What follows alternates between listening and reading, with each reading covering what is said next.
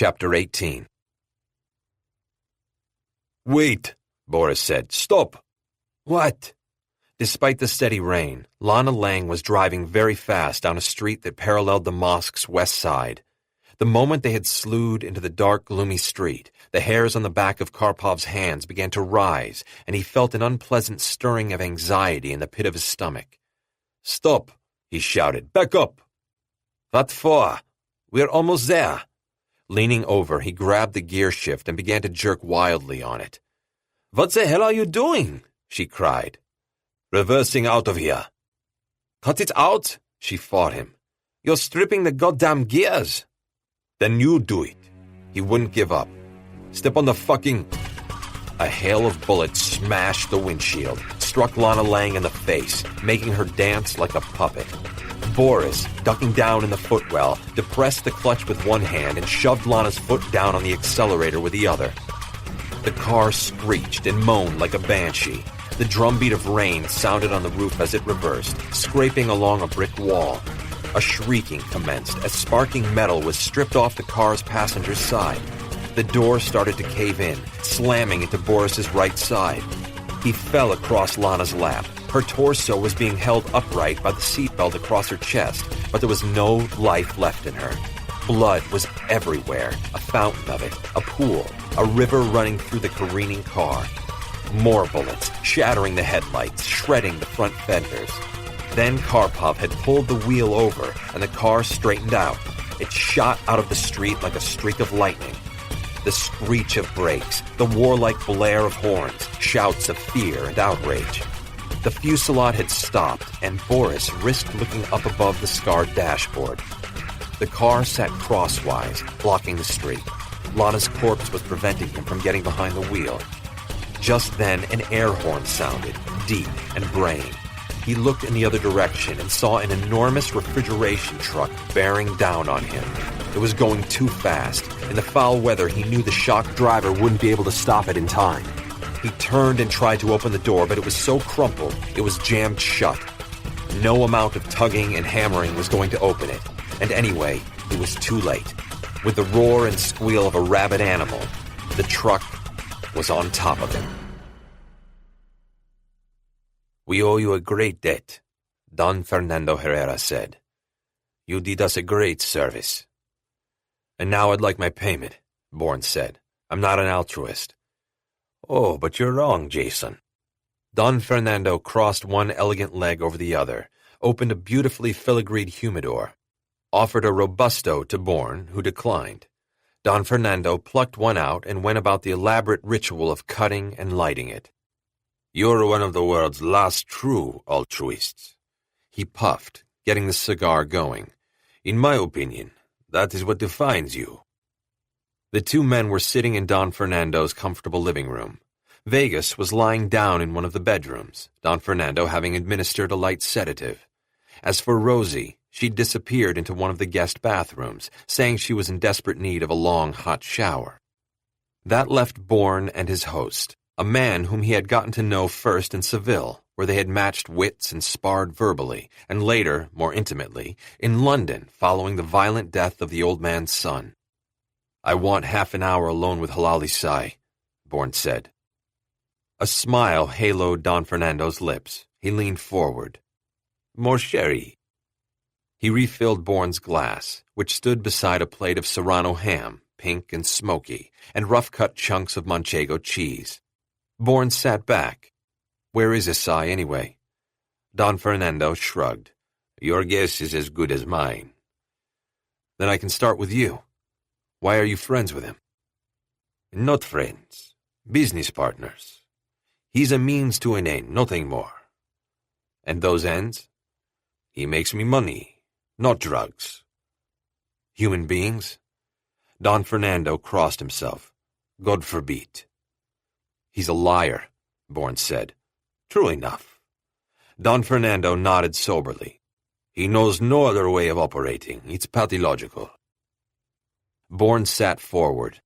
"What I really want to know, Don Fernando, is the nature of your connection with Severus Domna."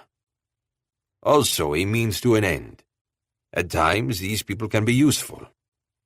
"They will compromise you, if they haven't already." Don Fernando's smile was like a slow signal waxing. "Now you underestimate me, my young friend. I should be offended, but with you." He waved a hand, dismissing the thought.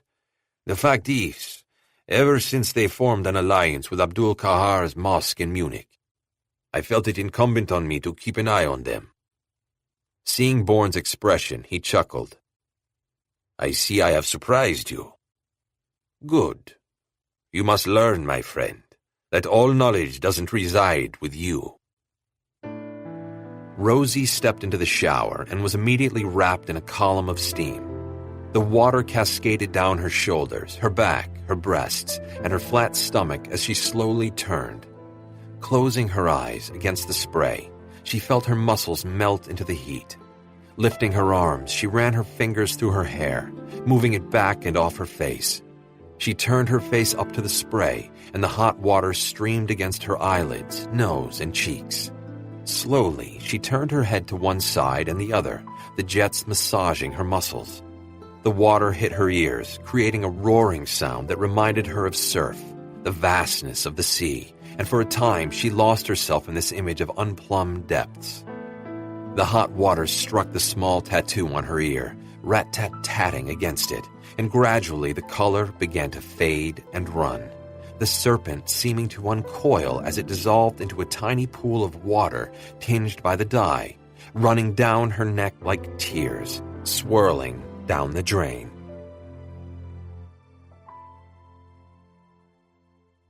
Don Fernando contemplated the glowing end of his cigar.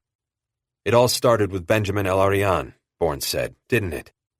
Rain had come at last, hard and tropical in its fury. It beat against the window panes, whipped the palm fronds in the atrium beyond the glass. A gust of wind rattled a loose tile on the roof. The old man stood, unfolding like an origami, and stepped to the French doors out to the atrium. He stared out, one hand at his temple. "I wish it were that simple," he said at length. "A simple villain. A simple goal, yes, Jason. It's what we all crave, because then we are free of complications. But we both know that life rarely affords us time to wrap things up so neatly. When it comes to Severis Domna, nothing is simple." Bourne rose and followed Don Fernando, standing next to him. The rain sheeted down the glass, bounced off the paving stones. Runnels of water sluiced out of the copper downspouts, overrunning the grass and plant beds. The earth was black as pitch. Don Fernando heaved a sigh, his cigar sandwiched between two fingers, all but forgotten. "No, I'm afraid there is a terrible kind of circular logic at work here. Listen, Jason. It all started with a man named Christian Noren." Don Fernando turned, peering into Bourne's face to see if the name triggered a spark of recognition. "You don't remember, do you?" "I don't remember ever hearing the name Christian Noren. Tell me about him." "That's not for me to do." Don Fernando placed a hand on Bourne's shoulder. "You must ask Esteban's woman." "Her name isn't Rosie," Bourne said, "is it?" Don Fernando stuck the cigar in his mouth, but the ash was cold and gray. "Go find her, Jason." Clean and ruddy, Rosie stepped out of the shower, swaddled herself in a thick bath sheet, then wrapped a smaller towel around her hair, making a turban and tucking the end under. Wiping the fog from the mirror with her fingers, she leaned in over the sink, pushed up the makeshift turban, and stared at herself. Her hair was now its natural tawny blonde, the last dregs of the dye ringing the shower drain. Holding her head still, she plucked the contact lens out of her right eye. There she was, one eye dark as coffee, the other the cerulean blue she was born with. One half of her in one world, the other in a second. Swinging open the mirror, she found inside the medicine cabinet everything she had asked for: nail clippers, file, an array of face scrubs and moisturizers. She removed what she needed. And that was how Bourne found her, as he opened the door to the bathroom. Rosie stared at his reflection in the mirror. "Don't you knock?" "I think I've earned the right to come in on you unannounced," he said. She turned slowly around to face him, When did you figure it out? In the car, Bourne said. You'd never look at me directly. Then, when you turned to check on Esteban, I saw the edge of the contact lens. And you didn't say anything. I wanted to see how it played out. Cupping a hand, she bowed her head, popped the lens out of her left eye, and threw it in the trash can under the sink. Is that your real hair color or another dye job? Bourne asked. This is me. He stepped closer. She seemed utterly unafraid. Not quite. Though the snake tattoo is gone, you still have a nose typical of native Colombians. He peered more closely. The operation was masterful. It took 3 separate reconstructions to get it just right. That's a lot of trouble to go through to pass for an indigenous Colombian. Hiding in plain sight, my father used to say, is hiding completely. He's right about that, your father. Christian Noren, is that right? Rosie's eyes opened wide. Don Fernando told you then. I suppose he thought it was time. She nodded. I suppose it is. So then, it's you, not Esteban, who's so important to Don Fernando and Isai. It was me those people on the highway were after. Who are they? I told you I was running. From family, you said. In a way, it's the truth. They're the people my father worked for. Bourne stood very close to her.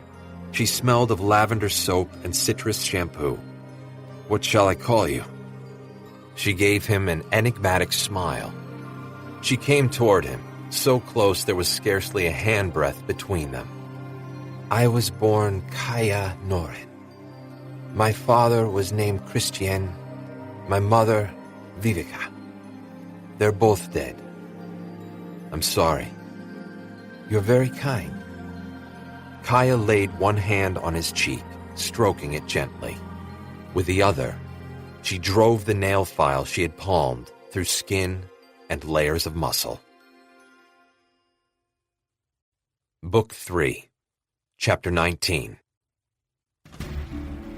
Clutching the high-heeled shoe he had ripped off Lana Lang's foot, Boris attacked the bullet-shattered windshield just as the truck plowed into Lana's car.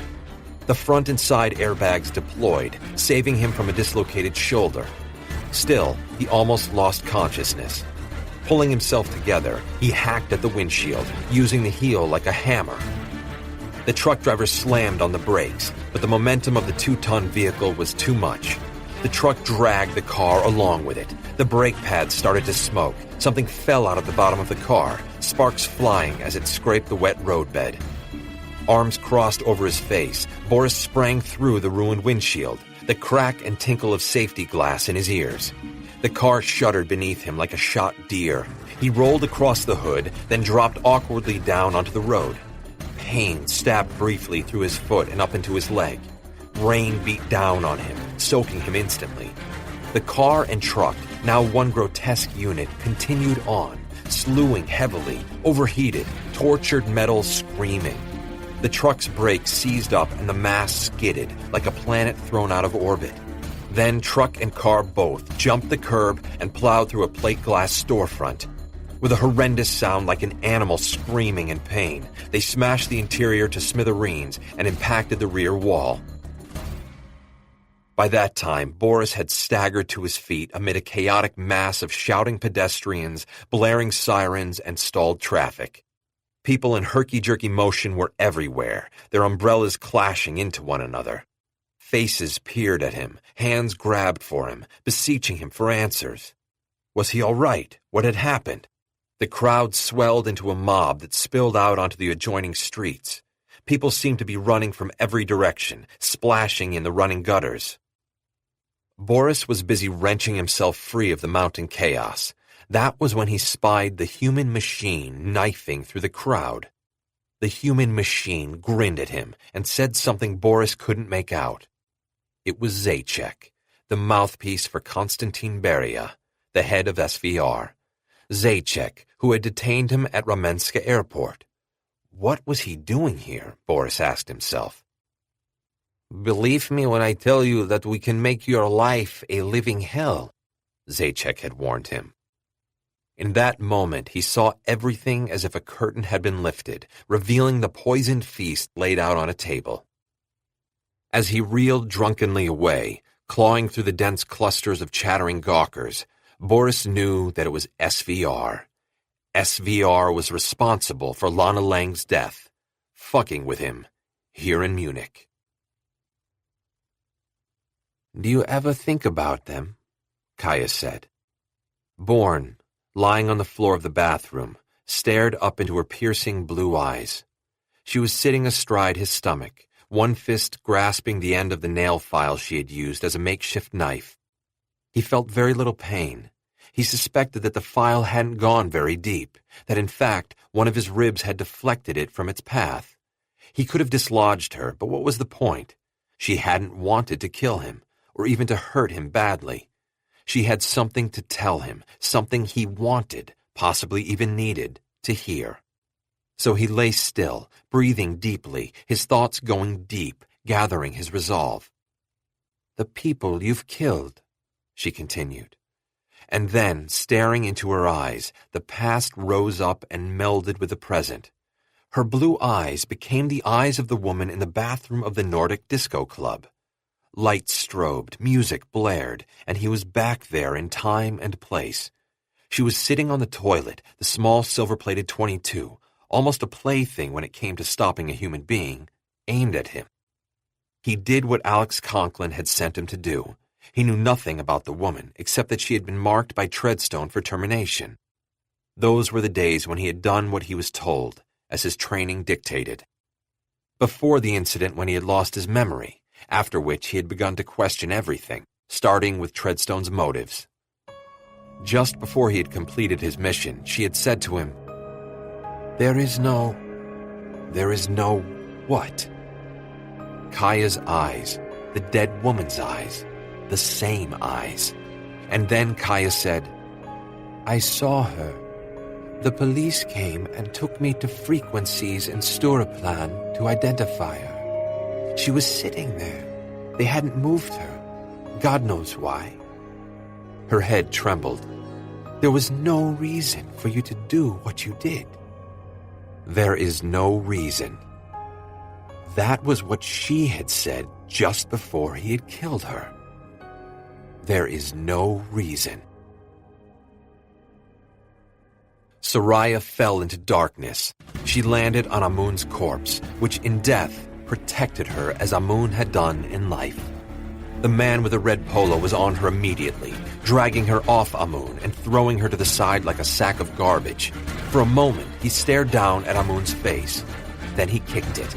The jaw cracked and teeth flew everywhere. He kicked again, and Amun's nose collapsed. Then he went to work on Amun's ribs, staving them in with kicks that became ever more vicious. He was panting like a dog in heat. His face was flushed with blood, and his lips were drawn back from his yellow teeth. Soraya, coming to, heard the man's imprecations. Because they were Arabic, she became momentarily disoriented, believing she was back in Cairo. Then her gaze fell upon Amun's ruined face, and she shrieked like a banshee. The Arab was turning toward her as she landed on him, toppling him backward. They hit hard on the bare concrete, and she grunted with a sudden pain flaring through her left side. The Arab tried to roll off her, but she dug in with clawed fingers. Despite an overwhelming dizziness, she held fast to him. He chopped down on one of her wrists, providing the opening she needed. Slamming the heel of her hand into his nose, she pushed herself off her left side and tried to knee him. He jerked away and she connected with his thigh instead. That was all the opportunity he was going to afford her. He jabbed her throat with the tips of his fingers and she reared back, gagging, gasping for breath. Calmly and methodically, he drew out a switchblade, snicked it open, and prepared to slit her throat. A pounding on the bathroom door caused Kaya to lock it. Don Fernando's voice could be heard through the door. "Is everything all right?" "Perfectly fine," Kaya said. "Jason and I are having a heart-to-heart." "Don't do anything precipitous," Don Fernando said. "He knows 900 ways to kill you." "You worry too much, Don Fernando," she said. He rattled the doorknob. Come out at once, Kaya. This was a mistake. No, she said. It's not. He doesn't remember, Kaya. So you told me. Leaning down, her face close to Bourne's, she said softly, You won't lay a hand on me, will you? Not until you learn what happened, and by then, it will be too late. He wondered what she meant by that. Do you even remember her, Jason? Do you remember Frequencies, the dance club in Stockholm? Bourne was still engaged in a duel with her eyes. It was winter. Snowing. Kaya seemed mildly surprised. Yes, the day she died it was snowing hard. The day you killed her. Full understanding bloomed. She was your mother. For a moment, something dark and ugly swam in her eyes. Vivica. My mother's name was Vivica. She leaned ever closer, their lips virtually touching, and all at once her face twisted with a demonic spasm. Her voice was clotted with emotion when she said, Why did you kill her? The knife blade swung in a shallow arc. Soraya tried to lift one arm to fend it off, to protect herself, but still gasping for air, she lacked the strength. The Arab knocked her arm away as if it belonged to a doll.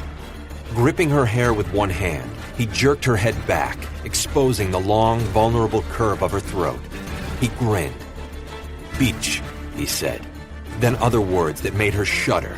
His body curved into one long blade, a weapon bent solely to take her life, as if he had been born to that one dreadful task. He arched up, and Soraya said a prayer for life and for death. And then, the Arab's head was surrounded by a pair of arms. A hand cupped his chin, and even while recognition came into his eyes, jerked his head to the right in the most violent motion imaginable. His neck cracked, snapped, and as the hands let go, he slumped sideways, down into the darkness he had meant for her. Soraya looked up as Aaron moved into the pale, fluttering light at the base of the stairwell. He reached down, and without a word, picked her up in his arms and took her out of the basement via the alternate route by which he had found his way in. There is no reason. He could tell her the truth or lie. It didn't matter. She wasn't listening.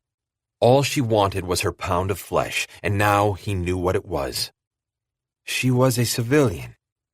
That was what my father told us just before he left us. Whatever happens to me, don't be concerned, he said. You're safe.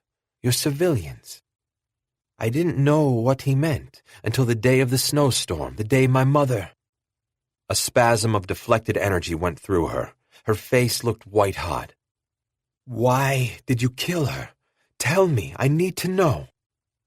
He felt briefly buffeted by her pain, as if a great gust of wind had slipped by him. What could he tell her that would mollify her? He considered the state she was in, the amount of time she'd had to work herself up. This was a complicated woman. Of that Bourne had no doubt. She had hidden in plain sight for a number of years, insinuated herself into Esteban Vegas's life. More than that, however, she had made his life her own. She had lived and breathed. She had become what she seemed to be. She was no longer Swedish. She had been mauled by a Margay. She was Achagua, from the Serpent Line. You should make that tattoo permanent, he said. That sky tail was beautiful. His words seemed alchemical, working a change in her. Her hand came off his shoulder, and she sat back, abruptly exhausted. The dark, ugly thing in her eyes vanished. She seemed to have gone to another place and was now back with him in Don Fernando's house in Cadiz. One afternoon, I saw a skytail in the forest not far from Esteban's house, she said. It is a beautiful creature, as beautiful in its way as the Margay. I drew it myself, using the natural plant dyes of the Achagua. It's been a long journey, he said. You are no longer who you were. She looked at him as if for the first time. That's true for both of us, isn't it? She rose off him then and stepped back, watching him warily as he got up, took the nail file out of his side. Blood spread across his shirt, and he took it off. He turned on the hot water and soaped the wound. It wasn't serious at all. "It's bleeding a lot," she said from her safe distance. Does she think I'll strike her now? Bourne wondered. Retaliate in some way. "Unlock the door," he said as he tended to the wound. "Don Fernando is worried about both of us." "Not until you tell me the truth."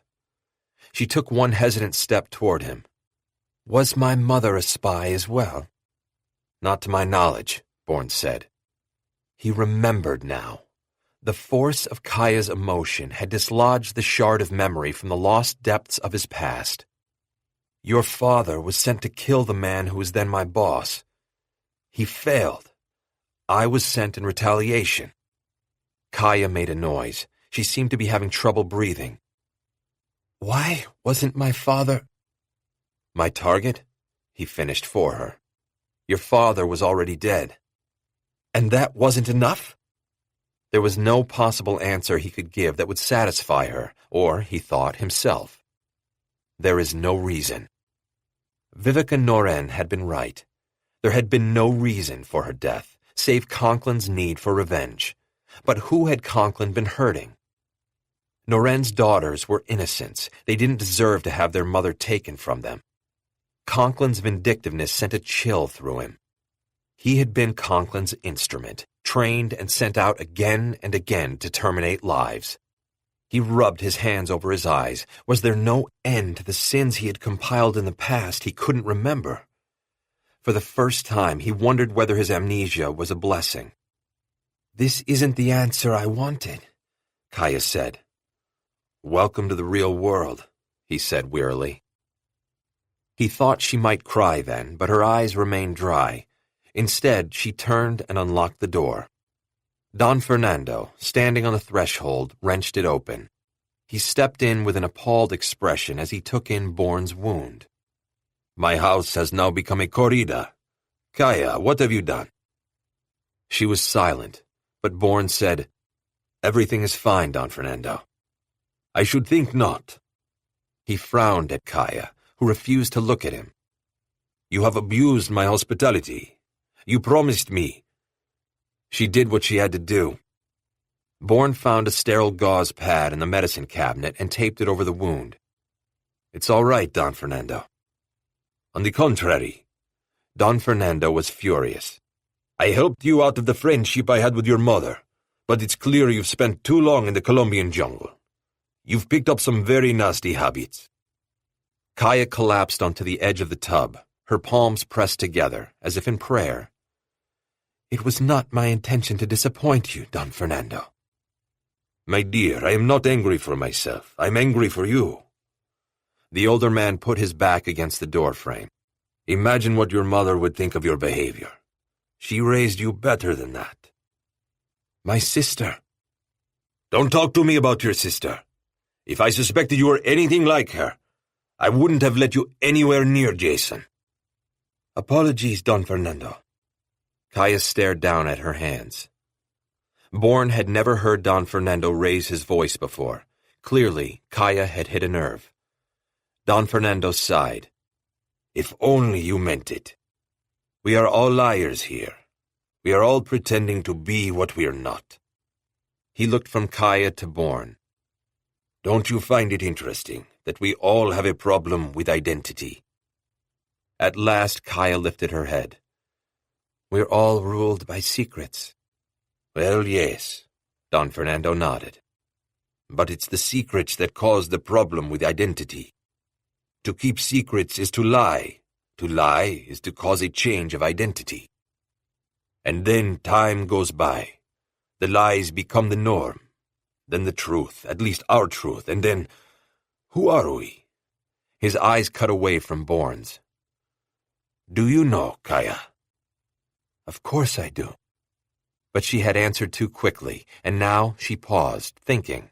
A frown invaded her face. "Are you Swedish?"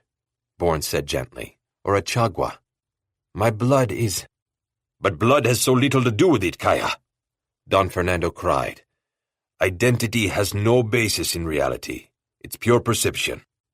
Not only how others see you and react to you, but also how you think of yourself, how you react. He grunted in what seemed mock disgust. I think Jason is right. You should make that snake tattoo permanent. Kaya jumped up. You were listening through the door. Don Fernando held up a key. How else would I know whether I needed to open it? Jason hardly needed your help, she said. I wasn't thinking about him, Don Fernando said. She looked up. Thank you. It was astonishing, Bourne thought, how far she had come from being Rosie, Esteban Vegas's Colombian mistress. Don Fernando gestured. I think we all could use a drink. Kaya nodded and rose.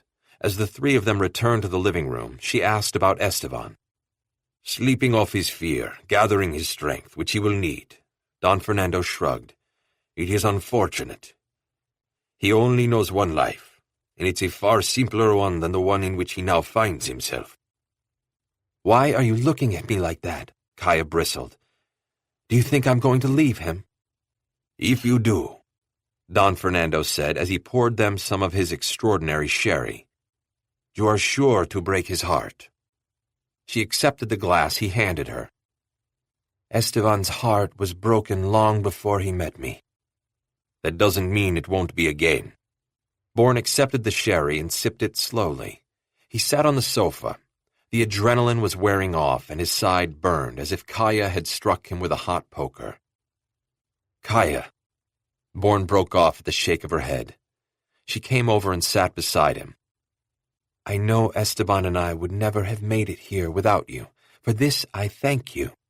And she stared down into the golden depths of her sherry. She took a deep breath and let it out slowly. So, the past is the past. I have buried it. Her head turned, her eyes engaged with his. And so should you. Bourne nodded and finished his sherry. He waved Don Fernando off when he offered a refill. It would help me, he said, if you could tell me about your father. Kaya gave a bitter laugh, then took a long sip of her sherry. Her eyes closed for a moment. How I wish there was someone who could tell me about him. One day, he went away. He left us as if we were a bunch of playthings he'd outgrown. I was 9. 2 years later, my mother... She could have finished that thought. She took a small sip of sherry instead. Light winked off the rim of the glass as she tipped it to her mouth. She swallowed hard. 13 years ago. It feels like a lifetime. Her shoulders slumped. Sometimes several lifetimes. He was a spy, an assassin, Bourne said. Who was he working for? I don't know, Kaya said, and believe me, I tried to find out. Her eyes cut away for a moment. I feel certain that Michaela, my other sister, discovered who it was. She didn't tell you. She was killed before she could say a word to either me or Skara. Triplets, Don Fernando cut in. Now the pieces of the puzzle began to fall into place. So you and Skara ghosted away, changing identities, Bourne said, hiding, as you said, in plain sight. I did, at least. Kaya put her head down, resting the sugary rim of the glass against her forehead. I went as far away from Stockholm as I could. But your father's organization found you anyway. She nodded. 2 men came. I killed one and wounded the other. I was running away from him when I surprised the Margay. Bourne thought for a moment. Is there anything you can tell me about the 2 men? Kaya shuddered and took another deep breath. For the first time, she looked terribly young and vulnerable, the runaway girl from Stockholm. And in that moment, Bourne caught a glimpse of the energy it took for her to maintain her rosy identity. The men spoke to each other in English, she said at last, but at the end, the one I killed said something just before he died. It wasn't in English. It was in Russian. Chapter 20. Hendricks was just wrapping up the 8th Samaritan strategy session in the last 36 hours, this one on staff deployment along the perimeter that had been established around the Indigo Ridge mine, when Davies, one of his half a dozen aides, entered the room. "It's the POTUS on the secure line, sir," Davies whispered in his ear before departing. "Okay, out," Hendricks said to the participants, "but stand by for final orders. We deploy personnel in 4 hours." After everyone had filed out and the door was closed, Hendricks swiveled his chair and for a moment stared out the window at the pristine, newly mowed lawn, bordered by the picket line of massive concrete anti-terrorist blockades that had been erected in 2001. Someone, perhaps in a fit of irony, had placed a row of flower pots atop them. Like planting flowers on a battleship, he thought. The blockades stood immutable. Their purpose could not be mitigated. Tourists milled on the other side of them, but the lawn was spotless, not a single weed allowed to show its face. Something about that deserted expanse depressed Hendricks. Sighing inwardly, he picked up the receiver connected to the secure line to the White House. "Chris, you there?" There was a hollow sound, peculiar to the encryption program that scrambled their words every 10 seconds. "I'm right here, Mr. President." "How's the boy?" Hendricks's stomach contracted. The president's voice evinced that false heartiness it typically took on when he had some bad news to impart to the recipient. "Tip-top, sir." "That's the spirit. How are the plans for Samaritan progressing?" "Almost complete, sir." "Uh-huh," the president said, by which he meant he wasn't listening. Hendricks reached into a drawer for the box of Prilosec he always kept on hand for emergencies. "It's Samaritan I want to talk to you about. It so happens that this morning I had breakfast with Ken Marshall and Billy Stokes." The president paused to allow the two names to sink in. Marshall, who had been in the initial Samaritan meeting in the Oval Office, and Stokes, who had not, were, respectively, the Pentagon's and the DoD's most powerful generals. "Anyway," the POTUS continued, "with one thing and another, the conversation eventually came around to Samaritan. Now listen here, Chris. It's Ken and Billy's considered opinion that as far as Samaritan is concerned, CI's gotten the short end of the stick." "You mean Danziger?" Hendricks could sense the president taking a breath while he counted to 10. "What I mean is that I agree with them. I want you to give Danziger a larger role in the operation." Hendricks closed his eyes. He swallowed a Prilosec even as he felt a headache beating a tattoo against his forehead. "Sir, with all due respect, Samaritan is already set." "Almost. You said it yourself, Chris." Was it possible to scream at yourself? Hendricks wondered. "This is my operation," he said doggedly. "You gave it to me. The Lord giveth, Chris, and the Lord taketh away." Hendricks gritted his teeth. It was no use telling the president what a perfect little shit M. Errol Danziger was. The president had appointed him. Even supposing the POTUS shared Hendricks's opinion, he would never admit that he'd made a mistake, not in the current perilous political climate.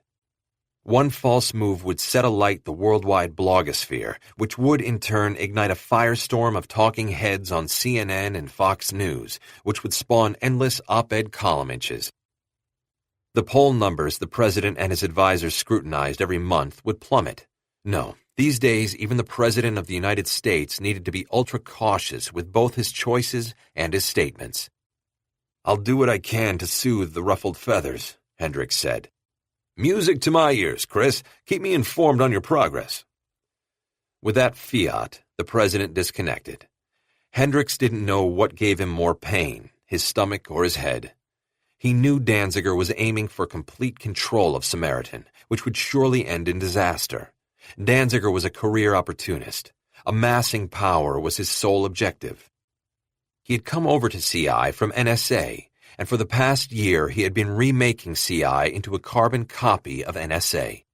NSA being an extension of the Pentagon, this was not good news for the American intelligence community. The military relied far too heavily on remote surveillance. Eyes in the sky, spy drones, and the like. CI's stock in trade had always been human eyes and ears in the field. The intercom buzzed, interrupting his misery. "Sir, everyone's out here waiting." Davies' voice crackled over the intercom. "Do you want to resume the briefing?" Hendricks rubbed his forehead. A fierce streak of rebelliousness bubbled up in him. They have their orders. Tell them to put the deployment into effect immediately. Russian, Bourne said. What form of Russian? Caius stared at him. I beg your pardon. Dialect, was it Southern or... Moscow. He was from Moscow. Bourne put his glass down onto a table inlaid with Moroccan tiles. You're certain? Caius spoke to him in the Russian dialect used by Muscovites. Your father was working for the Russians, Bourne said. That's the first thing I considered when I heard him, Caius said, but it doesn't seem credible. Why not? Both my parents hated the Russians. Perhaps your mother did, Bourne said carefully. But as for your father, if he was working for the Russians, his hatred for them would be part of his cover. Hiding in plain sight? Bourne nodded. She got up then. Don Fernando caught Bourne's eye. Bourne could see that the Spaniard didn't want him to continue this topic. Caius stood in front of the window, staring at her reflection much as Bourne himself had done at Vegas's house the night before the helicopter attack. A terrible silence invaded the room, but it was Caius' silence. Neither Bourne nor Don Fernando felt it wise to break it. Do you think it's true? Caius' voice seemed to come from another place. At length she turned back into the room and looked from one to the other, repeating her question. From what you've told us, Bourne said, it seems the likeliest possibility. Fuck, Caius said. Fuck. Don Fernando stirred, clearly uncomfortable. There's always the possibility that Jason is wrong. Kaya laughed, but there was a bitter edge to it. Sure, thank you, Don Fernando, but I'm long past the age where I can believe in fairy tales. She turned to Bourne, hands on her hips. So, any ideas? Bourne knew she meant who, specifically, her father might have worked for. He shook his head. Since he was a foreign national working outside Russia, the SVR, Russia's equivalent of America's Central Intelligence, is a possibility, but frankly, he could just as easily have been recruited by one of the Gruprovka families. The Russian mob, Kaya said. Yes. She frowned. That would, at least, be a more logical choice for him to make. Kaya, Don Fernando said, I caution you against trying to apply logic here. Don Fernando is right, Bourne said. We have no idea of your father's situation. For all we know, he may have been coerced into working for the Russians. But already Kaya was shaking her head. No, I know this much about my father. He could not be coerced. Even if your life and the lives of your sisters hung in the balance? He left us flat. Her expression was set firm. He didn't care about us. He had other things on his mind. He killed for a living, Bourne said. It takes a special kind of human being to do it, an even more special kind to be successful at it. She engaged his eyes with hers. My point exactly. No pity, no remorse, no love. Full disconnection from humanity. She drew her shoulders back, defiant. I mean, that's what makes it possible to kill not once, but over and over again. Disconnection. It's not so hard to put a bullet in the back of the head of a thing. Bourne knew that she was talking about him as much as her late father. There are times when killing is necessary. A necessary evil. He nodded. Whatever you choose to call it doesn't make it any less of a necessity. Caius swung back to confront the night, shimmering dimly just beyond the panes of glass. Leave Christian Noren to the unknown, Don Fernando said. Trust me when I tell you that his life, his fate, are over and done with. Kaya, it's time for you and your sister to move on. Kaya gave a dark laugh that was more like a bark. You try telling Skara that, Don Fernando. She has never listened to me, and I can assure you she won't start now. Do you know where she is? The Spaniard asked. Kaya shook her head. When we parted, we swore an oath not to look for each other. We've had no contact in more than 10 years. We were children then, and now... She turned back to him. Everything has changed. Nothing has changed. It would be tragic if that were true. at least for you." Don Fernando unfolded on creaky knees and crossed the room to stand beside her. He placed a hand on her shoulder. "There is hope for you, Kaya. There always was. I sincerely believe that. As for Skara," his last words hung ominously in the room. "She's doomed, isn't she?" Don Fernando looked at her, a terrible sorrow informing his features. Bourne stepped toward her. "Why do you say that?" Kaya looked away. "Because," Don Fernando said, "Skara suffers from dissociative identity disorder." Kaya's eyes locked on Bourne's.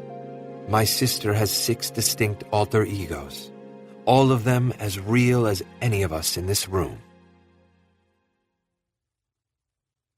Any meeting with M. Errol Danziger was fraught with both tension and peril. The man had a hair-trigger temper, and all too often took offense at even the smallest perceived slight. For some reason he could not quantify, Hendricks felt unprepared, and so he put off the meeting until late in the afternoon, when he knew he should have taken Danziger to lunch. He took Maggie to lunch instead. This meant, because she requested it, picking her up outside the bread line on Pennsylvania Avenue, where she had bought enough food for their picnic on the National Mall. The hazy sun moved in and out of the cloud cover as they walked through the grass. Hendricks's security detail, none too happy with their boss's choice of venues, nevertheless dutifully followed orders, staking out a suitable patch of grass around which they formed a strict perimeter. Hendricks and Maggie sat facing each other, cross-legged like kids. She spread out the food she had bought. He was almost giddy with the childlike delight that comes from playing hooky. Here he was with Maggie, eating sandwiches, drinking iced tea, and basking in her smile and her scent. "You surprised me with your call." She took a small, precise bite of a ham and brie with jalapeno mustard. Her golden hair was drawn back in a thick ponytail. She was wearing a scoop-neck black and white polka-dot dress, cinched with a wide black patent leather belt. She had taken off her low heels, her bare toes wriggling in the grass. "I'm just glad you weren't tending to my roses," he said. "Who said I wasn't?" she said with a wry smile. She took another bite, small and precise. "I would have come anyway." This statement so pleased him that his sandwich caught in his throat. He took a couple of sips of tea to wash the food down. Looking at her now in this idyllic setting, he realized that he was falling in love. His first instinct was to be skeptical, to admonish himself for being foolish, adolescent, and worse, possibly vulnerable. And then the thought was washed away. Looking at her now, he experienced the sensation of falling, of a delicious weightlessness that he associated with his dreams, though he could not dredge up any one in particular. He was happy, and in his life happiness was the rarest of commodities. Maggie cocked her head. "Christopher, what are you thinking?" He set his sandwich down. "Sorry." "Don't be." "I was thinking about a meeting I scheduled for the end of the day." Hendricks hesitated. It occurred to him that a fresh perspective might help him get a grip on dealing with Danziger and the president. "The individual I'm meeting with is extremely difficult." "That can mean so many things." Hendricks could see by Maggie's expression that he had her undivided attention, and he was pleased. "He's an egomaniac," he said. "He's come up in the world riding other people's coattails, mainly my predecessors." This was as specific as he planned to get with her. He might seek her opinion, but he was also unfailingly security conscious. Now a situation has arisen where he's insinuating himself into a position of power on an initiative of mine. Maggie looked thoughtful. "I don't see a problem. A man who makes his living riding other people's coattails can't be very competent." "But that's the problem. If he gets what he wants, he's sure to screw the pooch." "Then let him." "What? You must be joking." Maggie carefully rewrapped the uneaten half of her sandwich. "Consider, Christopher. This man screws the pooch, as you so colorfully put it." "But it's my pooch he'll be screwing." "And you ride into the rescue." Maggie took out a chocolate chip cookie and broke off a small piece, which she held between her fingertips. The people who are backing this individual will be so humiliated, they're sure to withdraw their support of him. She popped the bit of cookie into her mouth, chewed slowly and luxuriantly. In chess, it's known as retreating one square to take the board. Hendricks sat back, watching as she broke off another piece of cookie and handed it to him. He chewed thoughtfully, the chocolate melting in his mouth. What she was proposing ran against every protocol he had set for himself. Give in? Give Danziger his head? What a hellish thought. He swallowed, and Maggie handed him more. But then again, why not? He asked himself. After all, it was what the president wanted. Not only was the POTUS's head on the block, but so were those of Marshall and Stokes. Hendricks thought it would feel mighty fine to take them all down a couple of pegs, especially the two generals who were a constant pain in his ass, and think of the humiliation Danziger himself would suffer. Thinking of Danziger and Indigo Ridge reminded him. Why the hell hadn't he heard from Peter Marks? Far beyond the periphery of the straining mob, Karpov paused long enough in his flight to take inventory. His leg hurt like hell, but otherwise he was unhurt. If he were a God-fearing man, he would have said a prayer for Lana Lang, who'd had the foresight to buy a car with side airbags. The rain had abated, water still sluiced along the gutters, but the clouds were lifting, and only a slight drizzle remained of the storm. He looked around and realized that he had no idea where he was. He must still be in the mosque's district, but that bit of information did him scant good. He was in Munich, under attack from the SVR, and he still had no idea why Severus Domna had sent Cherkasov to the mosque. Perhaps, he thought in a moment of weakness, it was time to cut his losses and escape this god-forsaken city. He had only days to complete Cherkasov's mission. He should call Bourne, set up a meet, and get the hell out of here. But then, leaning against a brick wall, his mind jumped to a different track. Running would do him no good and might actually hurt him. The SVR would still make his life miserable, and he'd be no closer to finding out what Cherkasov was up to. He needed leverage to get himself out from under Cherkasov's thumb. He was hoping to find that leverage here in Munich. Then he thought about that bastard Zajac. Of course he's still tracking me, he thought. And then he realized that Zajac, who got him into this shitstorm, could be the one to get him out of it. He went on through the narrow streets, which had, if not exactly an Arab flavor, then a distinctly Muslim one. Halal butchers proliferated. He could smell the spices of the Middle East. Women were modestly dressed, their heads covered. His winding route led him to circle blocks until he found what he wanted. He then loitered on a corner as if waiting for a friend, which wasn't so far from the truth. He was waiting for Zajac, who did not disappoint him. When Boris saw him, he took off, his limp a good deal more pronounced than it needed to be. It was odd, he thought, as he picked up his pace, how much better his leg felt the more he used it. He ducked into a clothing store, went through, and stepped out the back, a simplistic maneuver he fully expected Zajac to anticipate. He limped down the back alley lined with those same galvanized steel garbage cans with the spiked lids. Zajac emerged from the rear of the clothing store. Boris was already nearing the end of the alley. He heard a shout behind him, and an instant later, one of Zajac's hatchet men stepped into the end of the alley, toward which Boris was limping. He pulled out a Tokarev pistol and aimed it at Boris's chest. Without missing a beat, Karpov snatched up one of the garbage can lids and jammed the spikes into the hatchet man's face. The gun went off. The bullet pierced the lid but missed Boris. As the hatchet man staggered back, Karpov grabbed the Tokarev, but before he had a chance to curl his forefinger around the trigger, he felt the cold, dead weight of a gun muzzle against his right temple. A second hatchet man, who had appeared out of nowhere, said in guttural Russian, "Go ahead. Give me the chance to blow your brains out." The slam of the front door sent Don Fernando hurrying out of the living room. Kaya stood very close to Bourne, staring at the reflections in the French doors. Then she turned the lever and stepped outside. Bourne followed her. It was chilly, and she shivered a little. "Let's go back inside," he said, but she made no move. The wind lifted her hair. It was odd to see her as a blonde, as she really was. Then Bourne realized that for a very long time no one had seen him as he really was, not even Moira. He was heavily defended, even from himself. Was that what he wanted, he wondered? Or were his defenses necessary in order for him to keep going? Though he couldn't remember it, he was absolutely certain there had been a time he hadn't felt the need to be like this. I noticed Skara's peculiarities early on, Kaya said. Her arms were wrapped around herself. There was no help for her, none at all. She freaked our mother out. I thought you said you were the black sheep of the family.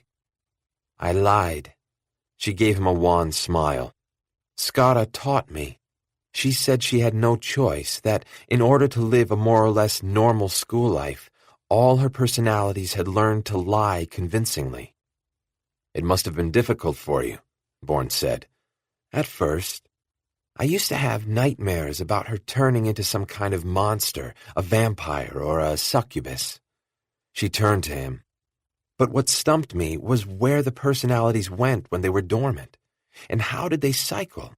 By what mechanism was it decided which personality should pop up next? Did you ever get answers? Skara had no idea. She said it was like being on a roller coaster ride that never ended. Did you ever worry that the same thing would happen to you? All the time. Kaya shuddered. Did you ever see High Noon? It's like that. I'm waiting for the train with the killer to come. The President of the United States picked up the phone and called his securities broker. Bob, give me a quote on Neodyme. 67 and a quarter, his broker said. What? The President sat up straight. It came at 23, if I remember right, and that was, 3 days ago? There's been a shitload of buying, sir, Bob said. The stock has gone vertical. The President closed his eyes and rubbed his temples. Jesus, I don't know. If you don't buy now, sir, you'll kick yourself when it breaches 100. Okay, buy 500 now through the usual shell corp, and another 5 when it pulls back to, what would be reasonable? With any other stock, I'd say it'd retrace a third, sir, but with Neodyme, well, it's acting like an IPO from the go-go internet days. Simply astounding. Hold on. The President could hear Bob working his keyboard. I mean, every day since it came, it's been up on heavy volume. It might pull back 10 per, but honestly, I wouldn't bet on a deeper dip. Then put the order in for the second 5 at 60. Done, Bob said. Anything else, sir? Nothing else matters, the President said sourly and hung up. His phone buzzed almost immediately. Checking his watch, he saw that he had 7 minutes to manage this call and get to the John to P before his next briefing. Sighing, he picked up the receiver. Roy Fitzwilliams for you, sir. Put him on, the President said. The line clicked several times, then he said, Fitz, do you have an answer for me? I think I do, sir, Fitzwilliams said from his office in Indigo Ridge. Tell me you found a method to get the rare earths out of the ground more quickly. I wish that were so, sir, but I think I found the next best thing. As you know, all computer motherboards use rare earths. I think if we start a government-wide recycling program immediately, we might be able to scrape together enough of the elements to get the DoD its first weapons order in, say, 18 months. 18 months? The President literally sprang out of his chair. The Joint Chiefs tell me DoD needed the first shipment yesterday, but it will settle for 8 months. 18 is the best I can do, Fitzwilliams said, unless the government makes wholesale upgrades on all its computers immediately. Good Lord, the President thought, trying to calculate the cost. The Congressional Oversight Committees will have my ass in a sling. He knew he was between a rock and a hard place. I'll see what I can do, Fitz, he said. But you have to get Indigo Ridge up and running ASAP. I'll go to the Neodyme board and see about a massive hiring initiative. The President grunted. With a stock on a rocket ride to the moon, money won't be a problem. Fitzwilliams laughed. Yes, sir. My fortune is already made. Don Fernando reappeared. Isai has returned, Jason, and he's asking for you. He's in the library. It's on the east side of the house. Meanwhile, Kaya and I will go prepare dinner." Bourne crossed the living room, went down a side hallway to the library. It was a square room, light and airy, unlike most libraries. A number of bookcases lined the walls on either side of the double windows. The room was furnished with a scattering of comfortable-looking chairs and throw pillows in Moroccan-patterned fabrics. Halal Isai was standing in the center of the room, his fingers steepled in front of him. He turned just as Bourne stepped into the room. As usual, his mood was unreadable. "I imagine you have a number of questions to ask me." He gestured to a pair of high-backed wing chairs. "Why not be comfortable while we talk?" The two men sat, facing each other. Bourne said, "Isai, there's no point in talking if you continue to lie to me." Isai folded his hands in his lap. He appeared completely at ease. "Agreed." "Are you still working for Severus Domna?" "I am not. I haven't for some time. I did not lie about that." "And that sad tale about your daughter?" "Unfortunately, also true." Isai lifted a forefinger. "But I did not tell you the whole story. She was killed, yes, but it wasn't by agents of the Domna. They would never have condoned such a thing." He took a breath and slowly exhaled. "My daughter was murdered by agents of Samid Abdul Kahar." He cocked his head. "You have heard of this man?" Bourne nodded. "He's the leader of the mosque in Munich." "Indeed." He leaned forward slightly, a certain tension informing his torso. "It was Abdul Kahar who took advantage of circumstances to forge a deal with Benjamin Al-Arian." "What circumstances?" "Ah, now we arrive at the crux of the matter." Isai jerked his head. "That woman in there, she told you her story." Bourne nodded. "Her father is the key to the mystery of why the Domna allowed Abdul Kahar to invade their precincts." "It wasn't a deal?" "Oh, yes, but the question is, what kind of deal?" Isai said. "The vulnerability the Domna felt when your old organization, Treadstone, targeted them, led Al-Arian to make his deal with the mosque." Bourne said nothing. This was the second time he'd heard about the Domna's sense of vulnerability. The problem was, he simply didn't believe it. Either Isai was lying to him yet again, or Isai truly didn't know the real reason Samid Abdul Kahar had been welcomed into the organization. What bothered Bourne the most was that from all he had been able to find out, the Domna had been set up to bridge the cultural and religious gap between East and West, a noble attempt to teach the two cultures to live in peace with each other. Why, then, would Samid Abdul Kahar, an Arab extremist masquerading as a benign Muslim, be allowed to upset Severus Domna's carefully calibrated balance? Nothing added up. Bourne stared hard at Isai.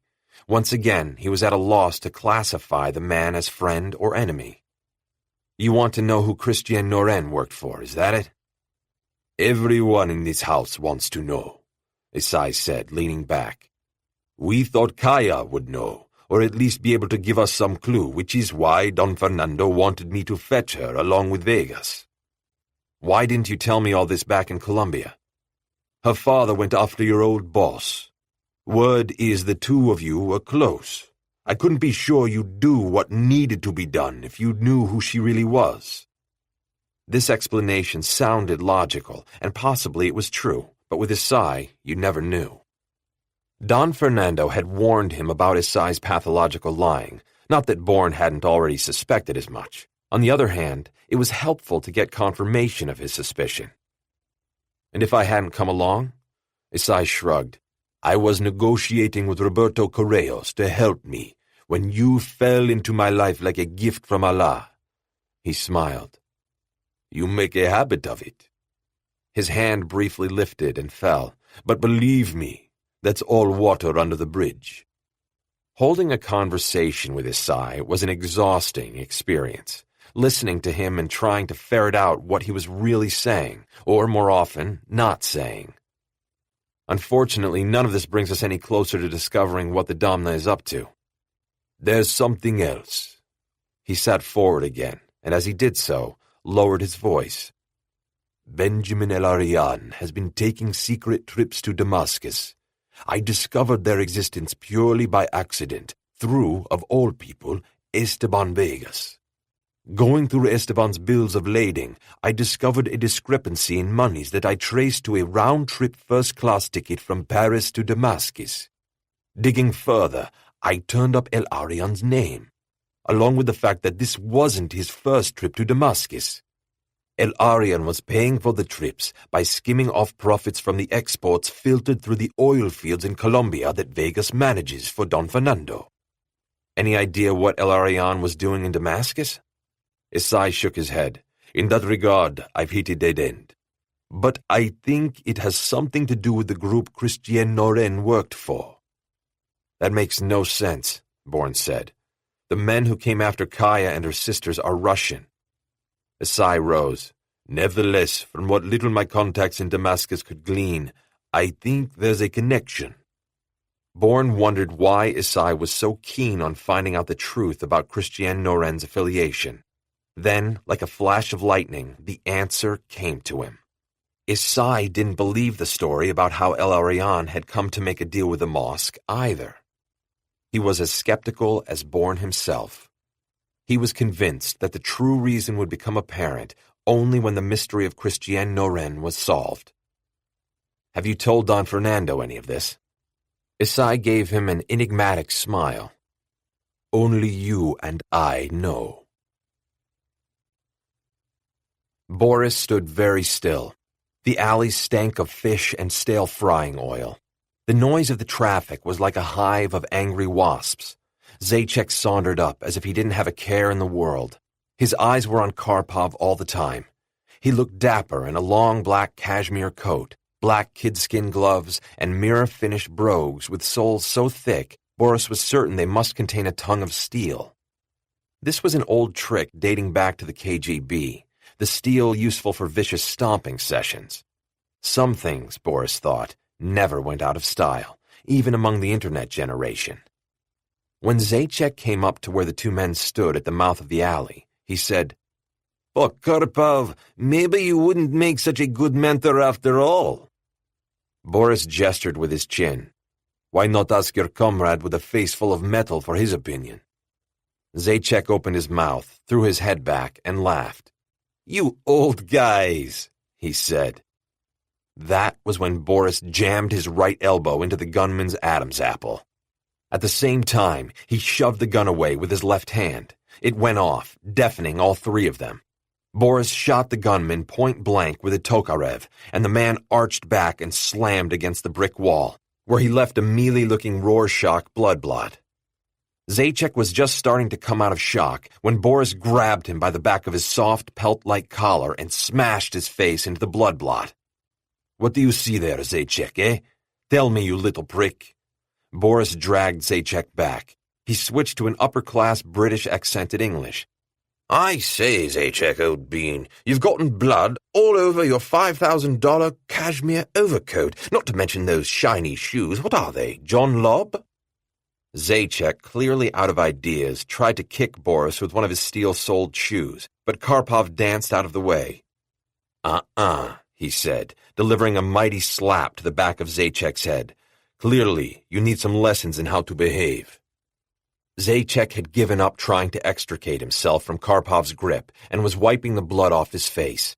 He had a split upper lip, and the flesh over his right eye was puffed up, rapidly turning a deep purple blue. Boris shook him until his teeth rattled. "Any more of your SVR pals around?"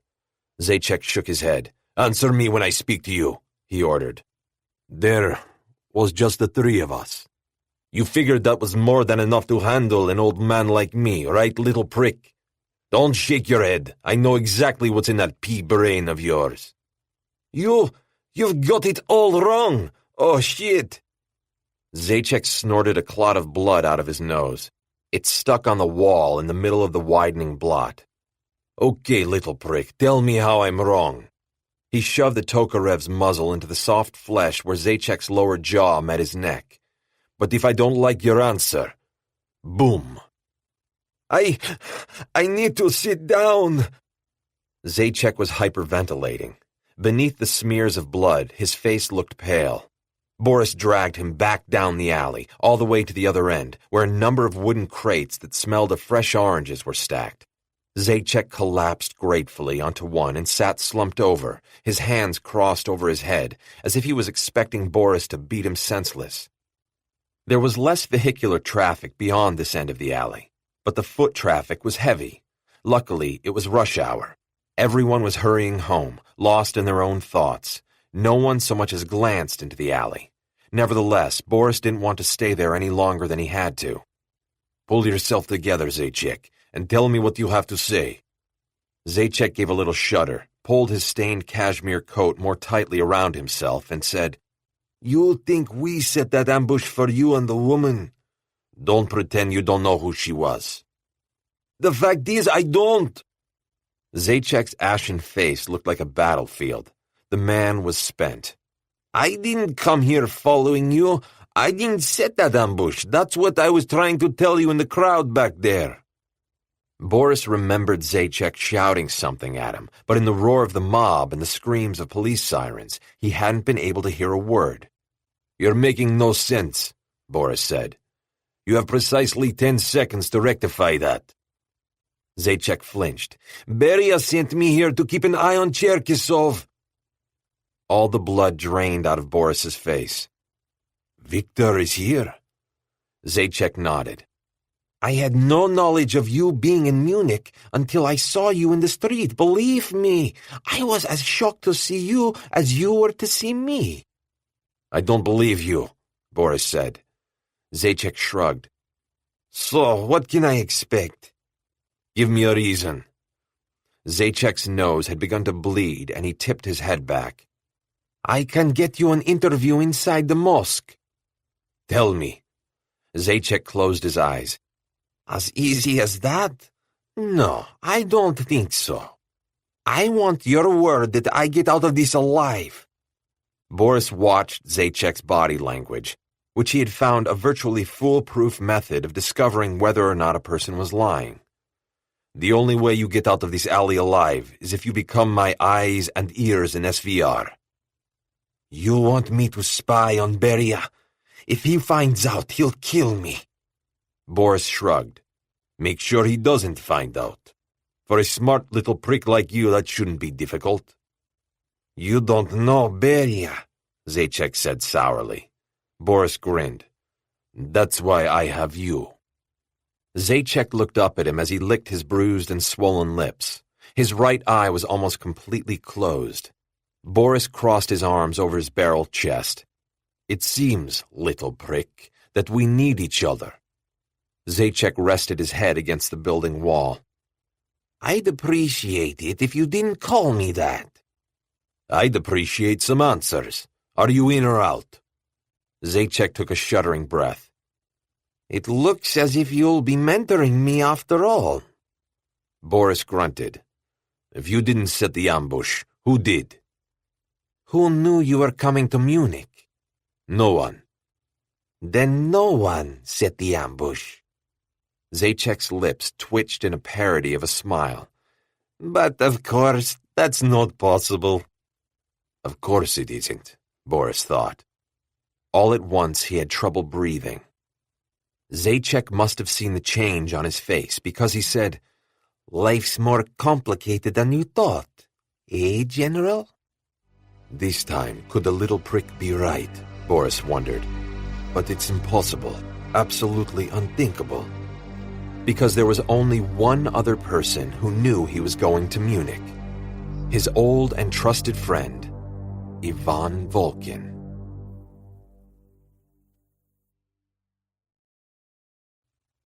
Chapter 21. Christopher Hendricks found any face-to-face with M. Errol Danziger thoroughly unpleasant, but he had every confidence that this time would be different. Lieutenant R. Simmons Reed, Danziger's sycophantic pilot fish, appeared first. He was a thin, weasel-eyed individual, with a contemptuous demeanor and the manners of a demonic Marine drill sergeant. The two spent so much time together that behind their backs they were known as Edgar and Clyde, a cutting reference to J. Edgar Hoover and Clyde Tolson, the Beltway's most infamous closeted gaze. Danziger looked the part. He was short and, unlike his days in the field, was running to fat around his middle, a sure sign that he liked his steaks, fries, and bourbon too much. He had a head like a football and a personality to match. Tough. A will to get over the goal line, and always the possibility of fumbling short of the first down. The problem lay in his constant promotions. He had been deadly in wet work, near brilliant as the NSA's Deputy Director of Signals Intelligence for Analysis and Production, but a total bust as the Director of Central Intelligence. He had no sense of history, didn't know how CI worked, and worst of all, didn't care. The result was akin to trying to jam a dowel into a square hole. It wasn't working. The reality, however, had done nothing to stop Danziger's headlong reaving of the hallowed halls of CI. "Welcome to the director's suite at CI," Lieutenant Reed said with all the officiousness of a palace chancellor. "Take a pew." Hendricks looked around Danziger's vast suite and wondered what he did with all the room. Bowl? Hold archery contests? Shoot his Red Ryder BB gun? Hendricks smiled without an ounce of warmth. "Where's your shark, Reed?" Reed blinked. "Beg pardon, sir." Hendricks swept the words away with the back of his hand. "Never mind." He chose the chair that Danziger had sat in the last time they'd had a meeting here. Reed took a military step toward him. That's the director's chair." Hendricks sat down, working his buttocks into the cushion. "Not today." Reed, face darkened, was about to say something more when his master stepped into the room. Danziger wore a fashionable pinstriped suit, a blue shirt with unfashionable white collar and cuffs, and a striped regimental tie. A tiny enamel American flag was pinned to his lapel. To his credit, his pause at seeing where Hendricks had seated himself was minuscule. Still, Hendricks didn't miss it. Forced into the facing chair, he made a project of lifting the fabric of his trousers over his knees, then shooting his cuffs before he uttered one word. "It's good to see you here, Mr. Secretary," he said with a closed face. "To what do I owe this honor?" But of course he knew, Hendricks thought. He had gone crying to his general buddies at the Pentagon, who had petitioned the president. "Who's your mommy, Danziger?" he thought. "Does your visit have an amusing component?" the DCI said. No, just a passing thought." Danziger spread his hands. "Care to share?" "A private moment, Max." M. Errol Danziger hated being called by his first name, which was why he had shortened it to an initial. Reed was still in the room, thinking of filing his nails for all Hendricks knew. "Does the boy need to be here?" It was interesting, Hendricks thought, to see how both Danziger and Reed bristled at precisely the same moment. "Lieutenant Reed knows everything I know," Danziger said after a frozen moment. Hendricks kept silent, and after several moments, Danziger got the point. He raised a hand in the lazy fashion of old-world royalty, and following a murderous glare at Hendricks, Reed departed. "You really shouldn't have embarrassed him like that," Danziger muttered. "What is that, Max? A threat?" "What? No." Danziger shifted uncomfortably in his chair. "Nothing could be farther from the truth." "Uh-huh." Hendricks scooted forward. "Listen, Max, let's get something straight. I don't care for Reed, and I certainly don't give a shit about his feelings. That being the case, I don't want to see or talk to him the next time we meet. Is that clear?" "Perfectly," Danziger said in a strangled voice. Without warning, Hendricks rose and stepped toward the door. "Wait a minute," Danziger said. "We haven't even—" "The job is yours, Max." Danziger jumped. "What?" He trailed after Hendricks. At the door, Hendricks turned toward him. "You want Samaritan? It's yours." "But what about you?" "I'm out, Max. I've pulled my people." "But what about the preliminary work they've done?" "Shredded this morning. I know you have your own methodology." Hendricks pulled open the door, half expecting Reed to have his ear to it. "As of now, you're in charge of security at Indigo Ridge." Maggie heard the encrypted cell phone even in her sleep. The Ring was the ride of the Valkyries. She was no fan of that Nazi, Richard Wagner.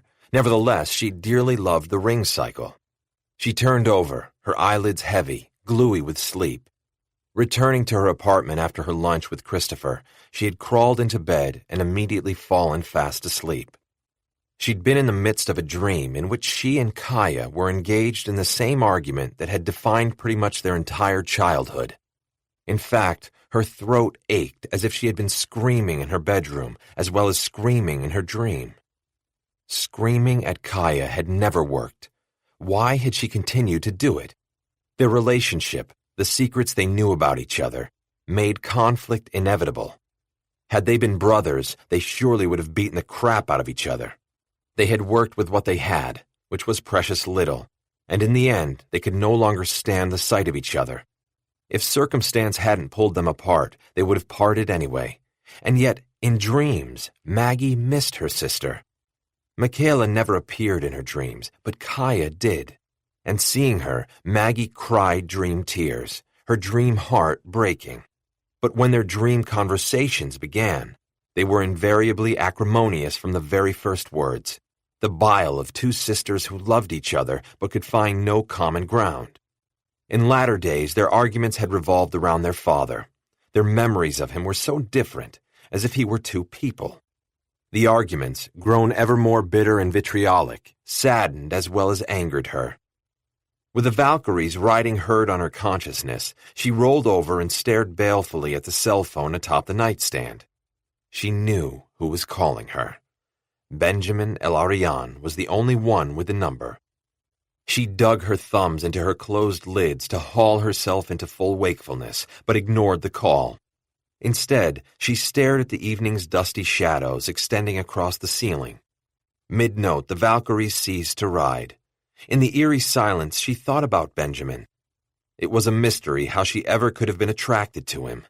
He seemed part of another life, another person. America had changed her. She had traveled to many places in the world, but never, before this, to the United States. Benjamin had planted the idea of America as corrupt and evil, a country that had become weak after a string of diplomatic and military defeats. But she'd had no hands-on experience on which to base that idea. Now that she was here, now that she had spent time at Christopher's side in the core of capitalism's prime engine, so to speak, she found America to be dynamic, vital, filled with the thrilling cross-currents of dissent. In short, quite agreeable. And with that road to Damascus moment had come understanding of the speciousness of Benjamin's bitterly anti-American screed.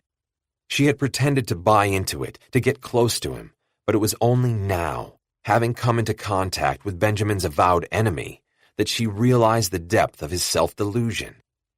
Even now, after having spent so much time with him, she didn't know whether he had kept his extremist views hidden from the other Domna directors until he was in a position of power, or whether they had been grafted onto him later by Semid Abdul-Kahar. She despised the leader of the mosque, a man animated by a hatred so pure and unrelenting there was no room in his world for compromise. If there were evil in the world, evil with a capital E, as the Catholic Church preached, she was certain it must be cultivated and maintained by such hatred.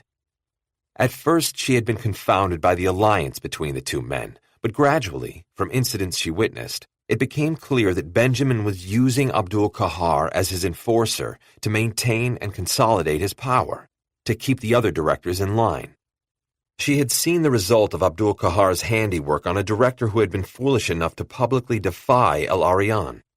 His corpse had been a sight so diabolically foul that as a matter of self-preservation, she had immediately consigned it to the realm of nightmare. Only Halal Isai, of all the directors, had managed to survive as a dissident, and now sought to challenge Benjamin's leadership. Abdul-Kahar's slaughterers had failed to silence his voice, which was why El-Arian had dispatched Marlanatana to take care of Isai. She was acutely aware of what a dangerous game she was playing with Benjamin, but she remained resolute in her desire to continue on the path she had chosen. She knew El-Arian found it amusing to have her, the daughter of Christiane Noren, under his thumb. She had been meticulous in her planning, careful to give him what he wanted, someone subservient to his will. Her father, secretly working for another entity, had betrayed the Domna. This was a sin Benjamin would not forgive.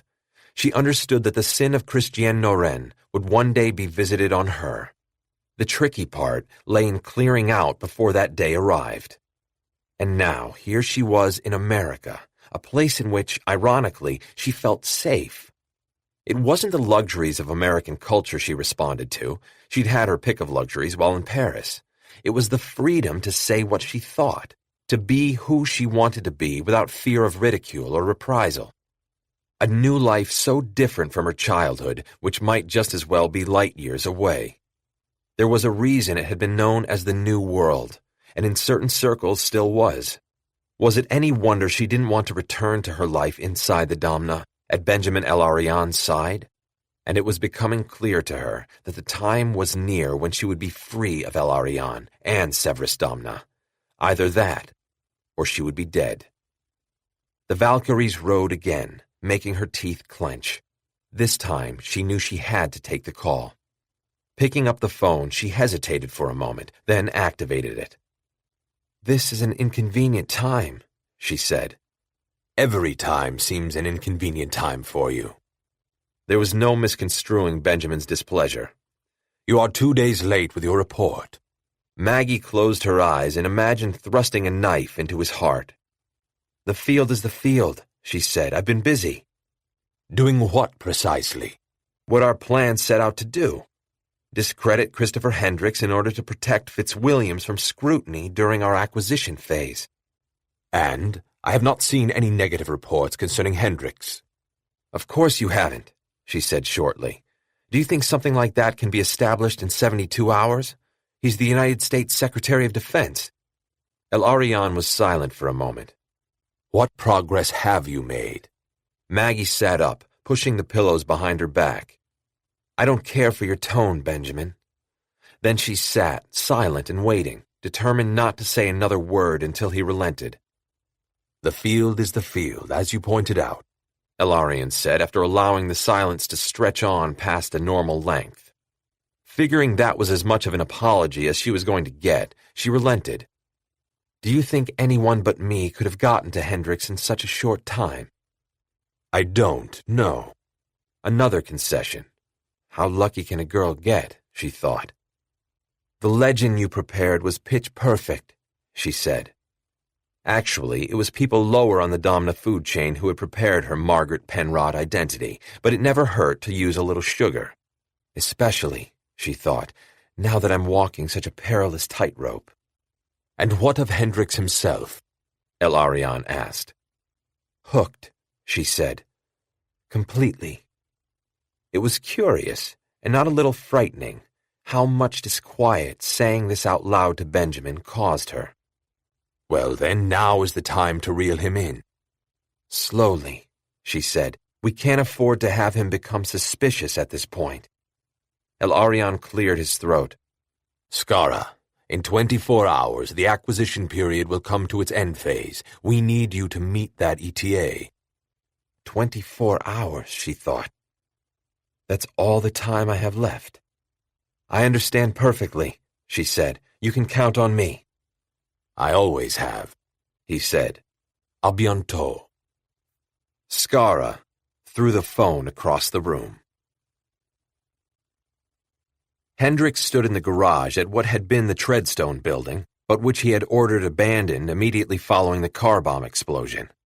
This was his second visit to the crime scene, the first being less than an hour after the explosion had detonated.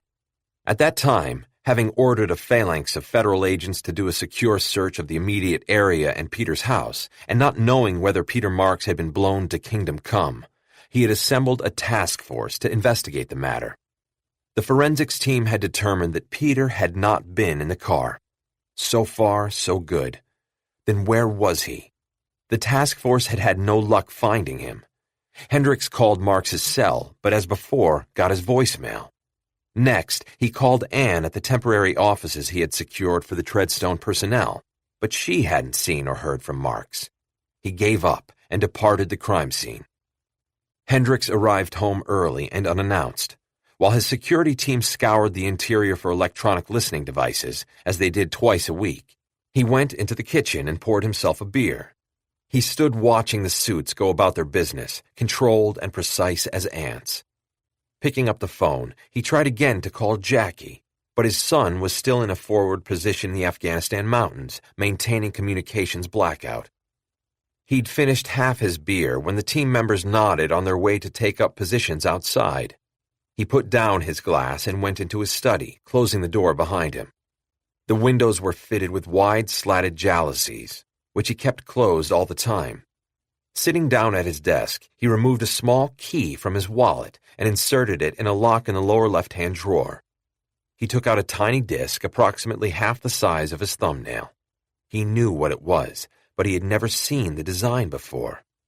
What he couldn't understand was why his security team had failed to find this electronic bug in their continual sweeps of his house. He had discovered it 10 days ago purely by accident. He had been in a hurry, his hands sweeping across the desk to snatch up a file that had been delivered by courier. In the process, he had upended a glass Eiffel Tower, swirls of color embedded in it, that Amanda had bought him the first time they had been in Paris. As such, it was a beloved token, a way to keep her close after her death. The tower's 4 feet were covered in felt, but when he'd upended it, he'd seen that one of the felt discs had been replaced by this curious and frightening electronic bug. 2 possibilities had immediately occurred to him. The first was that someone on his security team had planted it and was deliberately ignoring it during the sweeps. The second was that this bug was so sophisticated it was invisible to the electronic sweeps.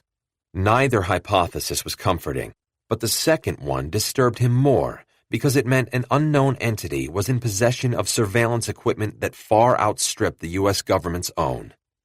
He had made several discreet inquiries, pulling in favors from people deep inside the intelligence community whom he thought might be able to tell him if a cabal inside the government was working against him. So far, no hint of such a group had surfaced. He stared at the bug now, a dull silver green, scarcely distinguishable from the felt pads on the bottom of Amanda's gift. He had quite deliberately kept it live, putting it on his desk, making innocuous calls and such because he did not want its owner to know that he had discovered its existence. It was this bug that had prompted him to form the complex communications system with Peter Marks. He replaced it, shut the drawer, and locked it. Opening his laptop, he logged onto the government server on which his files resided, navigated to the encrypted file, and opened it. To Peter's credit, he had figured out the system and accessed the encrypted file on Hendricks's computer. A message detailed what Marks had discovered. At a regional meeting in Qatar in the spring of 1968, Fitz was listed as a consultant for El Gabal Mining, a now-defunct government-run company. What interested Marks, and now Hendricks himself, was that Fitz had neglected to list El Gabal on his CV. In light of Mark's own investigation, it might not be so surprising that he hadn't reported in, Hendricks thought now.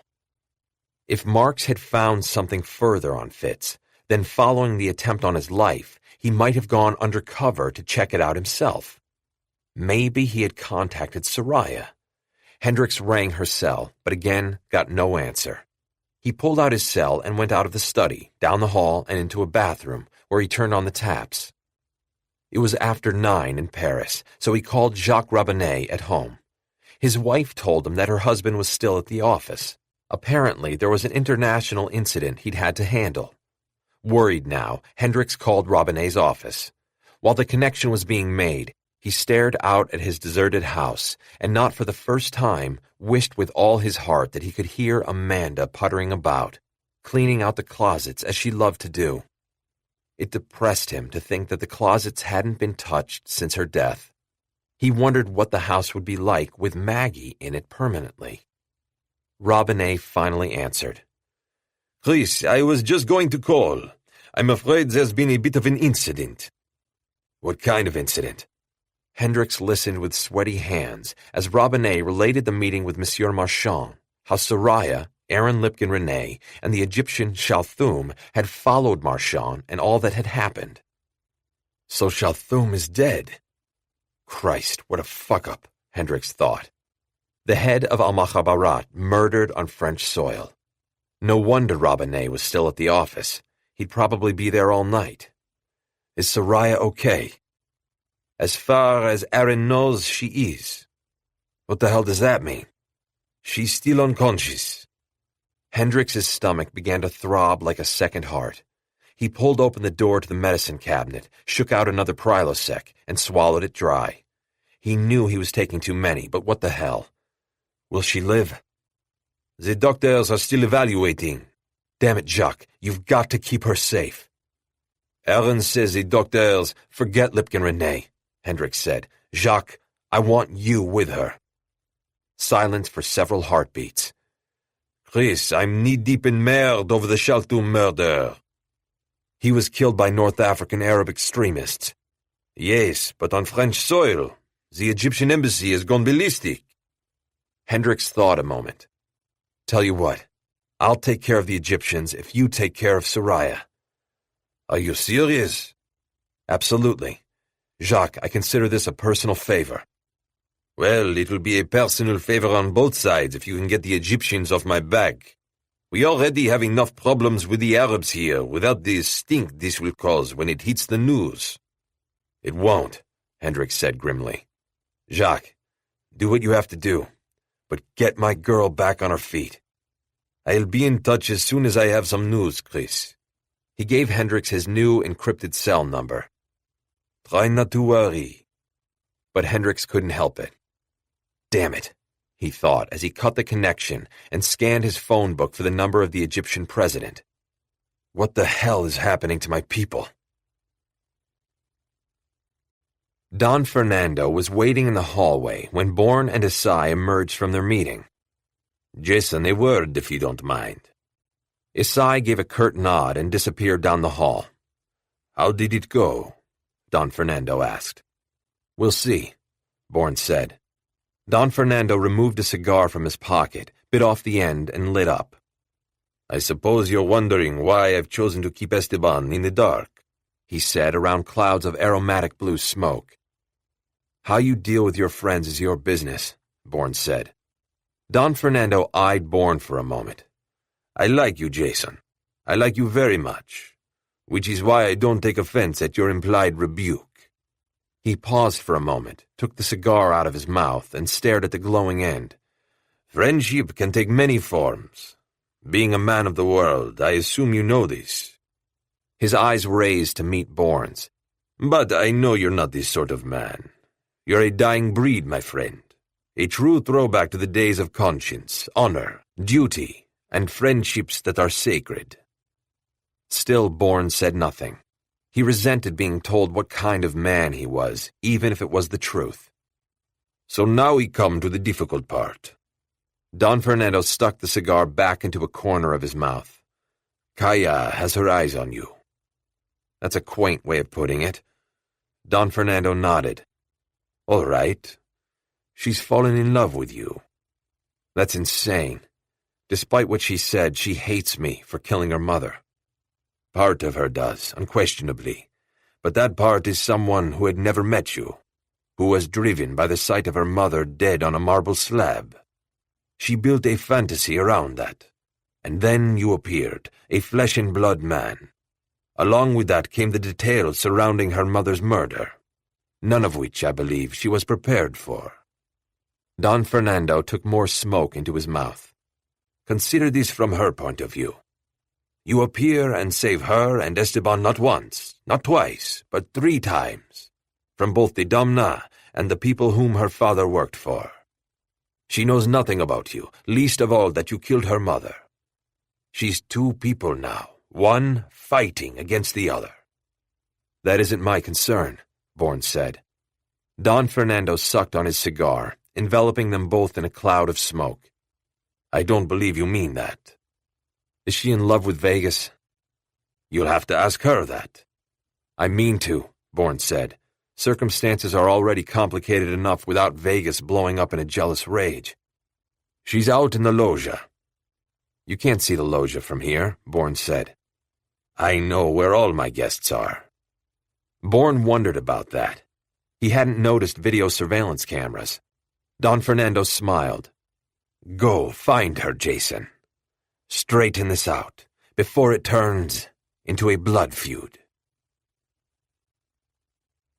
"This is how it will go," Zajac said. "The contact is waiting at the side entrance to the mosque. You will say to him, 'There is no God but one God.' And he will reply, 'God is good, God is great.'" Boris and Zajac, engulfed in blackest shadow, huddled one block from where the mosque rose, dark and ominous against the seething Munich sky. "You know this man," Boris said. Zajac nodded. "Ostensibly he works at the mosque, but—" "I understand," Boris said. Zajac checked his watch. "It's time," he said. "Good luck." "The same to you." Boris gave him one last look. "By the way, you look like shit." Zajac gave him a sorrowful smile. "Nothing lasts forever." Boris left him then, stepping out onto the street, merging himself with the ebb and flow of pedestrian traffic. He paced himself carefully. He was expert at blending in, better than Zajac would ever be. Fleetingly, he wondered whether he could trust the SVR agent. There were no sure things in his business. All you could do was home in on a person's psyche and try to push the right buttons.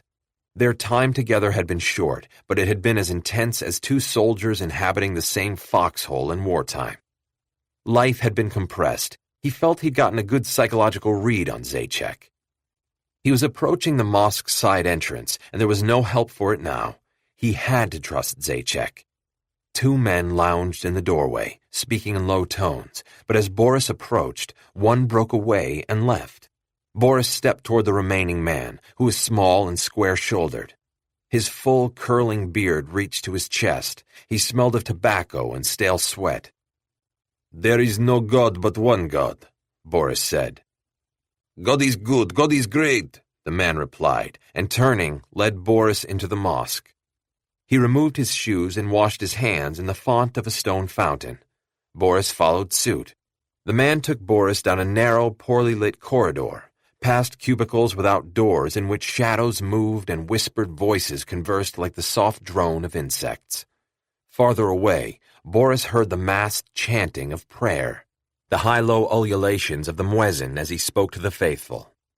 The atmosphere was close, oppressive, and Boris strained to see ahead. They turned left, then right again. The place was a labyrinth, Boris thought, not an easy place to get out of quickly. At length, the contact stepped outside a doorway. Turning to Boris, he said, "Inside." "You first," Boris said. As soon as the man had turned his back, Boris put his right hand on the grips of his Makarov. The man turned around and, shaking his head, held out his hand. Boris froze. "It's the only way," the man said. Boris produced the Makarov, unloaded it, and put the bullets into his pocket. Then he handed over the pistol. The man took it, stepped across the threshold, and Boris followed. Boris found himself in a small square room with one window above chest height, the glass translucent. It was illuminated like a rose window by either daylight or streetlight. A heavy-set man with a greasy-looking beard sat cross-legged on a prayer rug. He was talking to two men who immediately rose and stepped away. Boris noted that they took up positions on either side of the room with their backs to the walls. The heavy-set man ran thick fingers through the tangle of his beard, which was as black as his eyes. "You are SVR," he said in a phlegmy voice. "From Zajac." Boris nodded. "You want to know about Viktor Cherkasov," the man said. "Why he came here, whom he saw, and what was conveyed." "That's right." "This is difficult information to obtain. Furthermore, it puts me in a precarious position." The heavy-set man cleared his throat. "You are prepared to pay?" Since it wasn't a question, Boris remained silent. The man smiled now, revealing a pair of gold incisors. The rest of his teeth looked mossy, and there was an unpleasant odor wafting off him, as if food were rotting in his mouth or stomach.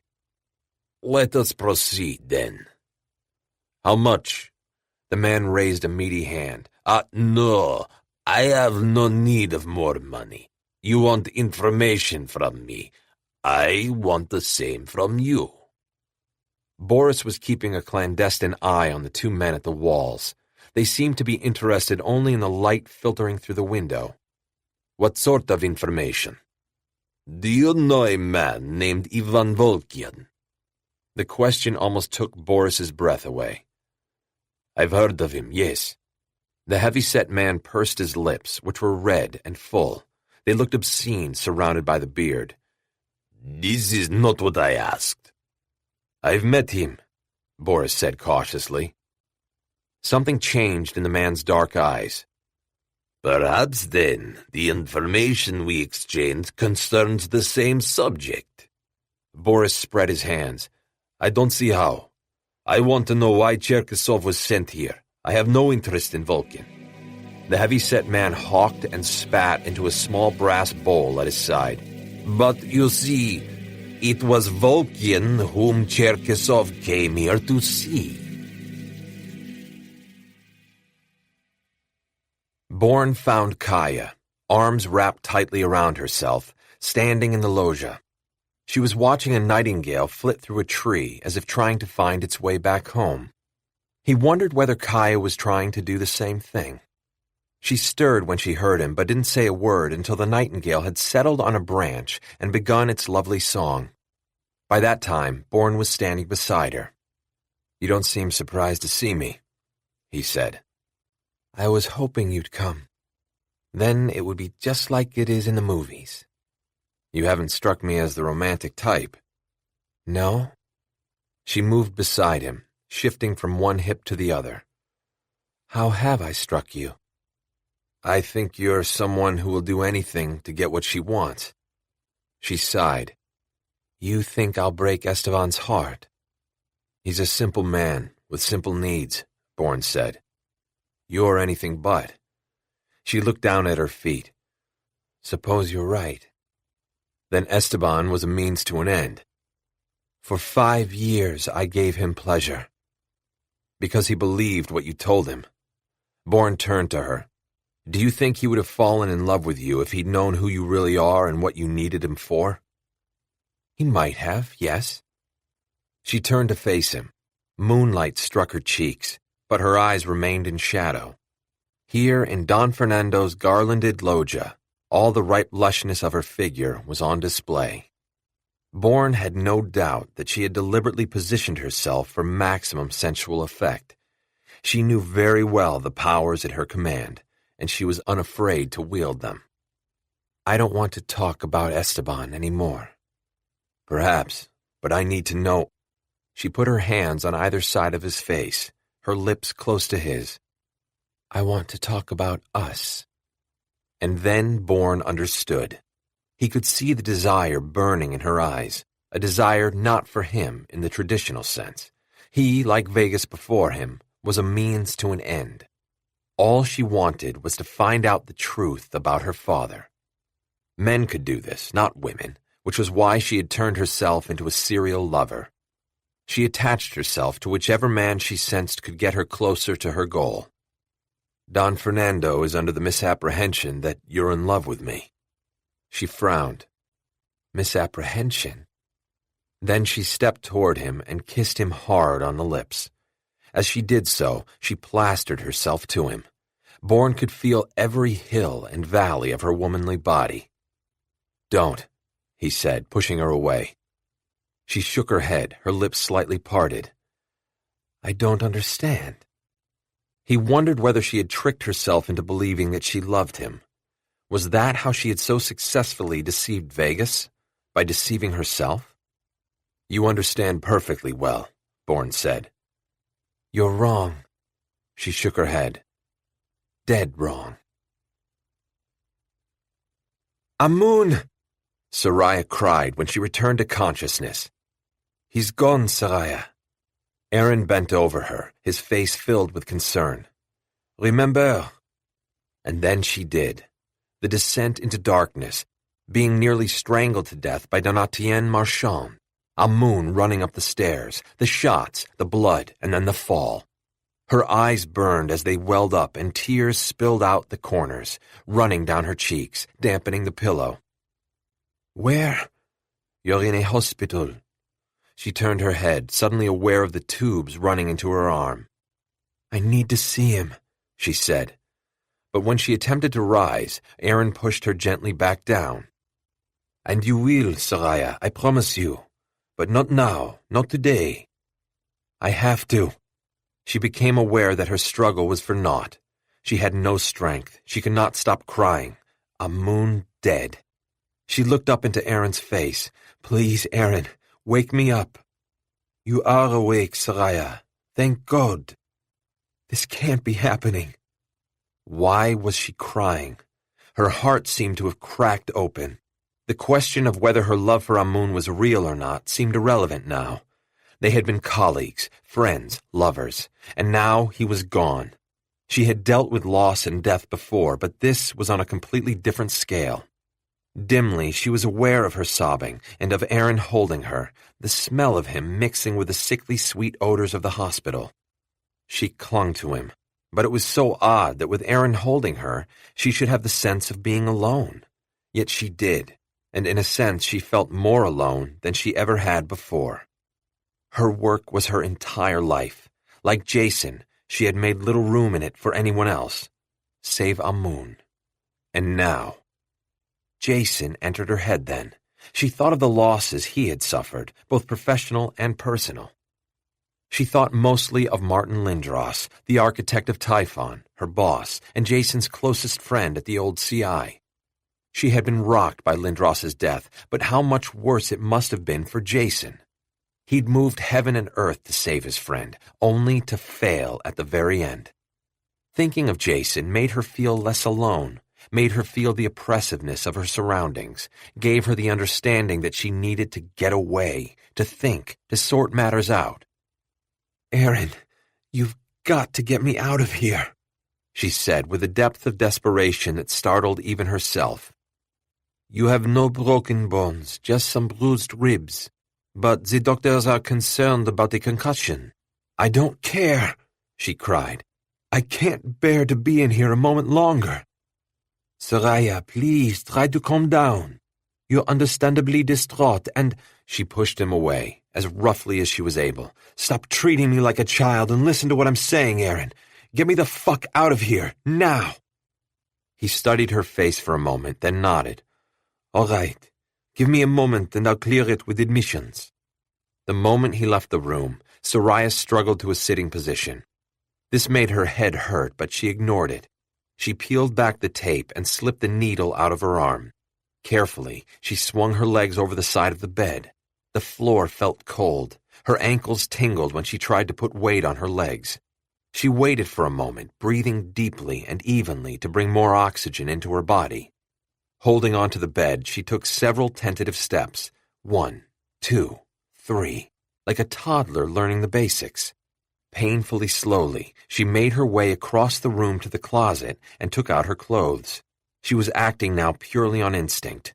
Walking stiff-legged like a zombie, she made it to the door and hung on there, renewing her energy while she breathed. Then she hauled open the door and peered out, looking both ways. Apart from an old man shuffling away from her, holding on to the rolling rack that held his fluid drip, no one was about. Across the corridor was a utility room. She steeled herself and stepped out. The moment she did, she heard voices approaching. One was Aaron's. He wasn't alone. Willing her legs to move, she lunged for the handle of the utility room door, swung it open, and stepped inside. Just as the door sighed shut, she caught a glimpse of Aaron flanked by 2 doctors, heading for her room. Bourne and Desai found Kaya and Vegas in the entryway. The front door was open, and beyond, Don Fernando could be seen directing 2 cars up his driveway. "It's 10 o'clock, Kaya said. As if she sensed that Bourne and Desai, having appeared together, wanted to talk with her, she added, "Dinner time is sacred for Don Fernando." Bourne approached them. "Esteban, how are you feeling? You've been asleep for hours." Vegas steepled his fingers against his forehead. "A little groggy, but better." Don Fernando stepped into the doorway. "Our transportation has arrived."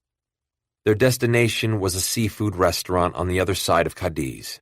Its expansive terracotta-tiled terrace abutted a stone seawall that overlooked the southern part of the harbor. Boats lay at anchor, bobbing gently in the swells. A launch purled the water as it passed by, leaving a fast-dissolving froth in its wake. Moonlight lay on the water like a silver mantilla. Overhead were handfuls of stars. The maitre d', making a fuss over Don Fernando, showed them outside to a round table near the seawall. The restaurant was filled with glamorous types. Gold and platinum baubles on the wrists of slender women in Louboutin shoes gleamed in the candlelight. Jewels graced their throats and long necks. "I feel like an ugly duckling," Kaya said as they seated themselves. "Nonsense, mi amor." Vega squeezed her hand. "No one here outshines you." Kaya laughed and kissed him with what seemed great affection. "What a gentleman." Bourne was sitting on the other side of her, and he felt the heat of her thigh pressing against his. She was turned toward Esteban, their hands still clasped. Her thigh slid back and forth against him, the friction creating a clandestine link between them. "What's good to eat here?" he asked Don Fernando, who was seated on his right hand. Don Fernando's answer was drowned out by the roar of Vespas swinging along the sea road outside the restaurant. The waiter uncorked the first bottle of wine from the stash Don Fernando had brought with him. They all drank a toast to their host, who told them that he had already ordered. Bourne took his leg away from Kaya's, and when she turned to look at him inquiringly, he gave her a brief but emphatic shake of his head. Her eyes narrowed for the space of a breath. Then, announcing her need to leave the table, she pushed her chair back hard and stalked across the terrace. Don Fernando shot Bourne a warning look. Vegas put down his napkin and was about to rise when Don Fernando said, "Esteban, cálmate, amigo. This is a security matter. I'd rather have Jason keep an eye on her." Bourne got up and, crossing the terrace, stepped into the closed-in part of the restaurant, where he was assailed by the aromatic scents of seafood being cooked with Moroccan and Phoenician herbs and spices. He spotted Kaya exiting the front door, and he snaked his way around the tables crowded with boisterous patrons. He caught up with her on the narrow sidewalk. "What do you think you're doing?" She pulled away from him. "What does it look like?" "Kaya, Esteban will suspect something." She glared at him. "So? I'm tired of all you men. You're acting like a spoiled child." She turned and slapped him across the face. He could have stopped her, but he felt the outcome would be worse. "Feel better now?" "Don't think I don't know what's happening here," she said. "Don Fernando is terrified I'll tell Esteban who I really am." "Now would not be a good time." "Say what you mean." "Never would be a good time." "Just not now."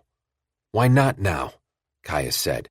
"He treats Rosie like a child. I'm not a child anymore. I'm not Rosie." Bourne kept an eye on the road, the clouds of young men on Vespas laughing drunkenly, vying with one another as they rode at a daredevil's pace. It was a risk bringing both of you to Cadiz, but the alternative would have meant both your deaths. "Don Fernando should never have gotten Esteban involved in smuggling for the Domna," she said. "It's clear he's not cut out for that kind of life." "Don Fernando wanted a way in," Bourne said. "Don Fernando used Esteban," she said, disgusted. "So did you." Bourne shrugged. "In any case, he could have refused." She snorted. "Do you think Esteban would refuse that man? He owes Don Fernando everything." "Querida!" They both turned to see Vegas emerge from the restaurant, his expression filled with concern. "Is everything all right?" He came toward her. "Did I do something to make you angry?" Kaya automatically turned on her megawatt rosy smile. "Of course not, mi amor." She had to raise her voice over the revving Vespas. "How could you do anything to make me angry?" Taking her in his arms, he swung her around, her back to the street. 3 shots buzzed past Kaya's shoulder and head and blew Esteban backward out of her embrace, and Bourne leapt onto her, covering her as the white Vespa with the gunman accelerated away from the curb. Bourne dragged her to her feet. Esteban, she cried. Esteban, oh my God. Vegas had landed in a bloody heap against the restaurant's front. The white stucco was spattered with his blood. Bourne kept her away, pushing her into the arms of Don Fernando, who had run out of the doorway. "They tried again," Bourne shouted. "Keep her inside." Then he stepped off the curb, corralled a young rider who had just stopped to gawk at the bloody body, and yanked him off his Vespa. The boy stumbled over the curb, landing on his backside. "Hey, what?" he cried as Bourne roared away down the traffic-choked road.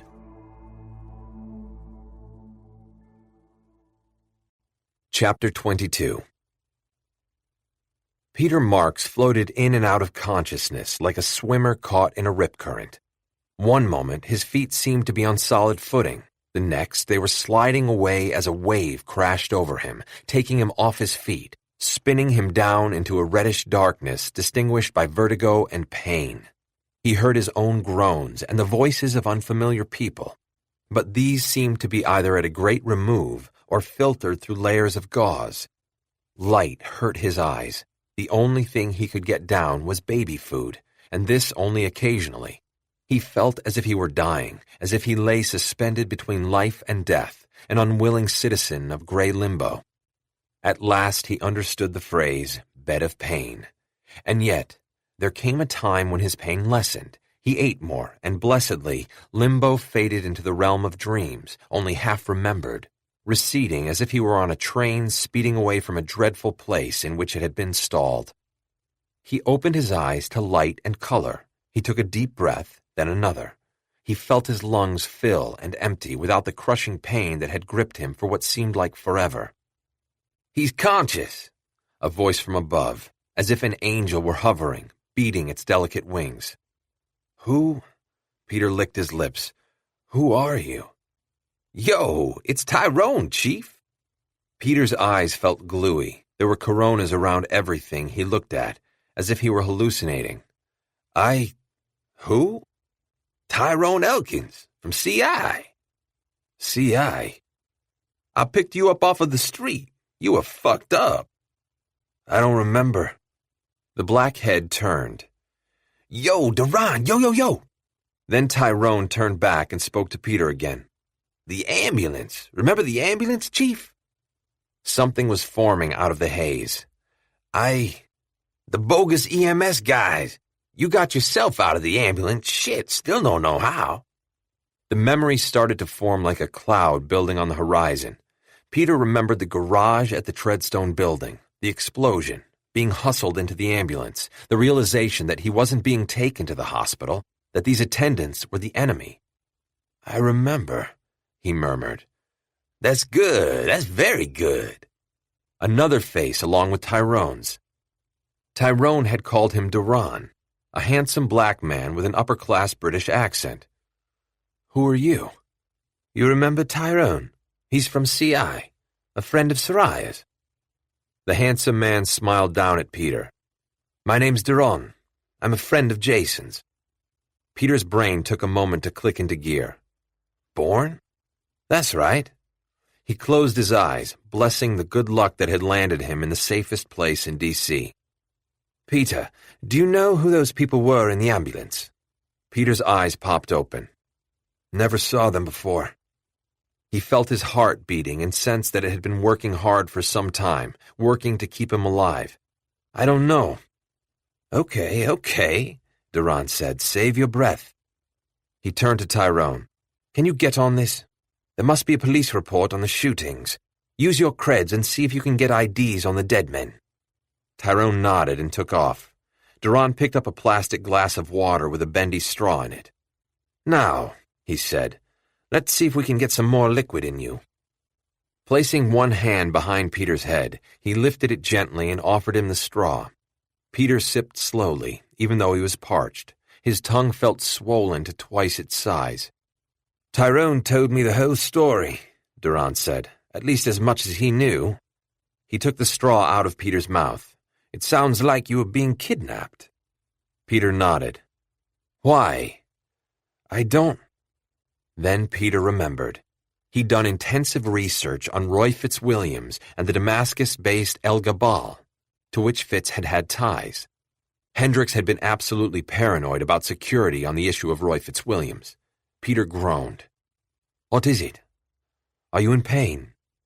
"No, that would be too simple," Peter said with a gritty smile. "I fucked up, Duran. My boss warned me to be careful, and I did some backdoor research on a company computer, which runs through the government server. So whoever was tapping in got scared and sent the extraction team. Well, they tried to kill me first." Peter described the explosion in the garage. The extraction team was there as a backup, which speaks both of meticulous planning and an organization with influence and deep pockets. Duran rubbed his jaw. "I would say you've got big problems, except for the fact that Ty tells me you're director of Treadstone.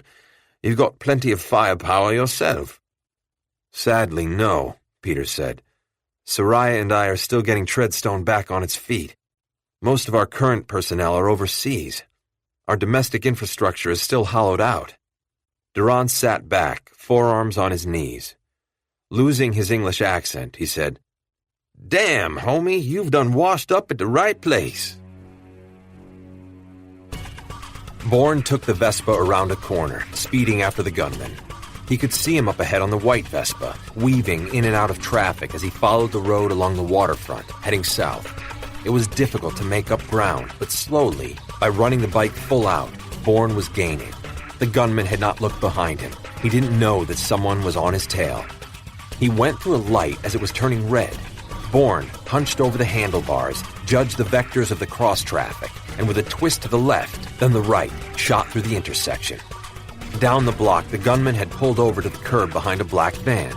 He popped open the rear doors, and with the help of the van's driver, hoisted the Vespa into the interior. Then he slammed the doors, and both men climbed into the front. Bourne was still going full out, and as the van pulled out into the flow of traffic, he was no more than 2 car lengths behind. The van soon turned off the sea road, heading into Cadiz itself. It followed a tortuous path down the city's narrow, crooked streets.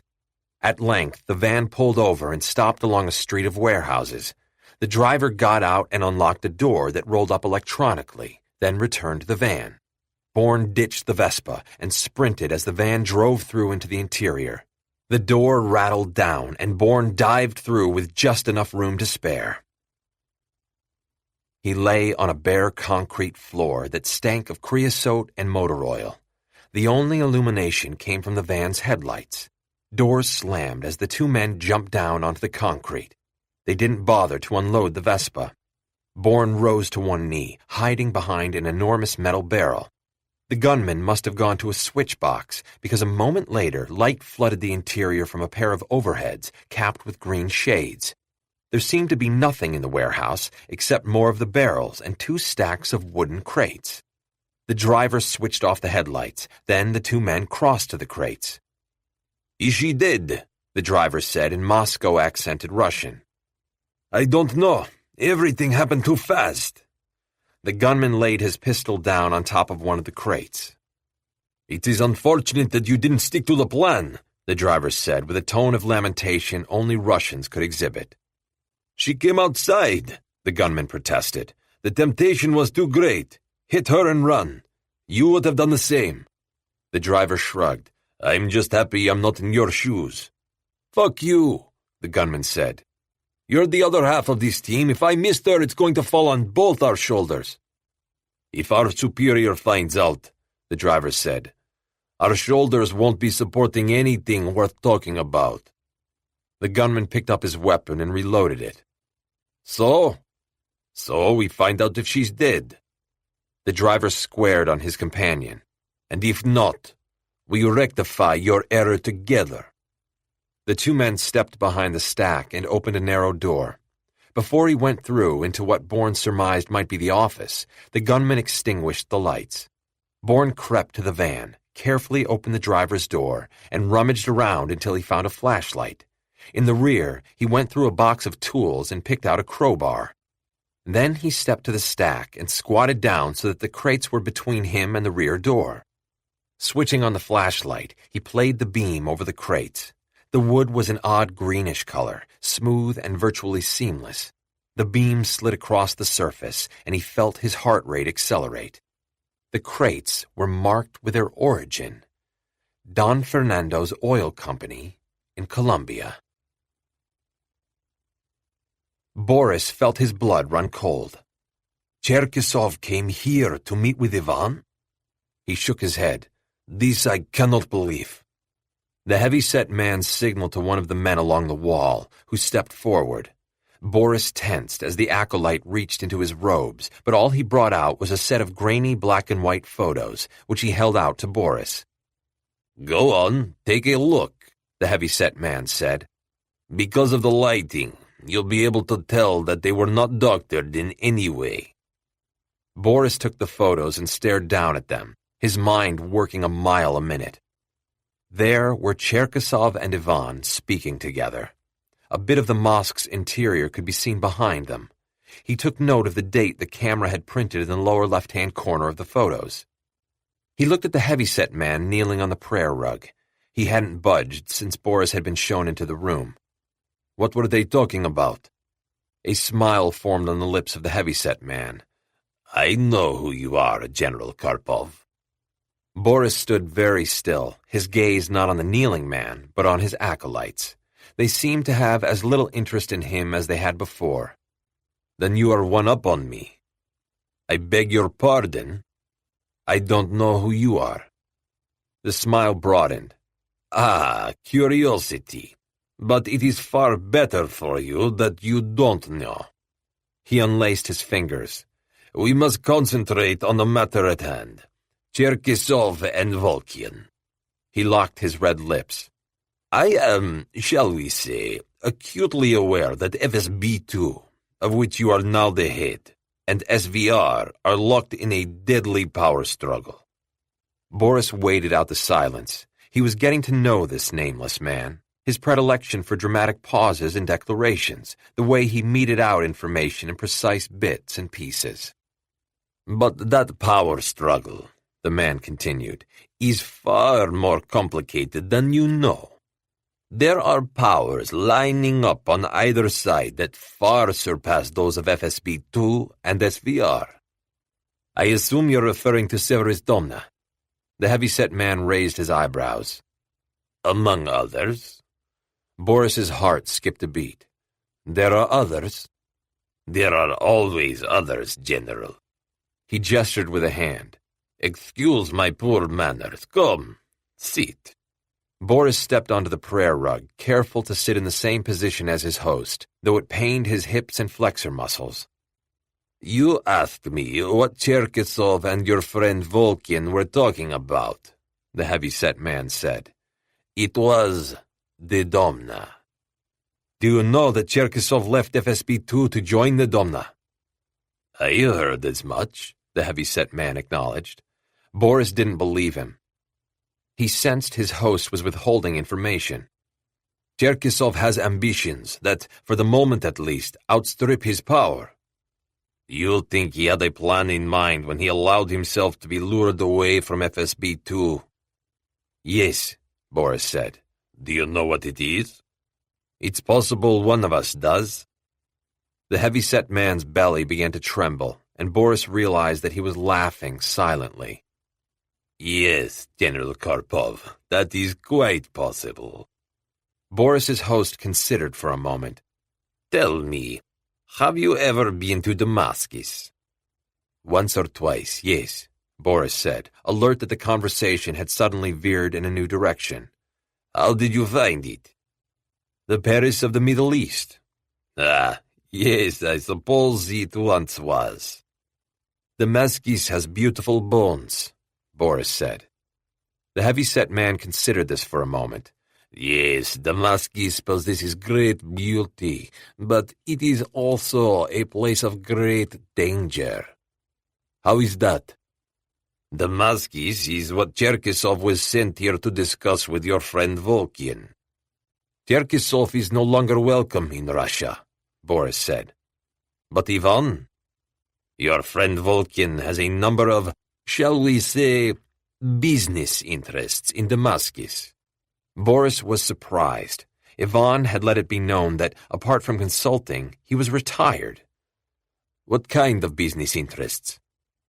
Nothing that would keep him in good standing with the Gruprovka bosses with whom he has done business for decades. I don't understand. The moment the words were out of his mouth, Boris knew that he had made a fatal error.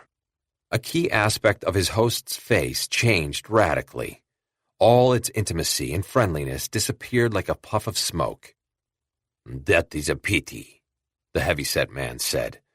I was hoping that you could shed some light on why Damascus has become the focus of both Volkin and Cherkesov. He snapped his fingers, and the two men on either side produced Taurus PT-145 Millenniums, small pistols with a big .45 punch. Boris jumped up, but two more men, armed with Belgian FNP-90 small-profile submachine guns, appeared in the doorway. Behind them came Zaitchek, with a death's head grin. I'm afraid, General Karpov, Zaitchek said, that your usefulness is at an end. Bourne had just inserted the crowbar into the gap between the top and side of one of the crates when the rear door opened. He snapped off the flashlight an instant before the two Russians emerged. Before one of them could reach for the light switch, he tossed the flashlight across the warehouse. When it struck the floor, the Russians started, reached for their weapons, and ran toward the sound. He was closer to the gunman, the driver having taken the lead. Swinging the crowbar, he slammed the end into the gunman's hand, and his pistol dropped to the floor. The gunman howled. The driver pulled up short and turned on his heel just as Bourne flung the crowbar. It hit the driver square in the face, knocking him backward so hard his head slammed into the concrete, cracking his skull, killing him instantly. The gunman, his fractured right hand hanging at his side, pulled out a stun baton with his left hand. It was a 16-incher that could deliver a nasty 300,000-volt kick. The gunman swung it back and forth, keeping Bourne at bay while he advanced on him, pushing him back along the side of the van. His plan seemed to be to get Bourne into a corner where he would have no room to maneuver away from the baton. One touch of it and Bourne knew he would be writhing helplessly on the floor. He retreated along the length of the van. The gunman had his eye on where he wanted Bourne to end up, so he was a beat slow in reacting as Bourne swung open one of the van's rear doors, using it as a shield between him and the baton while he scrabbled in the toolbox. The gunman was swinging around the end of the door when Bourne uncapped the aerosol can of enamel paint and sprayed it into the gunman's eyes. The gunman reared back, hands to his face, gasping, and Bourne slammed the bottom of the can against the fractured bones. The gunman groaned, the pain bringing him to his knees. Bourne took the baton from him, but the gunman lunged forward, wrapping his arms around Bourne's legs in an attempt to bring him down. His mouth opened to sink his teeth into Bourne's thigh when Bourne connected with the side of his head. All the breath seemed to go out of him as he lay on his back, the fingers of his good hand trying to dig the paint out of his eyes. Bourne grabbed his hand and pulled it away. "Who do you work for?" "Go fuck your mother," the man said in his guttural tone. Bourne dialed down the charge on the baton and gave the gunman a shot in the side. His body arched up, the heels of his shoes drumming against the concrete. "Who do you work for?" Silence. Bourne raised the charge slightly and applied it again. Fuck! Fuck! Fuck! The gunman coughed heavily and began to choke. His mouth was full of blood. In his frenzy, he had bitten his tongue almost clear through. "I won't ask you again." You won't have to. The gunman's jaws ground together, and a moment later, his chest convulsed. A bluish foam mingled with the blood in his mouth, bubbling over to coat his lips. Leaning over, Bourne tried to pry open the jaws, but it was too late. A distinct odor of bitter almonds wafted up to him, and he reared back. The gunman had bitten open a cyanide capsule. Chapter 23. Paris at night was not such a bad place for a single woman to be. She sat in a cafe, drinking bad coffee and thinking about taking up smoking. Soraya was surrounded by young bohemians, with which Paris was always teeming, no matter the era. The thing about Paris's inhabitants she loved so much was that they were constantly reimagining themselves. While the city itself, its grand boulevards, its martial lines of horse chestnuts, its magnificent parks, its beautiful fountains around which were arrayed timeless cafes where one could sit for hours and watch the world go by, remained constant, its young people were busy remaking themselves. The water of the Canal St. Martin was as black and shiny as vinyl. She was surrounded by lovers, bicyclists, laughing college kids, tattooed writers, and slow-eyed poets, scowling into the night as they scribbled their random thoughts. Each cafe was a nexus of its neighborhood, and though each had its own patrons, there was always room for the occasional guest. Waiters, long-haired and slim-hipped, came and went, dispensing plates of steak frites and carafes of pastis. It wasn't only French she heard spoken at the adjacent tables, but German and English as well. The endless existential arguments remained the staple of the city's cafe society. Her head hurt so much that she rested it in her hands. Her eyes closed, but this only caused her to become dizzy. She opened her eyes with a start and a muttered curse. She had to keep herself awake until the danger from a concussion had passed. Flagging down a passing waiter, she ordered a double espresso, gulped it down while the waiter was still standing beside her, then asked for another. When this came, she dissolved 3 teaspoonfuls of sugar in it and sipped slowly. The dual jolts of caffeine and sugar elbowed away the exhaustion. For the moment, the pain in her head eased and her thoughts became clearer. She wondered whether it had been a mistake to run away from Aaron. She had needed to get out of the hospital immediately. The place reminded her of too many colleagues' deaths.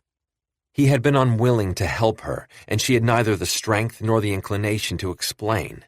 Besides, she needed to be alone. She needed to think about Amun. She was torn up inside. It was as if the dark thoughts she'd had about him had conspired to kill him. On the surface, she knew this was crazy, but right now she was feeling just a bit crazy, just a bit out of control. She had thought she'd loved Amun. Then had come his anti-Semitic remarks, and her confidence in her own feelings had been shaken. Her love for him could not have been real if it had been destroyed by one nasty incident, but she couldn't know that for certain, and now she would never know. She looked out at the canal, seeing Amun's face, wanting him to speak to her. But the dead could not speak. They could not defend themselves or apologize. They could not proclaim their love.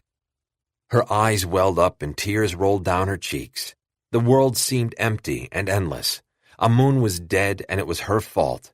She had asked him to join her in Paris to help her investigation, and out of love he had come. There was a finality about what had happened, as well as an inevitability.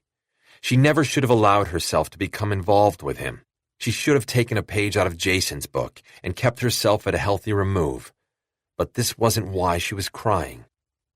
I should have been punished, she thought, not Amun. Unable to bear her sanctuary a moment longer, she rose and, throwing several euros down on the table, walked off across the glistening cobbles into the secret heart of Paris. 3 blocks later, holding on to a lamppost for dear life, she doubled over, vomiting up the contents of her stomach. Before Bourne rose, he searched both the Russians, hoping to find a clue to the identity of the organization to which they belonged. Apart from keys to the van and the Vespa, 20,000 euros, 3 packs of cigarettes, and a cheap lighter, there was nothing, no rings or jewelry of any kind. Opening up the driver's mouth, he dug out his cyanide capsule and pocketed it. Then he stripped them, figuring he might be able to identify their affiliation from their tattoos, but they had none. He sat back on his haunches. Now he knew these men were not part of a Gruprovka family, and yet they didn't look like SVR agents either. The mystery deepened. Rising, he grabbed the crowbar and went through the rear door. Beyond was a short, evil-smelling corridor that led to a bathroom whose stench made his eyes water, and at the end, a tiny office furnished with a scarred metal desk, a swivel chair, and a steel filing cabinet. A single window looked out on a grimy air shaft. The drawers in the cabinet and the desk were empty, not so much as a paper clip left behind. There was, however, a manila folder taped to the underside of the desk's knee-hole.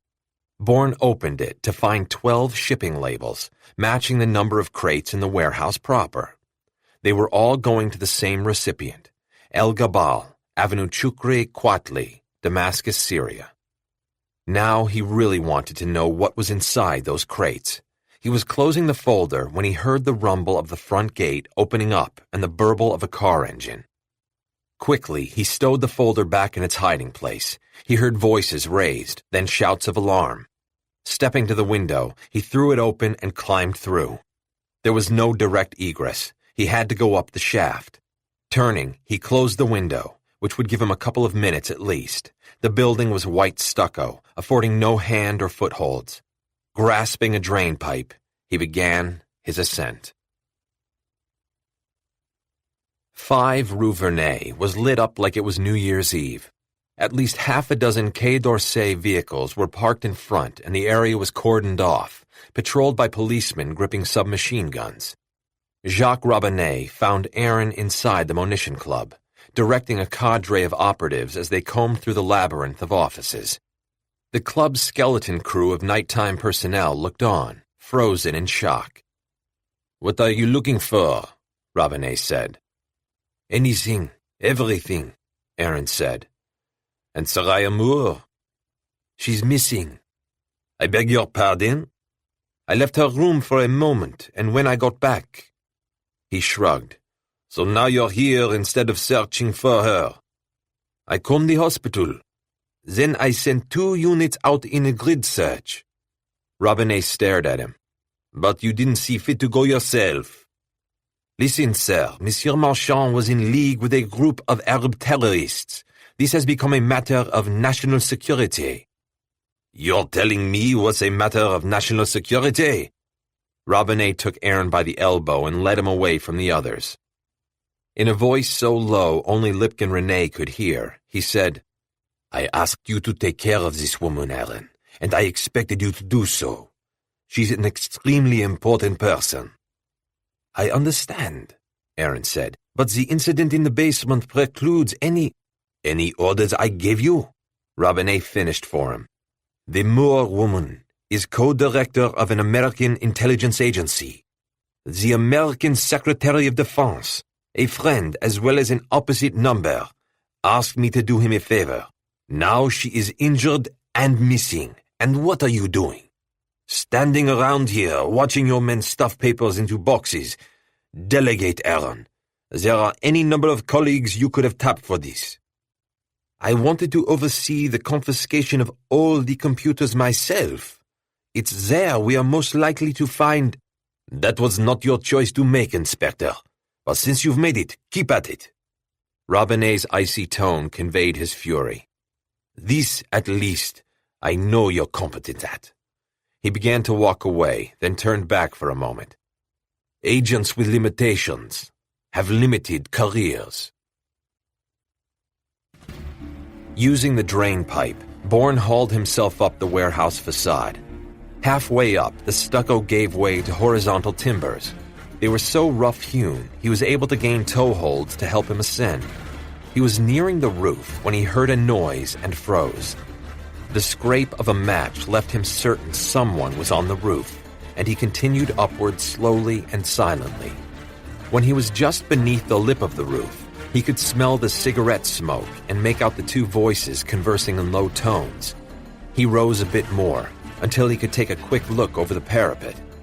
2 men, submachine guns slung over their shoulders, were talking languidly in Russian about girls and sex as they smoked. Neither was turned in his direction. The drain pipe rang dully when Bourne kicked it.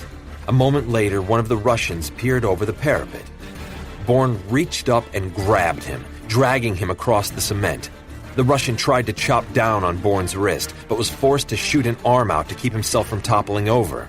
He jerked a knife free and stabbed down toward the spot between Bourne's shoulder and neck. Bourne gave one final jerk, which launched the Russian headlong over the parapet and down the air shaft. Bourne shinnied the last foot up the drain pipe, and as the second Russian appeared, levered his legs and torso upward. His ankles scissored around the submachine gun and yanked it away from the Russian.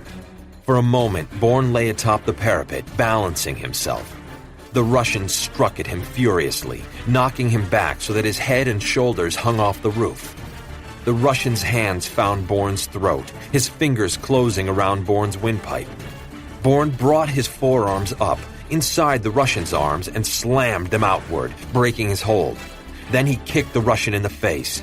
As he stumbled back, Bourne swiveled off the parapet onto the tarred roof and came after him. He grabbed him by his shirt and slammed the back of his head against the roof. Then, taking advantage of the man's dazed state, he reached into his mouth and dug out the cyanide capsule disguised as a tooth. "Who are you?" he said. "Who do you work for?" The Russian's eyes cleared and his jaw began to work. Bourne held out the poisonous tooth. "Searching for this?" The Russian went into a frenzy then. But Bourne was prepared for this, and once again he slammed his head into the rooftop. "There's no escape," Bourne said. "No easy death." The Russian looked up at him with eyes the color of dirt. "I know you. You fuck the Domna. We should be working together, not trying to kill each other." "Who do you work for?" "I'll take you to my boss. He'll tell you." Bourne relieved the Russian of all his weapons, then allowed him to rise. "You're a hero to us," the Russian said. Bourne gestured with his head. "Let's go." That was when the Russian broke away.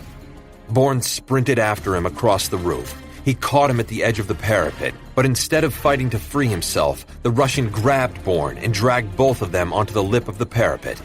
As they teetered on the brink, Bourne realized the Russian's purpose. He struck the man under the nose, his grip loosened, and Bourne tore himself away just before the Russian followed his colleague down into darkness. The moment he received the news of Monsieur Marchand's death in an Arab town basement, Benjamin El-Arian hastened to the bank building at La Défense. There, he had made certain to lock out the Munition Club computers from the servers he had set up in Gibraltar. He had created this fail-safe mechanism for just such a time, not believing, however, that it would ever come. Now that it had, he was doubly grateful for his prudence.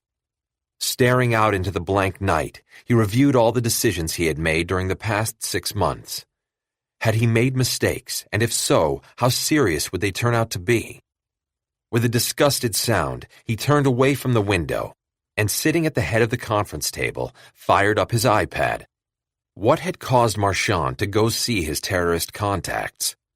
Using his 20-digit password, he logged into the Domna servers and downloaded the phone records for the past 3 days from the Paris office. Using a software filter, he found all the calls Marchand made, then cross-referenced them against his database of phone numbers.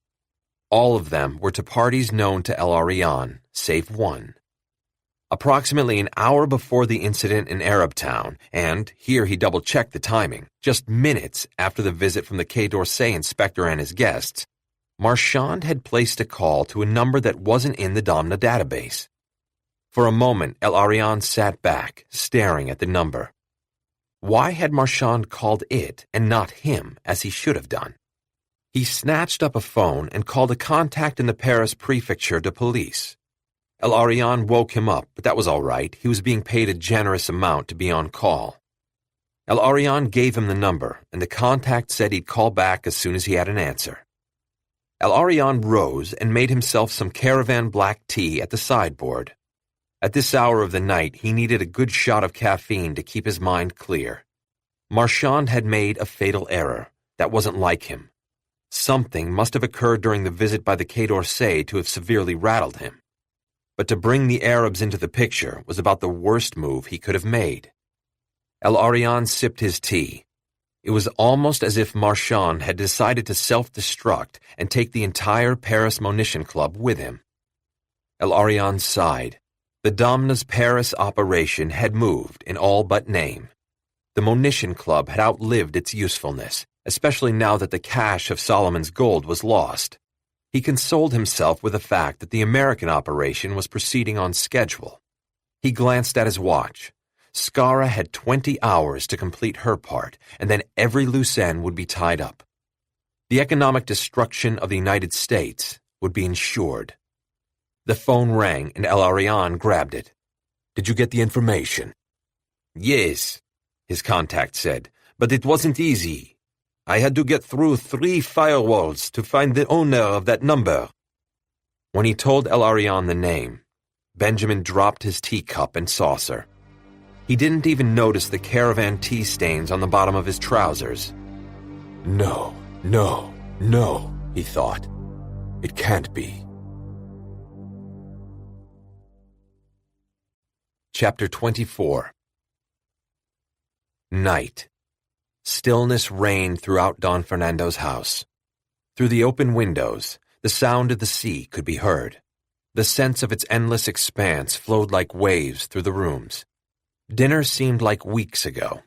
By the time Bourne had returned to the restaurant, Don Fernando had dealt with the police and phoned the mortuary. Kaya went straight to her room as soon as they entered the house, and Isai bade them good night. For some time, Bourne and Don Fernando sat in his study dissecting the violence that had occurred earlier. Bourne was wary. Don Fernando was involved in this mystery up to his eye teeth. He had initiated the Domna's contact with Esteban Vegas, ostensibly so that the organization could use the oil field in Colombia to hide their shipments to, it now seemed, Damascus. Don Fernando claimed he was playing a doubles game, using the shipments to gather intel on the Domna, specifically Benjamin El Arian, who had been taking trips to Damascus without the Domna's knowledge. So far, so good. But tonight's revelation that the warehouse and shipment belonged to the Russian outfit bent on killing Kaya blew that story to smithereens. Was Don Fernando colluding with this Russian group? If so, he was keeping the identity of the group Kaya's father worked for a secret from all of them. Once again, Bourne was faced with the question of whether Don Fernando was friend or foe. Therefore, he made no mention of the dozen crates, or that he had discovered their destination. Neither did he tell Don Fernando about his encounter with the Russians on the warehouse roof. In his altered version, the incident ended with the deaths of the gunman and his driver outside the warehouse. Don Fernando drank several brandies much too quickly. "I have lost a good friend tonight," he said. He turned to stare out the door to the study. "I don't think I can bear to have her under my roof for much longer. It's not her fault." "Of course it's her fault." Don Fernando sloshed more brandy into his snifter. "I made a mistake. I gave her too much leeway. Finding out about her father's secret life has turned into a reckless obsession. The beach brought this on us all." It was 3 o'clock by the time Don Fernando showed Bourne to his bedroom, which, along with the other guest bedrooms, was grouped in a wing on the opposite side of the house from the master's suite. Don Fernando lit a cigar and puffed on it contemplatively. He seemed to have calmed down from his brief tirade, but who could really tell?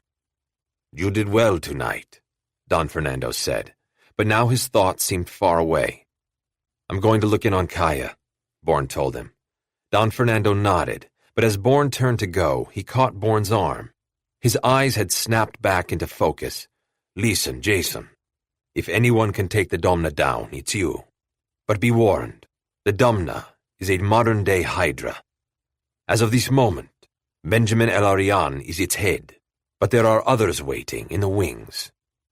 "I've been thinking about that," Bourne said. "Maybe it's not El Arian I need to concern myself with. Maybe it's Samid Abdul-Kahar." Bourne knocked softly on the door to the bedroom Kaya was meant to share with Vegas. He heard a muffled sound, opened the door, and stepped into the room. The lights were off. Moonlight fell across the bed, bathing Kaya in blue light as she lay staring up at the ceiling. With her face mostly in shadow, it was impossible to read her expression. "Did you get him?" "The gunman is dead," Bourne said, along with several others. She sighed. "Thank you." A soft wind blew through the partly open windows, and the curtains shivered. "I killed Esteban." Her voice, raw with emotion, betrayed her. She had been crying. "Don't do that," Bourne said. "Why not? It's true." "You should have thought of that before you used him as cover." She threw an arm across her eyes. "I did think about it," she said, "but I was concentrated on my own survival." "You're only human." Bourne came and stood by her bed. "You should get some rest." A laugh that was half a cry was torn from her throat, and she took her arm away to look at him. "You must be joking." He sat on the bed beside her. Her scars shone livid in the pale light. She turned her head to one side and in a strangled voice said, "I bring death wherever I go." "Now you're being melodramatic." "Am I? Esteban is dead because of me. Don Fernando doesn't want any part of me. I'm sure he told you as much." When Bourne put a hand on her wrist, he could feel her pulse, steady and strong. "Staying here is a dead end." The wind fluttered the curtains like owl's wings. The moonlight made the bedspread glitter. Her head turned toward him. "The men you killed, were they the Russians?" "Yes, not Gruprovka, though." "SVR?" "Not like any government operative I've ever encountered or heard about." She rose up on her elbows. "Who then? Please tell me." The brief conversation with the Russian up on the roof swirled through Bourne's head. "You're a hero to us." "Whoever they are," he said, "they're working against the Domna." Her eyes glittered. "I don't understand." "Your father worked for them even while he was employed by the Domna to kill Alex Conklin." A sharp intake of breath. "He was a mole?" "I believe so, yes." Bourne took a deep breath and let it out. "I also think Don Fernando is working for them." Don Fernando, wreathed in smoke as if he were on fire, watched Bourne disappear down the hallway. Then he turned and rapped softly on one of the bedroom doors. A moment later, a sigh poked his head out. Don Fernando nodded to him, and he slipped out of his room, closing the door behind him. Stepping across the hall, he opened the door to Bourne's bedroom. "Good luck," Don Fernando whispered. Isai nodded. "He's exceedingly dangerous." "Please," Isai said, entering Bourne's room. He shut the door silently, and Don Fernando melted away down the hallway. Isai sat in a chair in the corner of Bourne's darkened bedroom. The curtains were drawn back from the window that looked out the south side of the house onto a grove of palms. Piercing the glass, moonlight threw blue smears across one wall. Otherwise, shadows hung in the room like bats. Isai was completely invisible. Waiting, he thought about his life, about the path he had chosen and others he might have taken instead. He was not content. As far as he was concerned, there was time to be content when he was dead. Life was a constant state of flux, which meant anxiety, tension, and conflict. But what lay most heavily on his mind was how easily friends became enemies by betraying you. He had believed in Severus Domna, had for a time even believed in Benjamin El-Arian. Possibly, in the case of El-Arian, he had engaged in self-delusion masquerading as wishful thinking. Looking back on it now, he could link small incidents like a string of rotten pearls that should have alerted him to El-Arian's true purpose. Not the least were his trips to Munich, and then, more recently, Damascus. In hindsight, it was clear that in Munich he had been meeting secretly with Samid Abdul-Kahar, plotting the alliance that would ultimately corrupt the Domna beyond its founder's recognition. A faint sound, no more than the scratching of a field mouse, brought him to full alert. On either side of the window, the curtains shifted, and with them, the pattern of moonlight on the opposite wall. Like a cloud passing in front of the moon, a shadow appeared. For long moments it remained stationary. Then, ever so slowly, it moved against the window panes, so gently that if Isai hadn't known better, he might have mistaken it for the fluttering of a moth. He watched, gimlet-eyed, as the window slowly slid up until there was enough space for the shadow to climb silently through. Only when the shadow turned toward the bed did Isai say, "He's not here." "Where is he?" Marlon Itana said. "I warned you," Isai said. Itana turned slowly around. "I never cared for your warnings." "I need Bourne. I told you quite clearly this afternoon on the boat. I didn't see much point in paying attention." Isai cleared his throat. "You're going to have to explain that." "Why?" Isai brought the Makarov pistol he was holding into the moonlight. It had a suppressor screwed onto the muzzle. Etana eyed it with what appeared to be a mixture of amusement and resignation. You see, Asai, this is the difference between us. I shouldn't have to tell you. You should know why Bourne has to die. Asai waved the Makarov. Humor me. Etana sighed. Bourne killed our people in Tenegia last year. In particular, he murdered Idia. Idia Sifax, yes. Asai nodded. So it's true then. What are you talking about? You know Idia and I had been friends since childhood. Asai tilted his head to one side.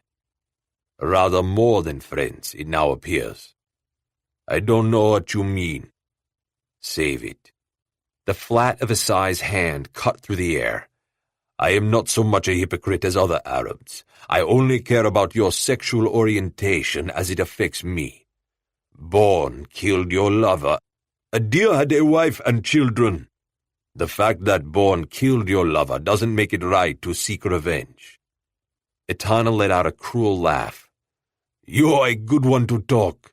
Your entire life is bent toward revenge against your daughter's death. Bourne is a dead man walking, as you very well know. He is being stalked by a general of the FSB-2, who frankly has a far better chance of... Russians, Etana said contemptuously. But who cares? You're protecting Bourne now. For the moment, yes. Without him I can't bring down the Domna. You have to forget about him. His death is foretold, but not by your hand. Etana stiffened. It must be by my hand. Asai sighed. Give it up, Marlin. I can't, Etana said. I won't. You have no choice. Asai rose. Etana was on him before he had fully reached his feet. The two of them tumbled over the back of the chair, but despite the Makarov, Asai was in the vulnerable position. When the back of his knees struck the chair seat, he lost his balance and couldn't get a clear shot off. Instead, he swung the elongated barrel, opening a red crescent just below Etana's eye. Etana struck him a vicious blow on his sternum, and stars exploded behind his eyes.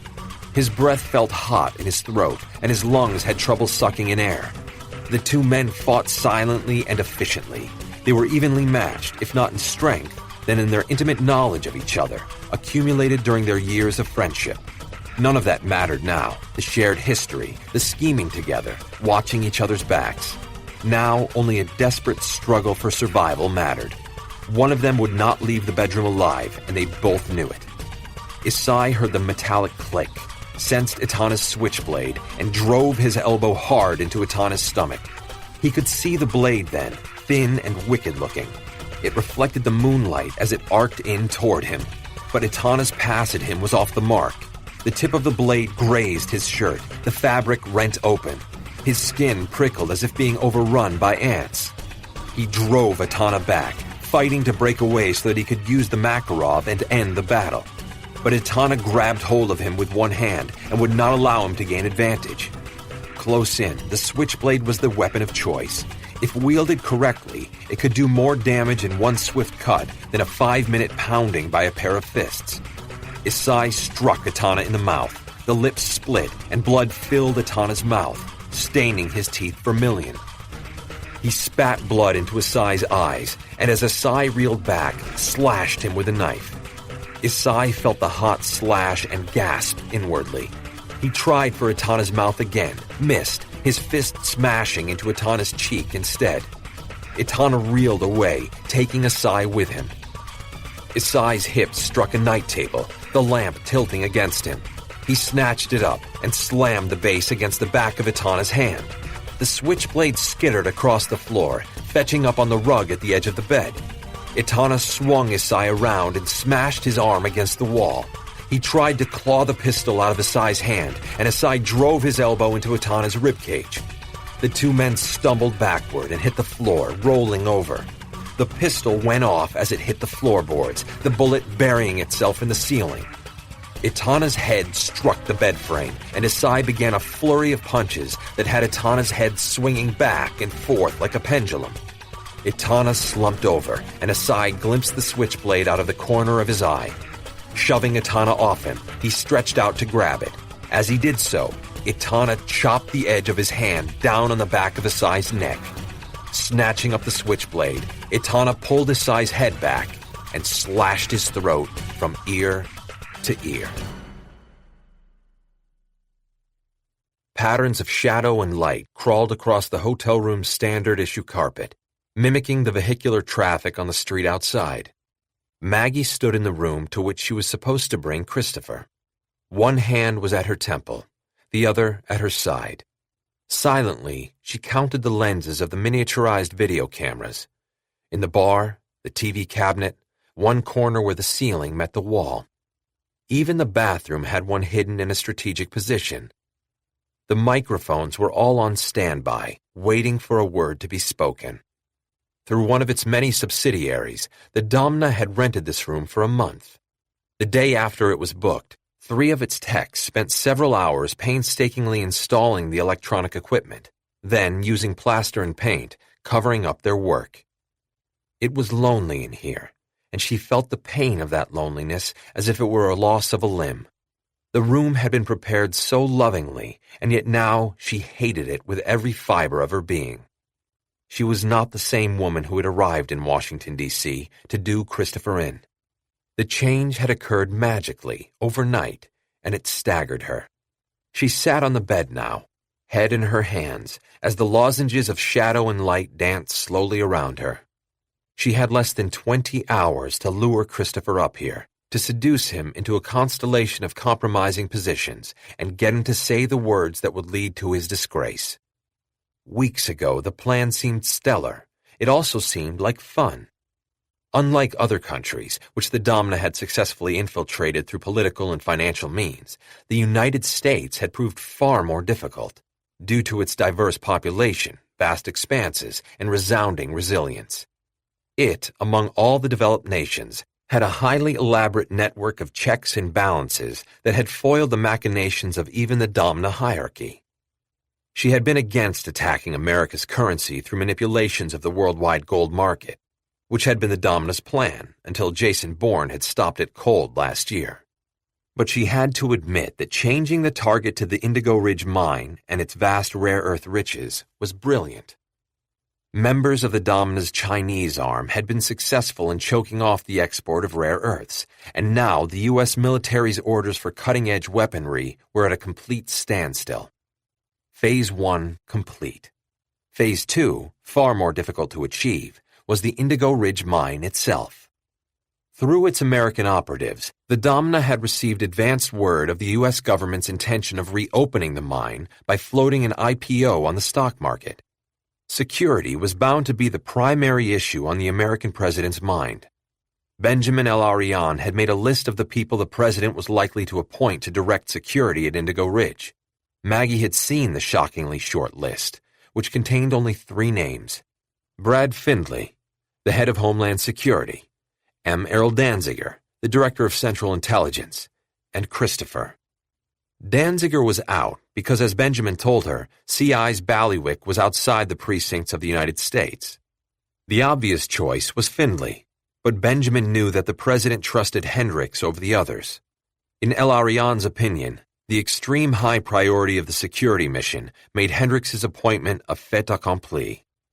Therefore, Christopher had been targeted.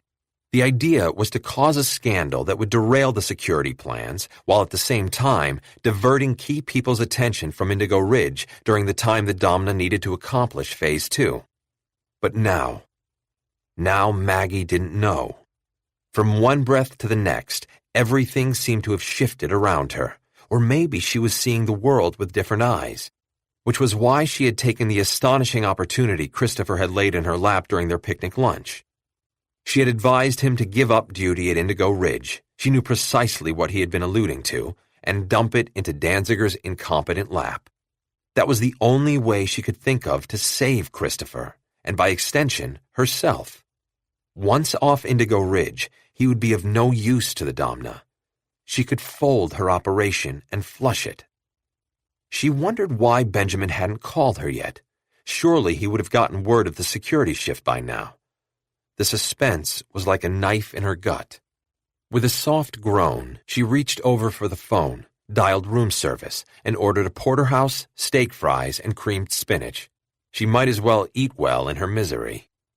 She lay back on the bedspread, her arms outstretched on either side. She inhaled the recycled air of the room while she stared at the ceiling. Traffic sounds filtering in from outside now seemed cold, alien, lethal. She shivered, even though her body seemed feverish. Shadows sliding along the pale blue ceiling created images like clouds in the sky. Startlingly, she saw her father. When she dreamed of him, he was always leaving, the shadow of his great woolly overcoat filling the doorway to their house in Stockholm. Beyond, there was only the snow, sparkling in the wan northern sunlight like piles of sugar. And always he would fade into that sea of whiteness, as if he had never existed.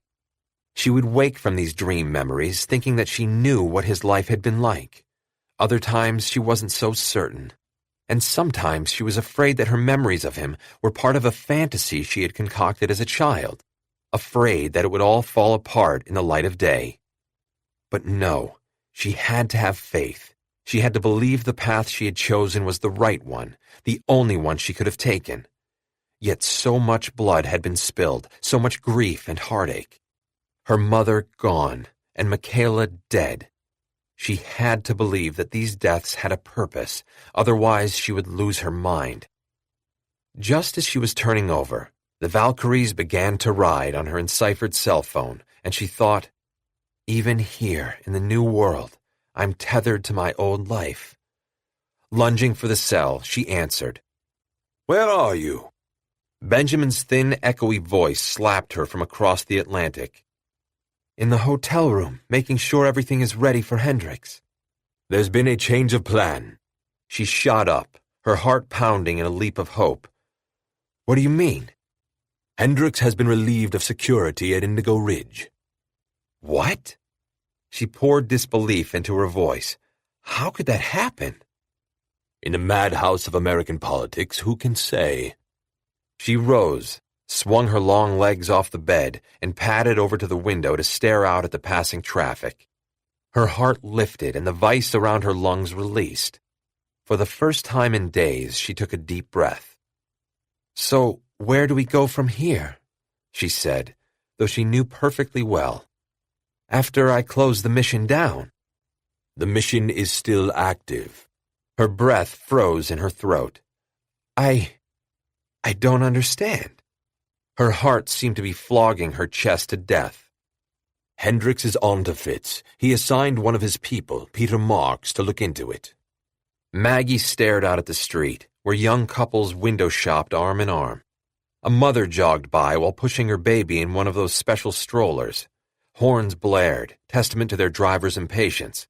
Maggie wanted desperately to be in one of those cars, to be moving away, to be anywhere but in this room, talking to anyone but Benjamin El-Arian.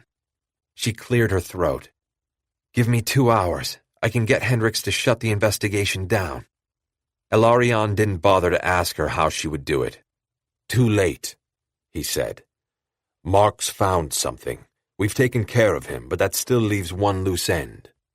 Maggie pressed her forehead against the window, trying to transfer the coolness of the glass to her burning body.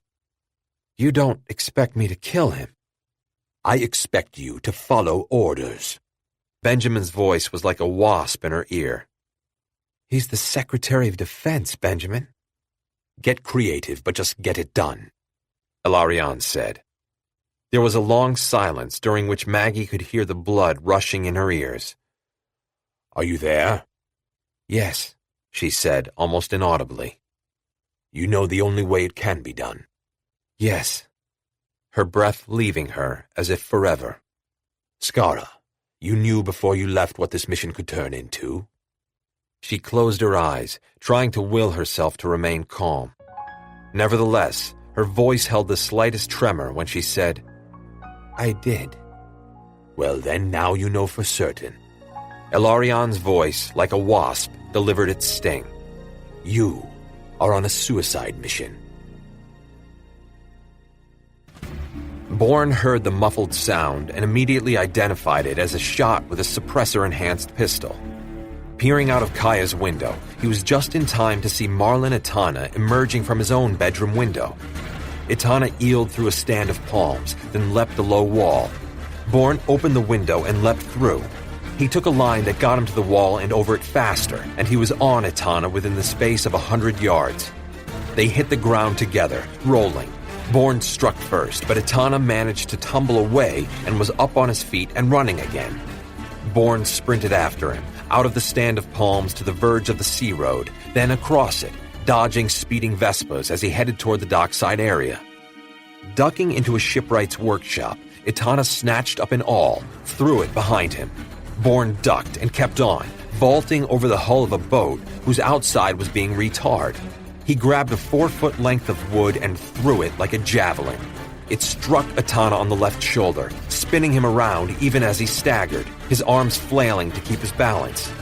He struck a wall, which saved him from losing his feet, and he reeled onward, out the other side of the shack into the spangled night. The water, rippled with moonlight, was on their right, the seawall on their left. Itana lurched to the left in an attempt to mount the wall, but Bourne cut him off, and he was obliged to head the other way, out to the boat slips. Itana ran out onto one of the long slips, boats on either side. Bourne was gaining on him. He saw this and leapt onto one of the vessels, vanishing behind the cockpit. Instead of heading directly for him, Bourne sprinted toward the adjacent boat, leaping onto it as Itana appeared holding a Taurus PT-145 Millennium. Itana looked around, baffled as to where Bourne had gone.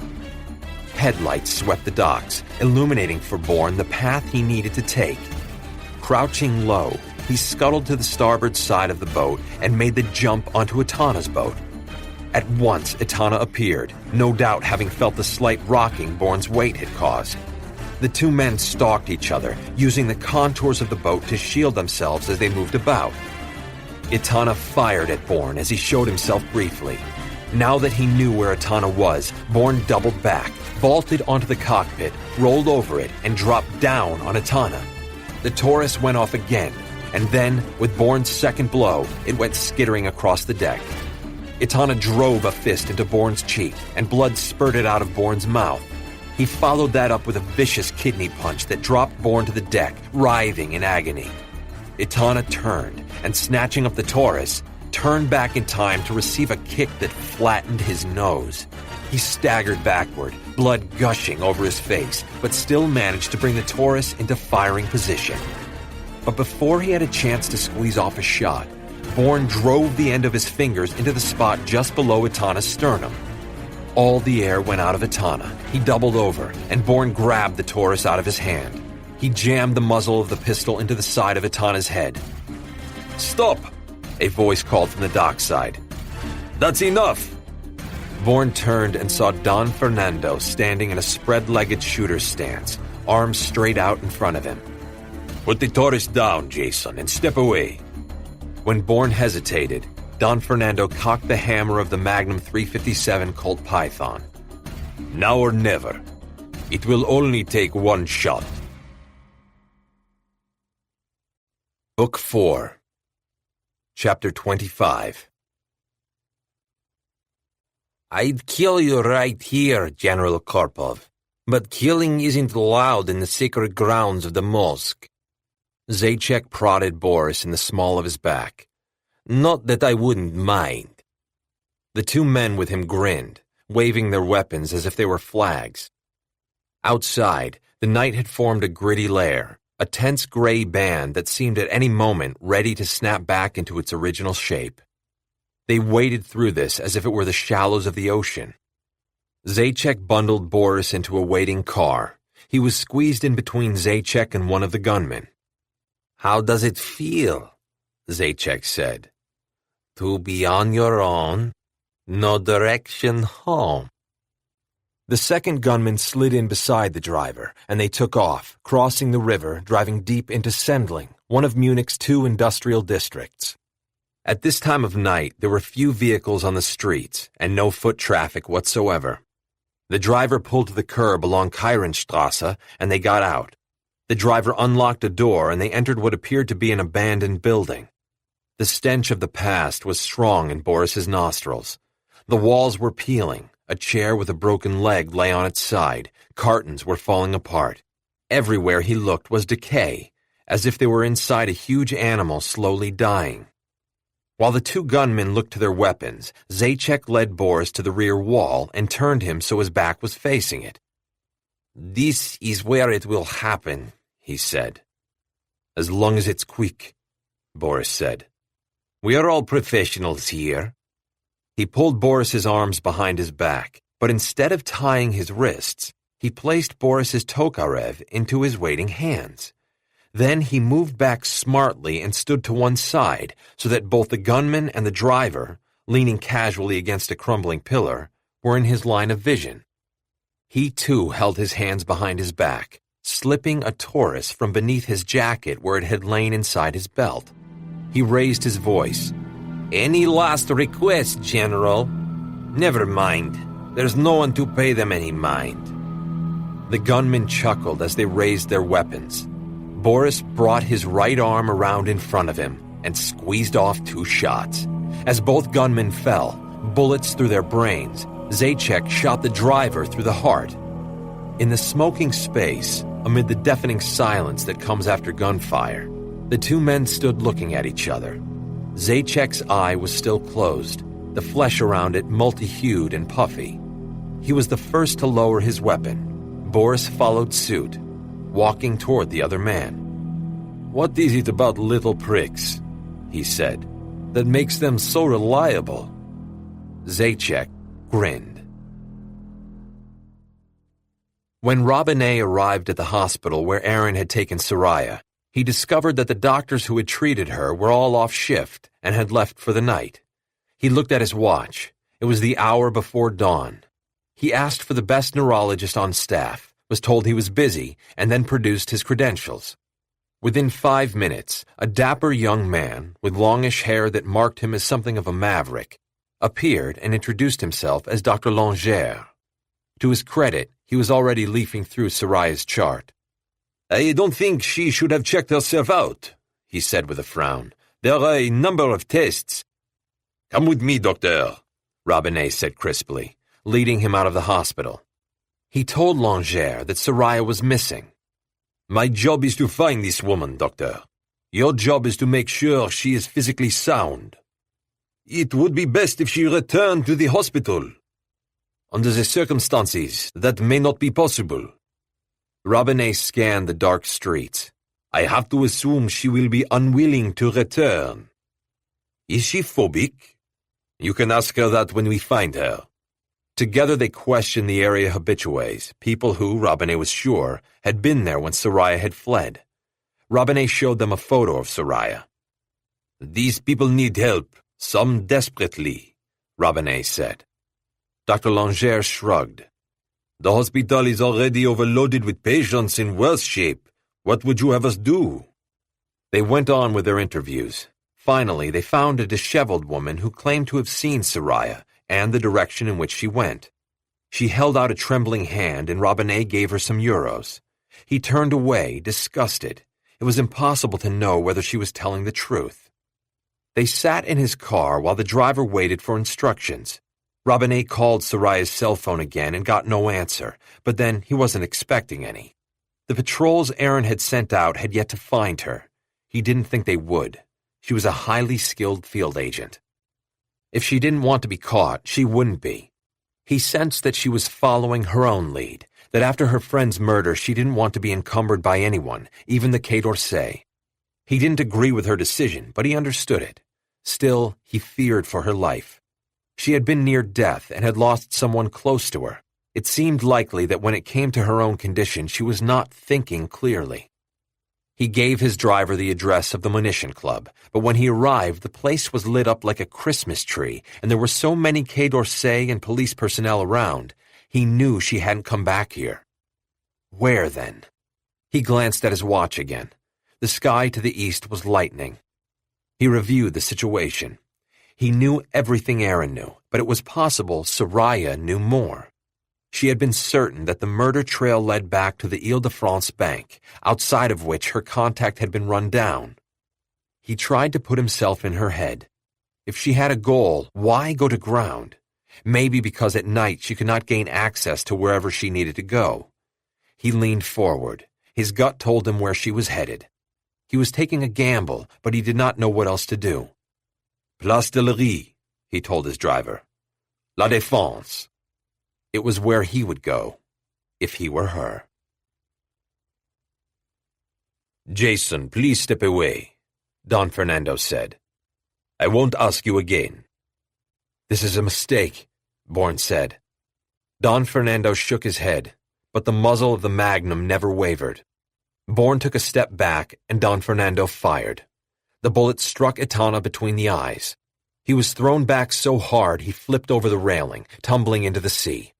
The water darkened with a spread of his blood. Bourne glanced over the side of the boat.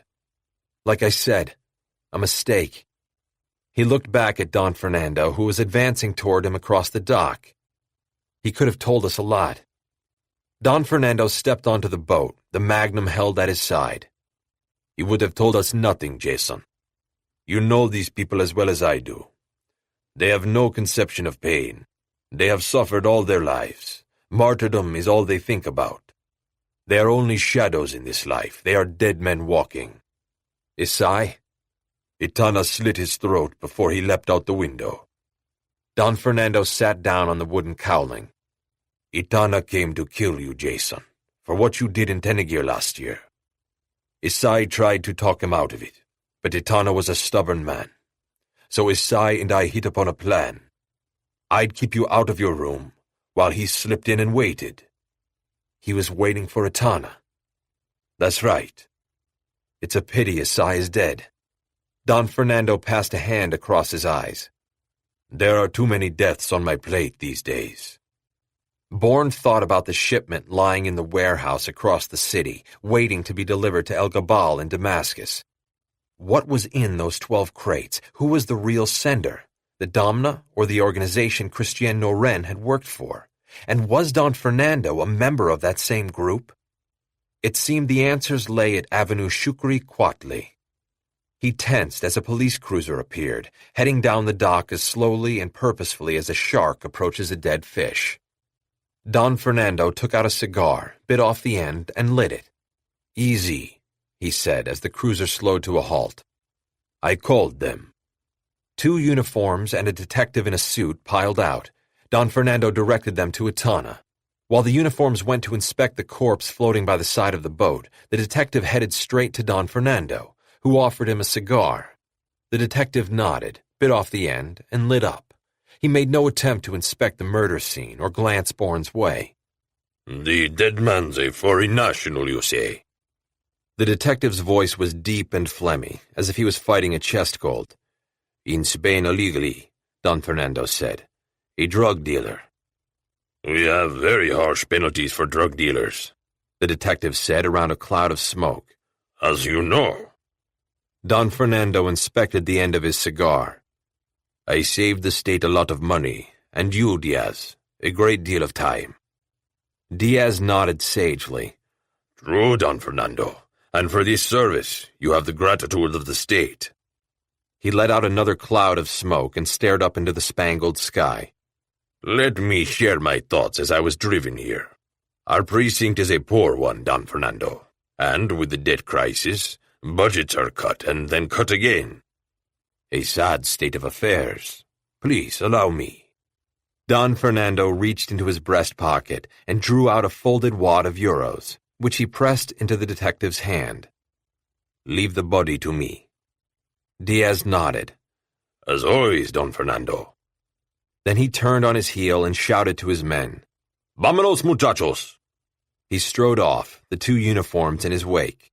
When the cruiser had backed up and taken off down the sea road, Don Fernando gestured. The way of the world never changes, Jason? He gestured. Come, now we attend to Marlon Itana. Not you, Bourne said as he went back to the side of the boat. I'll do it. Reaching down, he removed a boat hook from the side of the cockpit, snagged the collar of Itana's jacket, and hauled him up until his head, arms, and torso balanced on the gunwale. Don Fernando grabbed Itana's belt and dragged him the rest of the way into the boat. For a moment, he stared down at the corpse, which was spewing seawater out of its open mouth. Then he crouched down beside Etana, his knees creaking. Bourne watched as Don Fernando's hands pulled aside Etana's jacket and went through all his pockets as skillfully as a sneak thief. Don Fernando handed Bourne Etana's phone, wallet, and keys. Then he rose and hauled the anchor out of its compartment in the bow of the boat. Unhooking the chain from its attaching ring, he wrapped it around Etana's corpse. "Let's get him over the side," Don Fernando said. In a minute. Crouching down, Bourne pried open Etana's mouth and tested his teeth.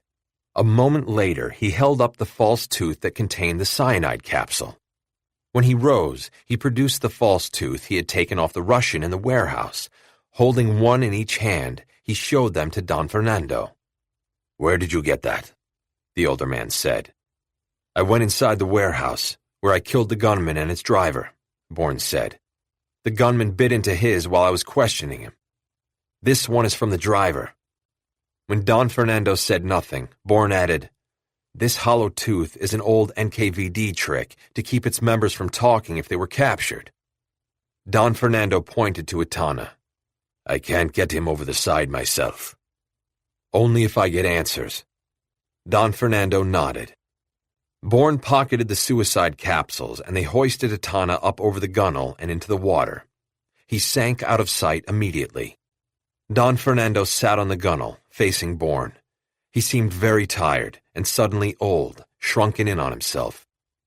"Marlin Etana was put in place to inform on the Damna." In other words, he was Christian Noren's replacement. "Precisely." Don Fernando rubbed his hands down his trousers. "The problem was, Etana went rogue." "Ilarion turned him?" Don Fernando shook his head.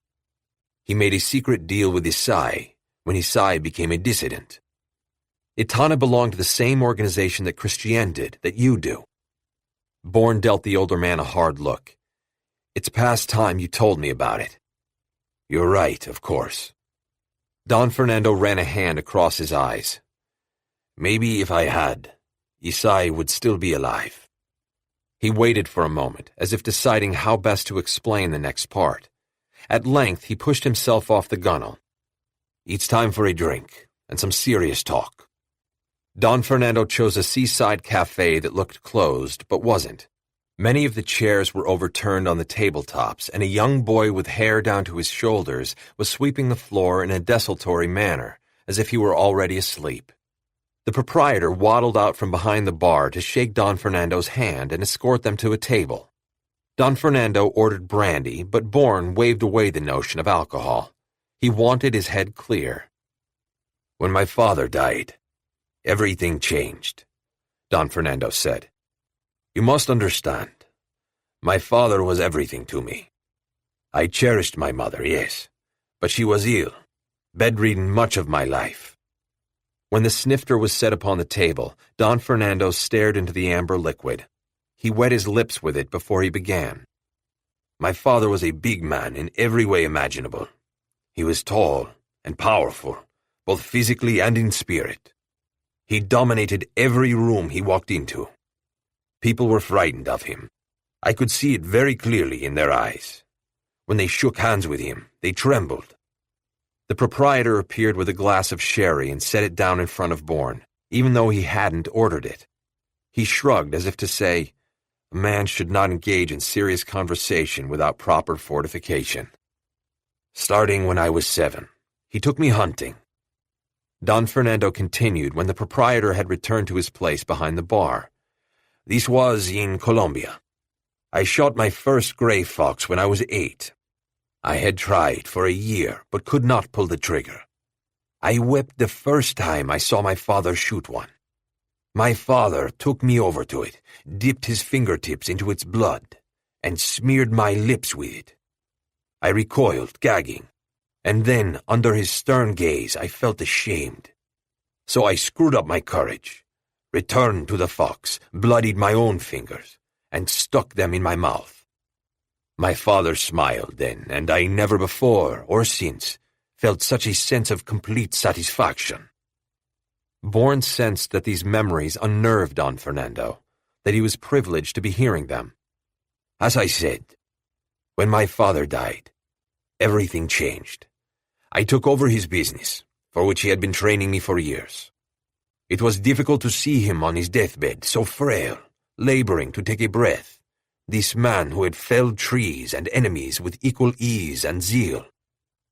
We all come to this point in our lives, I know, but with my father it was different because of what he had trained me for, what was waiting for me the moment he passed. Don Fernando had drained his glass. Now he signaled for more. The proprietor came with a bottle, filled the snifter, then left the bottle. Don Fernando nodded his thanks before he went on. In the last years of his life, my father introduced me to a number of men. All of them were Russian. All of them frightened me on some, he waved a hand, I don't know, some primitive level. In their eyes I saw a world filled with shadow, piled with death. He shrugged. I don't know how else to explain their effect on me. Gradually, though, I grew used to them. The darkness that had fallen over me didn't recede. Rather, it became understandable. I was introduced to death, and then I had cause to recall my first blooding. And I was never so grateful for how my father helped me, because these men dealt in death. As it turned out, did my father. Don Fernando held out his hand, and when Bourne extended his, he gripped it tightly, clapping his other hand over them both. As I said, Jason, all of the men my father introduced me to were Russian. All that is, save one, Christian Noren. Chapter 26. I need a cell, Peter Marks said. He was sitting up in bed, though he was able to walk now without panting like an overtaxed engine. Duran dug out a burner cell and a blister pack. You may be surprised to know that whoever was after you is even more powerful than we thought. Peter cocked his head. Nothing would surprise me now. How's that? Duran slid open the blister pack, freeing the phone. I sent Ty to the Metro Police to find out about your kidnappers. They claim they have nothing. Someone did make a 911 call, but by the time a patrol car arrived on the scene, there was nothing to see. No bodies, no ambulance, and obviously, no you. Peter sighed. Back to square one. Not exactly. Duran handed over what appeared to be a human tooth. Ty found this at the scene and grabbed it before he helped you onto his motorcycle. You must have knocked it out of one of your kidnappers. Peter turned the tooth over in his hands. How does it help me? As he probed at it, Duran said, Watch it, and snatched it out of his hand. This only looks like a tooth. It's actually hollow, filled with liquid hydrogen cyanide. A suicide pill, Peter said. I thought that went out with the NKVD. Duran rolled the tooth between his fingertips like a marble. Apparently not. But it is Russian in origin. Duran nodded. So now we know the country of origin of your kidnappers. Does that help? Peter frowned. I'm not sure yet. Duran activated the phone, added a package of minutes, and handed it to Peter. You have 20 minutes of time, overseas included, he said. After that, it's trash. Peter nodded gratefully. Duran knew his security backward and forward. After Duran left the room, he punched in the cell number of Soraya's contact in Damascus, whom he'd called days ago when he first read about El Gabal, the defunct mining company Roy Fitzwilliams had consulted for before he was hired by Indigo Ridge. Ashur, he said when the voice answered. This is Peter. Peter Marks. We thought you had been neutralized. A trickle like ice water rode down Peter's spine. Who is this? Where's Ashur? Ashur is dead. Or nearly so. Peter felt a prickle at the nape of his neck. Using the suicide tooth as a cue, he said, Как дела люди из недоумения? How do you know me? Ashur told us, the voice replied in kind, an evil chuckle. He didn't want to, but in the end he really had no choice. What the hell are Russians doing in Damascus? Peter asked himself. Why did you try to kill me? Why are you interested in El Gabal? It's been out of business for years. Peter's anger kicked in, but he was careful to keep it in check. If you kill Ashur, his death is already assured, the voice said with a maddening serenity. With an enormous effort, Peter put Ashur aside and gathered his thoughts. As a stab in the dark, he said, El Gabal isn't defunct. It's of too much importance to you. Silence. I'm right. El Gabal still exists. I have the suicide tooth from one of your men. Once I pried it out of his mouth, he talked. I know El Gabal is the center of everything. More silence, hollow and somehow eerie. Hello? Hello? Dead air pulsed in his ear. Peter hit redial but got nothing, not even Ashur's voicemail. The tenuous line of communication had been cut. Your friendship was with the girl's father, not their mother, Bourne said. Don Fernando nodded. And you never told them. He took another sip. It might have been a trick of the light, but his eyes now seemed to be the precise color of the brandy. I only know Kaya. The truth is far too complex for her to. She's been looking for answers to who her father was all her adult life, Bourne said with some force. You should have told her. I couldn't, Don Fernando said. The truth is far too dangerous for the girls to know. Bourne disengaged his hand from the older man's. What gives you the right to make that decision? Michaela's death gives me the right. She found out. The truth killed her. Bourne sat back, regarding Don Fernando. He was like a chimera. Every time you thought he had him figured out, he changed shape the way Bourne himself changed identities. Don Fernando, gazing deep into Bourne's eyes, shook his head.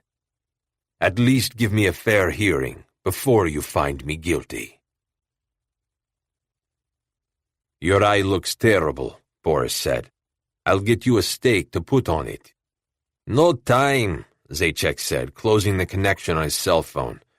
Cherkisov was spotted going through security at the Munich airport. Boris stepped to the curb and flagged down a taxi. Where is he headed? Damascus, Zaitchik said as they climbed in. Boris told the driver their destination, and he headed toward the nearest entrance to the A92 Munich-Deggendorf Autobahn. Syria. Boris sat back against the seat. What the hell is he doing in Damascus? We don't know, Zaitchik said, but we intercepted a call on his cell phone. He's been given instructions to go to El Gabal, a mining company on Avenue Shukri-Quatle. Curious. It gets curiouser, Zaitchik said. So far as we've been able to ascertain, El Gabal has been defunct since the 1970s. Clearly your intel is wrong, Boris said dryly. I'll try not to revert if you don't, Zaitchik said. We made a deal that's satisfactory to both of us, Boris said. That doesn't mean I have to like you. But you have to trust me. It's not you I worry about, Boris said. It's SVR. You mean Beria.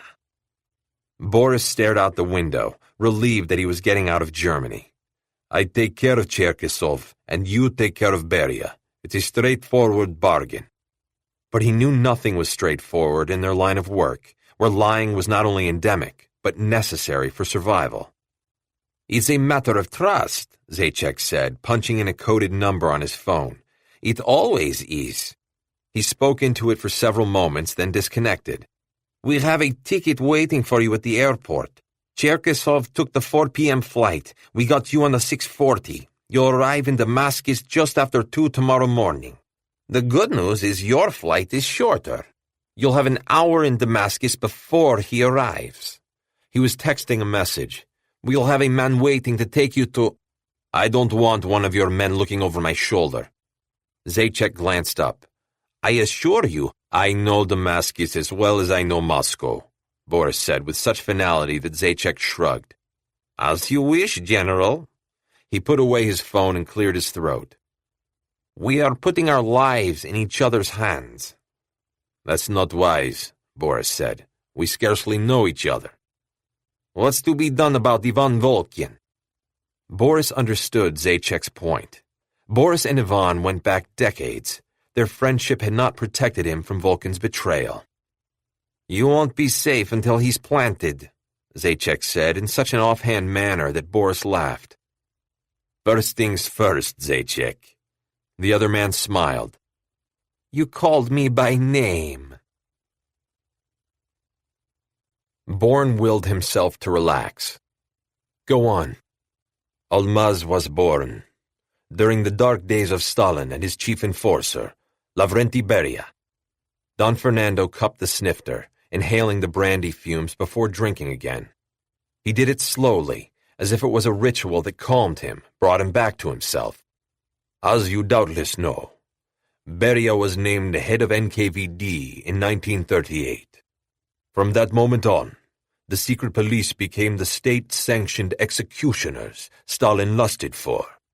At Yalta, Stalin introduced him to President Roosevelt as our Himmler. Beria's bloodthirsty ways are well documented, but believe me, the truth is far more dreadful. Kidnappings, torture, rape, maiming, and death became the order of the day for his enemies and their families, women and children. It was all the same to him. And as the months turned into years, there were those within the NKVD who became disgusted with the unrelenting cruelty and violence. It was impossible to voice their dissent, so they went underground, forming a group they called Almaz. Diamond, because diamonds are hidden, created under tremendous pressure deep within the earth. Don Fernando's eyes were blue again, glinting like the morning sea. He had finished his brandy and he poured himself another. These men were clever.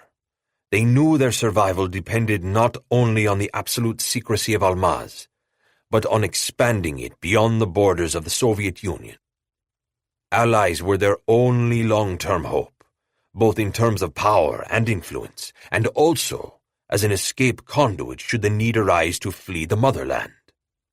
That's where your father came in, Bourne said. Don Fernando nodded. My father started in Colombia working the oil fields, but soon became bored. Fernando, he used to say to me, I am plagued with a restless mind. You are forbidden to follow in my footsteps. He was joking, of course, but only slightly. He shipped me off to London, where I took a first in economics at Oxford. But the truth was, I enjoyed physical labor. So when I returned to Colombia, much to my father's horror, I went to work in the oil fields, working my way up. I found great satisfaction in eventually buying my former bosses out. My father, meanwhile, turned his restless mind to international banking, founding Aguardiente Bancor. He knocked down his third brandy and attacked the bottle again. My 3 brothers were, unfortunately, of no use whatsoever. One died of a drug overdose. Another died in a cartel shootout. The third died, I think, of a broken heart. He waved his hand again.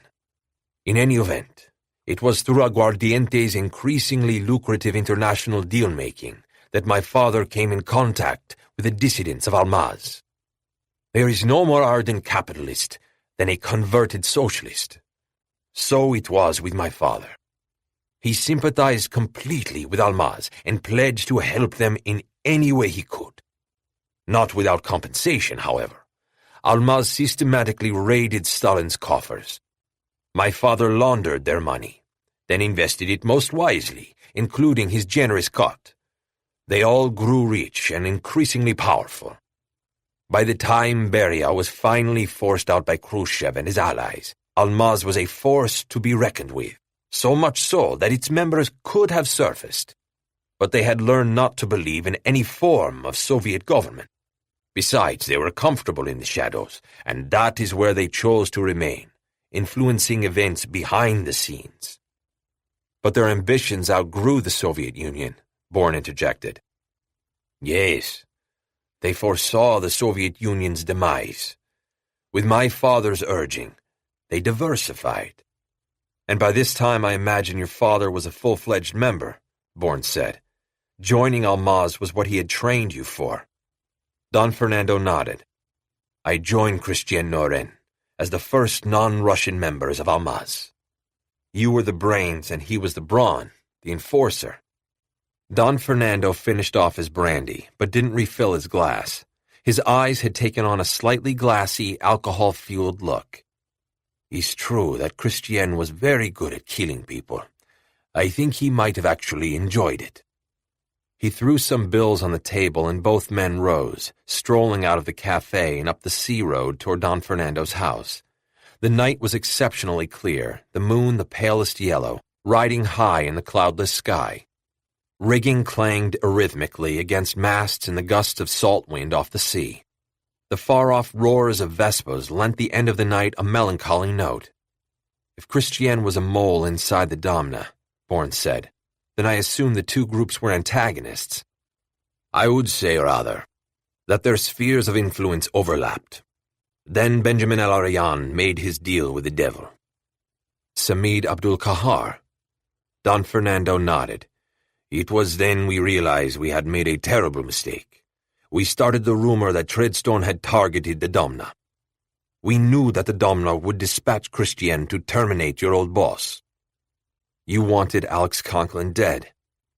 On the contrary, we wanted Christian to recruit Conklin into Almaz.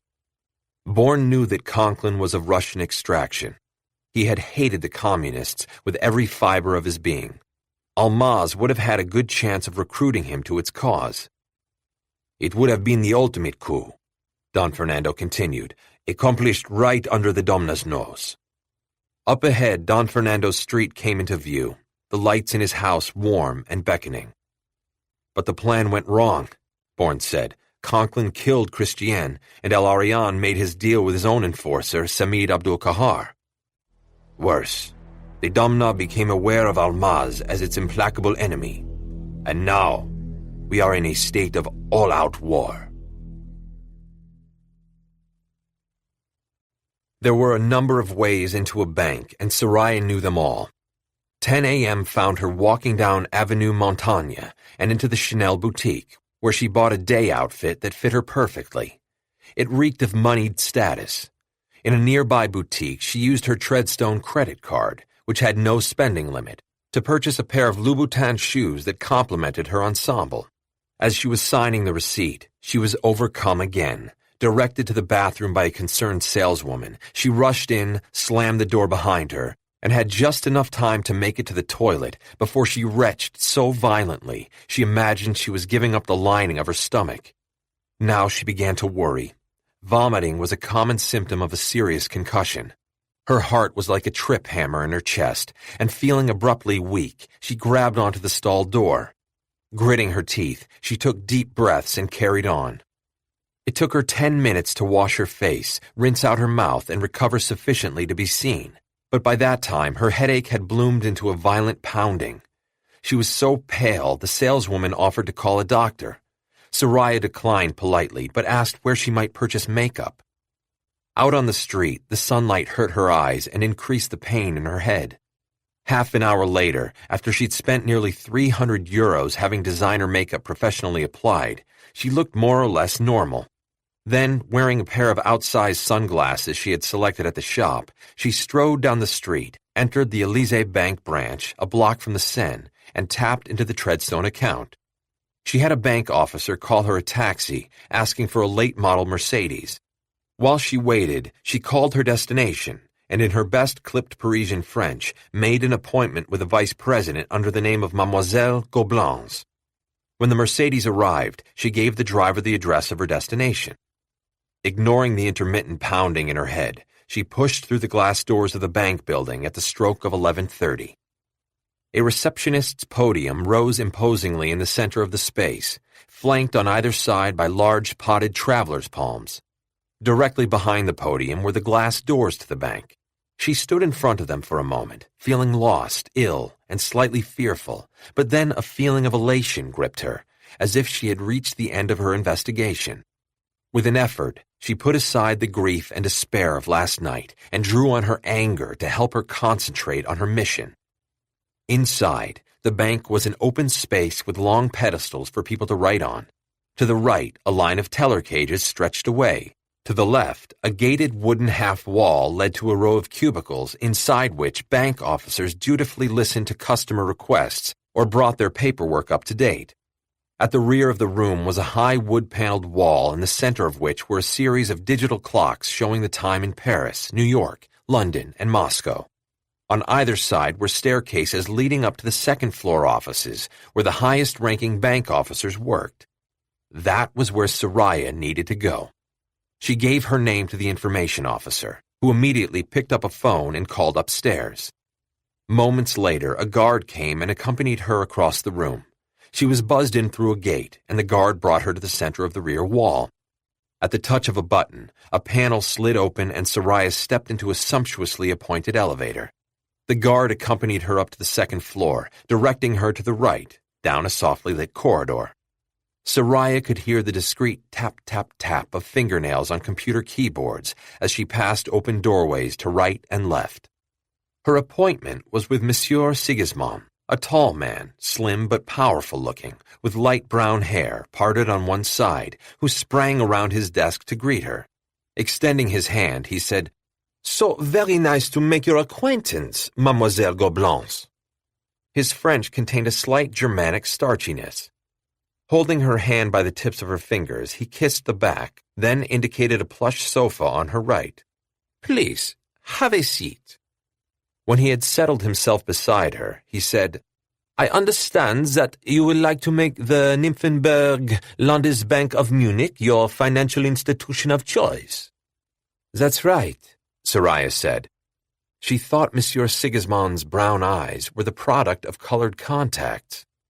"Now that I've come into my inheritance, your wealth management division has been recommended to me as being the best in Western Europe." Monsieur Sigismond's smile could not have been warmer. "My dear, it is gratifying, is it not, to know that all one's hard work has had its desired result?" "It certainly is." "And your complete wish is—" "To open an account. I have a sizable sum to deposit with more to come, and I will require investment assistance." "But of course, splendid." Monsieur Sigismond slapped his hands decisively on his thighs. "Now, before we proceed further, I would like to introduce you to the gentleman behind the grand success of our wealth management." He rose and opened a door in the wall that Soraya had not previously noticed. In strode a man of distinctly Middle Eastern descent. He was dark in every way imaginable, and almost magnetically handsome. "Ah, Mademoiselle Gobelins, what a pleasure to meet you," he said, gliding toward her. "My name is Benjamin El-Arian." Bourne stopped them as they were nearing Don Fernando's house. "What is it?" Don Fernando said. "I don't know."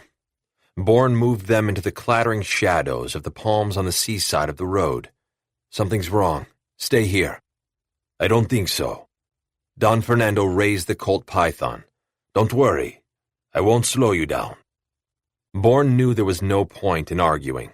Together, the two men moved from shadow to shadow until they were opposite the street where the house sat.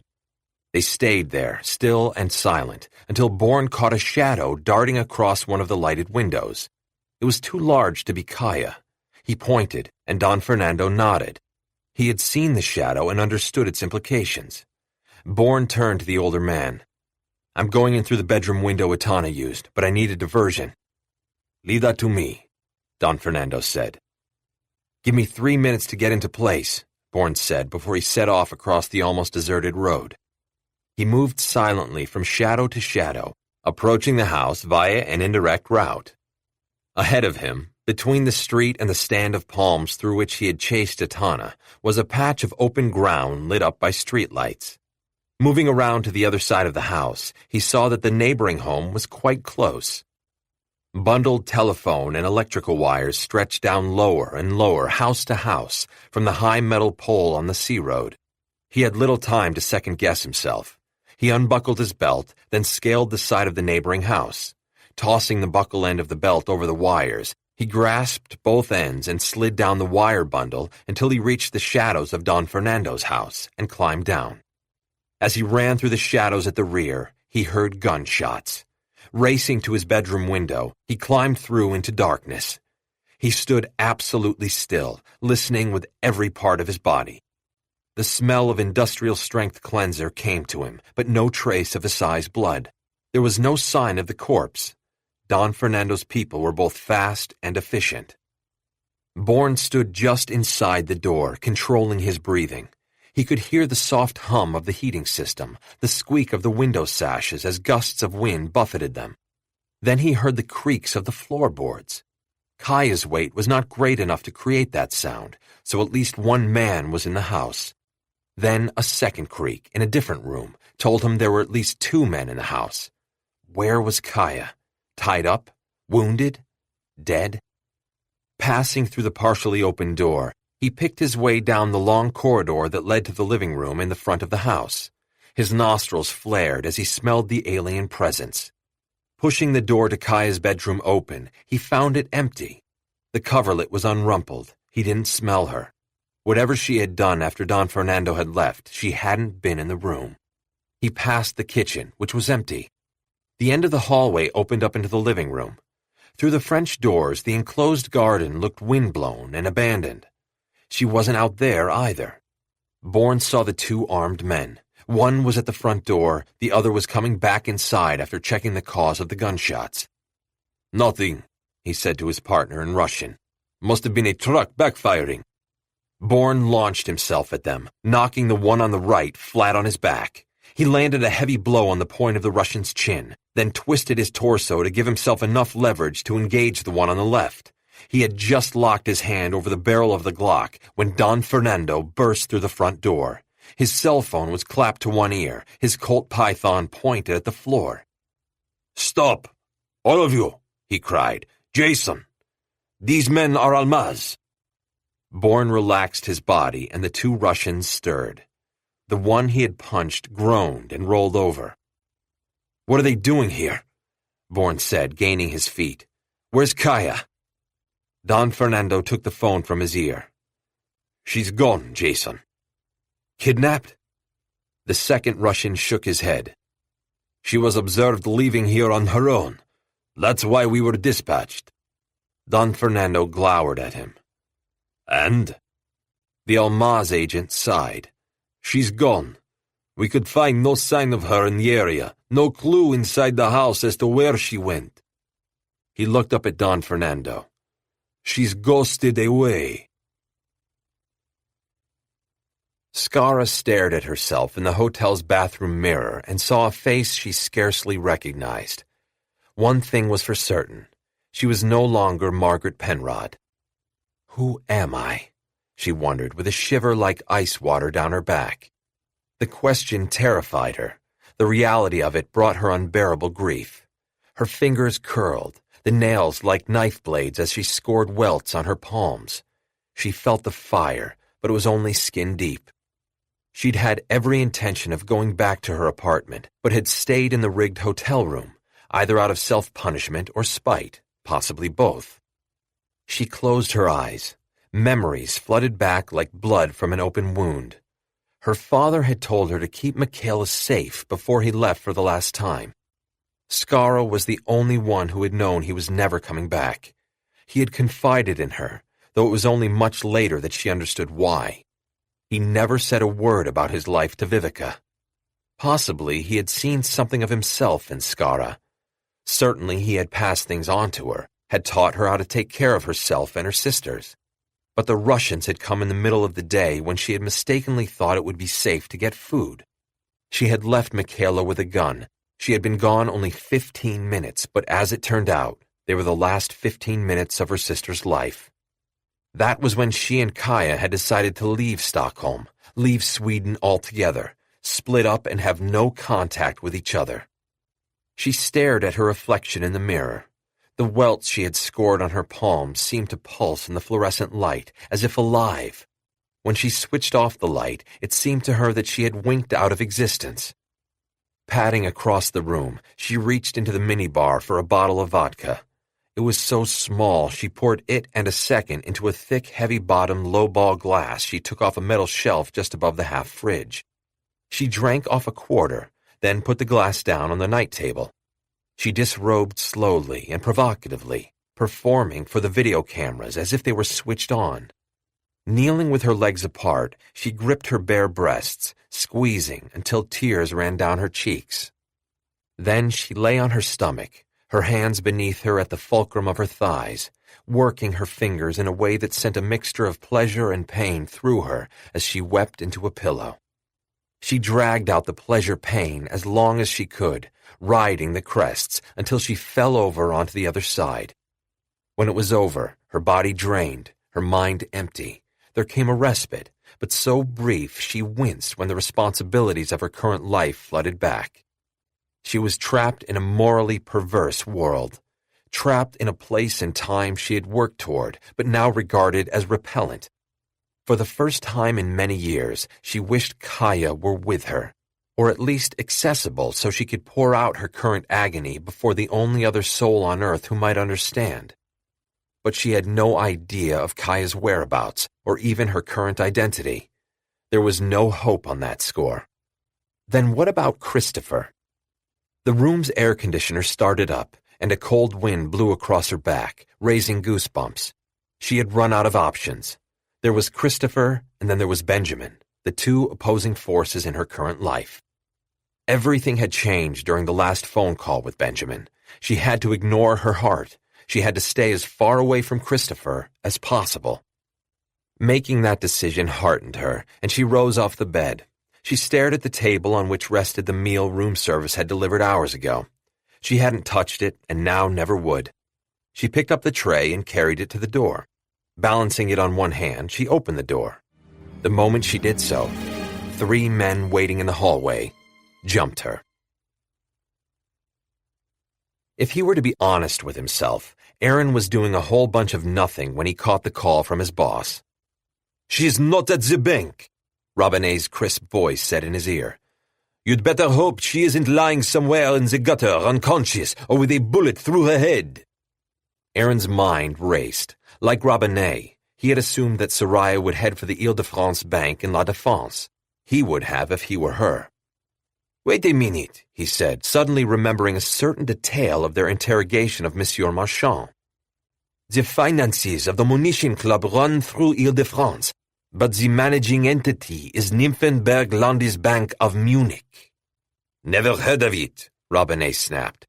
"Is it represented in Paris?" "Just a moment." Aaron did a Google search on his cell phone.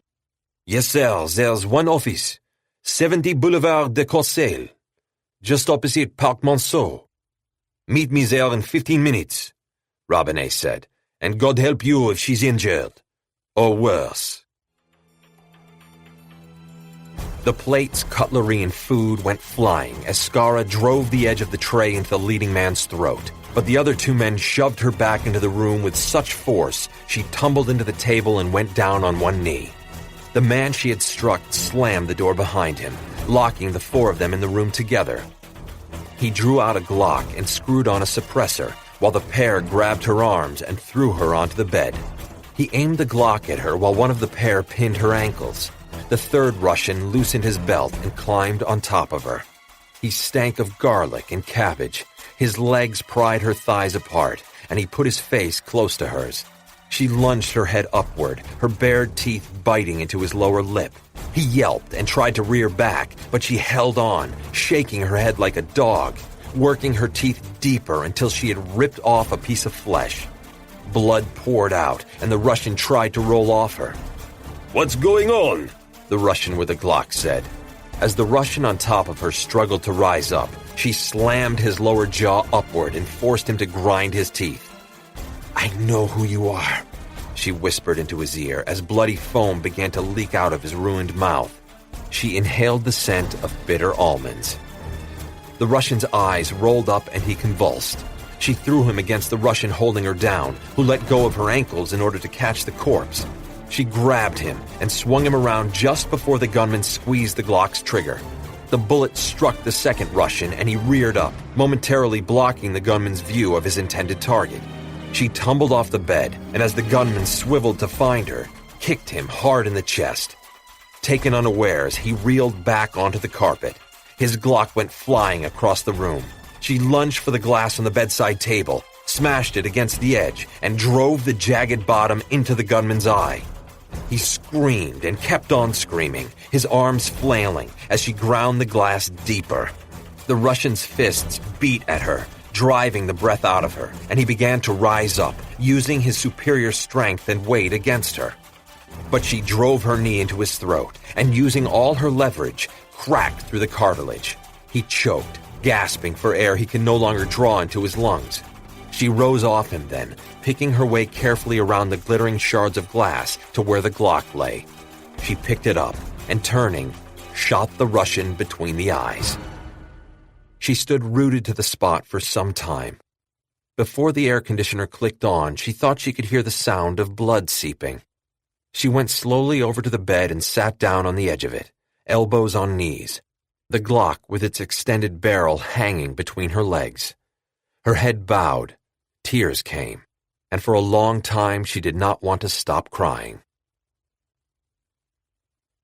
"Your time here is over, Jason," Don Fernando said. "You can no longer protect Kaya. You left her alone." "There was an emergency. Besides, she was under surveillance." "Little good it did." Don Fernando sighed. "Jason, this woman has made herself an expert at running and hiding. I knew all along that if she wanted to leave, short of tying her up, there was nothing I or my people could do to stop her." Bourne knew he was right, but it rankled him that Kaya was gone. She was a loose end. She had become an unknown in the complex equation. Don Fernando produced a slim folder from his breast pocket and handed it to Bourne. "A first-class ticket to Damascus. There are several stopovers, but that can't be helped. You'll touch down by tomorrow morning. I'll have Alma's agents meet you." "Don't bother," Bourne said. "I know where to go." When Don Fernando looked at him quizzically, he added, "I found the shipping labels for whatever is in the dozen crates in the warehouse." "I see." Don Fernando nodded judiciously. As the two Alma's agents departed, he extracted a cigar from its aluminum tube, bit off the end, and flicking open his lighter, sucked smoke into his lungs. When he had the Cuban going to his satisfaction, he said, "The crates are filled with FN Scar M Mark 20 assault rifles." "The Mark 20 doesn't exist." "It does, Jason. These are prototypes. Their firepower is extremely destructive." "And they're going to the Domna in Damascus. What for?" "That's what you need to find out." Don Fernando blew out a cloud of aromatic smoke. "The Domna has been stockpiling these and other assault weapons for over a month, but in the last week the shipments have accelerated." "We have the ability to stop this one." "On the contrary, I'm doing everything I can to make certain they are delivered to the address you discovered. El Gabal on Avenue Chukri Quatli used to be the headquarters of a mining and mineral company. Now, it's a vast complex of offices and warehouse-sized spaces used as Domna's main staging area." Bourne tensed. "Why would you let the weapons leave Cadiz?" "Because," Don Fernando said, "those Scar M's are filled with a powerful C4 compound." He pressed a tiny plastic package and a small cell phone into Bourne's hand. "Each crate needs to be embedded with one of these identical SIM cards." He opened the package to show Bourne the stack of SIMs. "This couldn't be done beforehand?" Don Fernando shook his head. "Every delivery to El Gabal is put through 3 different screeners. One is an X-ray machine. The chips would show up. No, they have to be planted by hand on site." "And then?" Don Fernando smiled like a fox. "You have only to press 666 on this phone's keypad, but you must be close and within line of sight of the SIMs for the Bluetooth signal to work. You will then have 3 minutes to get out of the building. The resulting explosion will destroy everything the Domna has stockpiled, as well as everyone inside El Gabal." Chapter 27. Save for the heightened security, Boris found Damascus much as he had left it, a modern city painfully growing up around the oasis, sporting minarets, mosques, and sites dating back to the time the Book of Genesis was written, somewhere during the 13th century BC. At the head of his army, Abraham descended into Damascus from the land of the Chaldeans, north of Babylon. He ruled the city for some years, refreshing himself and his men, enchanted by this bejeweled city in the fragrant valley between the Tigris and Euphrates rivers, before pushing on to Canaan. Subsequently, Damascus was conquered by Alexander the Great, and later taken by the Roman general Pompey. Septimius Severus decreed it an official colony of Rome, but Christianity came to the city also. St. Paul was struck down by holy light on the road to Damascus. Subsequently, he and St. Thomas lived in Bab Tuma, the city's oldest neighborhood. A crossroads of east and west of major importance, Damascus became the spiritual home of Severus Domna. In modern times, the city was made up of three distinct sections: the ancient Medina, as the Old City was known, and the French Protectorate, whose lyrical architecture and ornate fountains dated from the 1920s lay side by side like beautiful pearls, but what had accreted around them was the ugly sprawl of the modern city, with its brutal Soviet-style concrete buildings, shopping malls, and traffic-choked avenues. Boris identified the SVR agents hanging around the arrivals terminal the moment he passed through immigration, trying without success to blend into the scene. He felt for them. At 2 a.m, there were no crowds to blend into. He entered the men's room, washed up, and stared at himself in the mirror. He scarcely recognized himself. Decades maneuvering through the minefields of the Russian clandestine services had changed him. Once he had been young and idealistic, loving the motherland, willing to offer himself on the altar of making it a better place. And now, years later, he realized that Russia was no better off for his hard work. Possibly, it was worse off. He had squandered his life on an impossible dream. But wasn't that the mirage of youth, the dream of changing the world? Instead, he himself had changed, and the realization disgusted him. Returning to the arrivals lounge, he found the one food stand open, bought a meze plate, and sat at a round table no larger than a frisbee. He ate with his right hand while watching the arrivals board for the flight carrying Cherkasov. It was on time. He had 40 minutes until it touched down. He rose and went to the car rental desk. 15 minutes later, he was sitting behind the wheel of a rattletrap, engine coughing and groaning. He used the time left to consider his pact with Zaitchik. An eye for an eye, a curious riff on Strangers on a Train, one of his favorite films, where two strangers talk about committing murders for each other to avoid becoming suspects. In the clandestine services, this kind of pact wouldn't work. Strangers wouldn't be able to get near Cherkasov or Beria, but those close to them could. Even after decamping to the Domna, Cherkasov remained a thorn in SVR's side, according to Zaitchik even more so now that his power had grown outside Russia's borders. Boris had offered to terminate Cherkasov for Zaitchik. In return, Zaitchik would plant Beria 6 feet under. He would assume control of SVR, and Boris would have gained an ally instead of another enemy. Boris, of course, had his own reason for wanting Cherkasov dead. He owed his job to his former boss, but as long as he was alive, Boris lived under his thumb. Boris checked his watch. Cherkasov's flight had landed. By the time he pulled out of his space in the lot, passengers from the flight had begun drifting out of the terminal. Boris waited until he saw Cherkasov striding out. He smiled to himself because he was certain his former boss had picked up the SVR agents just as he had, and he knew that Cherkasov would believe they had been waiting for him. As Cherkasov hurried to the short line of waiting taxis, Boris gunned the car around them. He pulled into the curb in front of the first taxi and, leaning over, threw open the passenger's side door. "Get in, Victor." Cherkasov's eyes opened wide. "You! What are you doing here?"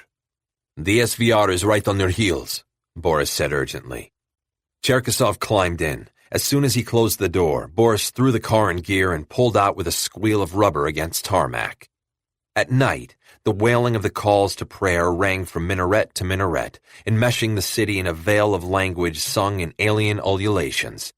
At least, they seemed alien to Boris as he approached the city in the squeaking car. Green lights burned from the tops of the minarets, far more than he remembered. Cherkasov sat beside him, fuming while he smoked one of his vile Turkish cigarettes. Boris could feel the energy coming off him like electric sparks from a severed power line. Now, Cherkasov said, half turning to Boris, explain yourself, Boris Ilyich. Have you taken care of Jason Bourne? Boris took an exit ramp off the highway into the streets. I've been too busy taking care of you. Cherkasov stared at him open-mouthed. After our talk about the SVR, I went back to Zaitchik, Berya's man. I know who Zaitchik is, Cherkasov said impatiently. I made a deal with them. You did what? I made a deal so I could find out why they're shadowing you. Since when have I been... I spotted one of their agents out on the tarmac at Uralsk airport. I wondered what he was doing there. Zaitchik told me. He turned the wheel and they headed down a darkened street lined with anonymous white concrete buildings. Somewhere, a radio blared a Muezzin's recorded voice. Berya is very much interested in your new post inside Severistomna. Berya could not know. But he does, Viktor Delyagovich. This man is a devil. Cherkasov chewed his lower lip in anxiety. So I have been following Berya's agents from Moscow to Munich and now here, wondering what their orders are. Zaitchik didn't tell you? Boris shrugged. It's not as if I didn't ask, but I couldn't press him. There was the danger of him becoming suspicious. Cherkasov nodded. I understand. You did well, Boris Ilyich. My loyalty did not end when you bequeathed me FSB-2. Much appreciated. Cherkasov squinted through the fog of bitter smoke. Where are we going? To an all-night cafe I know of. Boris hunched forward, peering through the scarred windshield. But I seem to have lost my way. I'd rather go straight to my hotel. Cherkasov gave an address. Get back to a major intersection. From there I'll know which way to go. Boris grunted and turned right, moving along a slightly better illuminated street. Why the hell is Berya so damn interested in where you go and who you see? Why is Berya interested in anything? Cherkasov said, an answer that gave away nothing. Boris came to an intersection where the light was broken, not an uncommon occurrence in this neighborhood. The sound of the Muezzin's canned voice seemed to be following them. Outside, the night was absolutely still. What trees they passed looked skeletal, stripped bare, like prisoners about to be slaughtered. Boris came to a burned-out block, mostly rubble surrounded by a chain-link fence. He pulled over to the curb and stopped. What are you doing? Cherkasov said. Boris gently pressed the point of a ceramic knife between two of Cherkasov's ribs. Why is Berya so interested in you? He's always been. Cherkasov jumped as Boris dug the point through his clothes and drew blood. Reaching behind him, Boris opened his door. Then he grabbed Cherkasov by the shirt front, and as he slid out of the vehicle, dragged his former boss with him. Some things never change, Boris said as he goaded Cherkasov toward the chain-link fence. He gestured. This place makes a convenient killing field. The dogs rip the corpses to shreds before anyone bothers to contact the police. Pushing Cherkasov's head through a gap in the fence, he bent over, following him through. This is a grave miscalculation, Cherkasov said. Boris poked him again so that he flinched back into Boris's grip. I do believe you've made a joke, Viktor Delyagovich. Boris pushed his victim on through the rubble until they reached the heart of the destruction. The same blank-faced high-rises rose all around them, dark and uncaring, but the lot itself was filled with the movement of the dogs Boris had spoken about. Sensing humans, they sidled and circled, their black snouts raised, sniffing for the first hint of spilled blood. Your death scents you, Viktor Delyagovich. It comes for you from all sides. What? What do you want? Cherkasov's voice was a hoarse rasp. He seemed to have trouble breathing. A reminiscence, Boris said. Do you recall a night about a year ago when you took me to a construction site on... where was it again? Cherkasov swallowed hard. Ulitsa Varvaka. Boris snapped his fingers. That's right. I thought you were going to kill me, Victor. But instead, You forced me to kill Melor Buchan. Buchan needed killing. He was a traitor. Not my point at all. Boris jabbed Cherkasov again. You made me pull the trigger. I knew what would happen to me if I didn't. Cherkasov took a breath. And look at you now, head of FSB 2. You, instead of that fool Buchan. And I owe it all to you. Shuddering at Karpov's ironic tone, Cherkasov said, What is this? Revenge for a killing that got you where you wanted to be? You disliked Buchan as much as I did.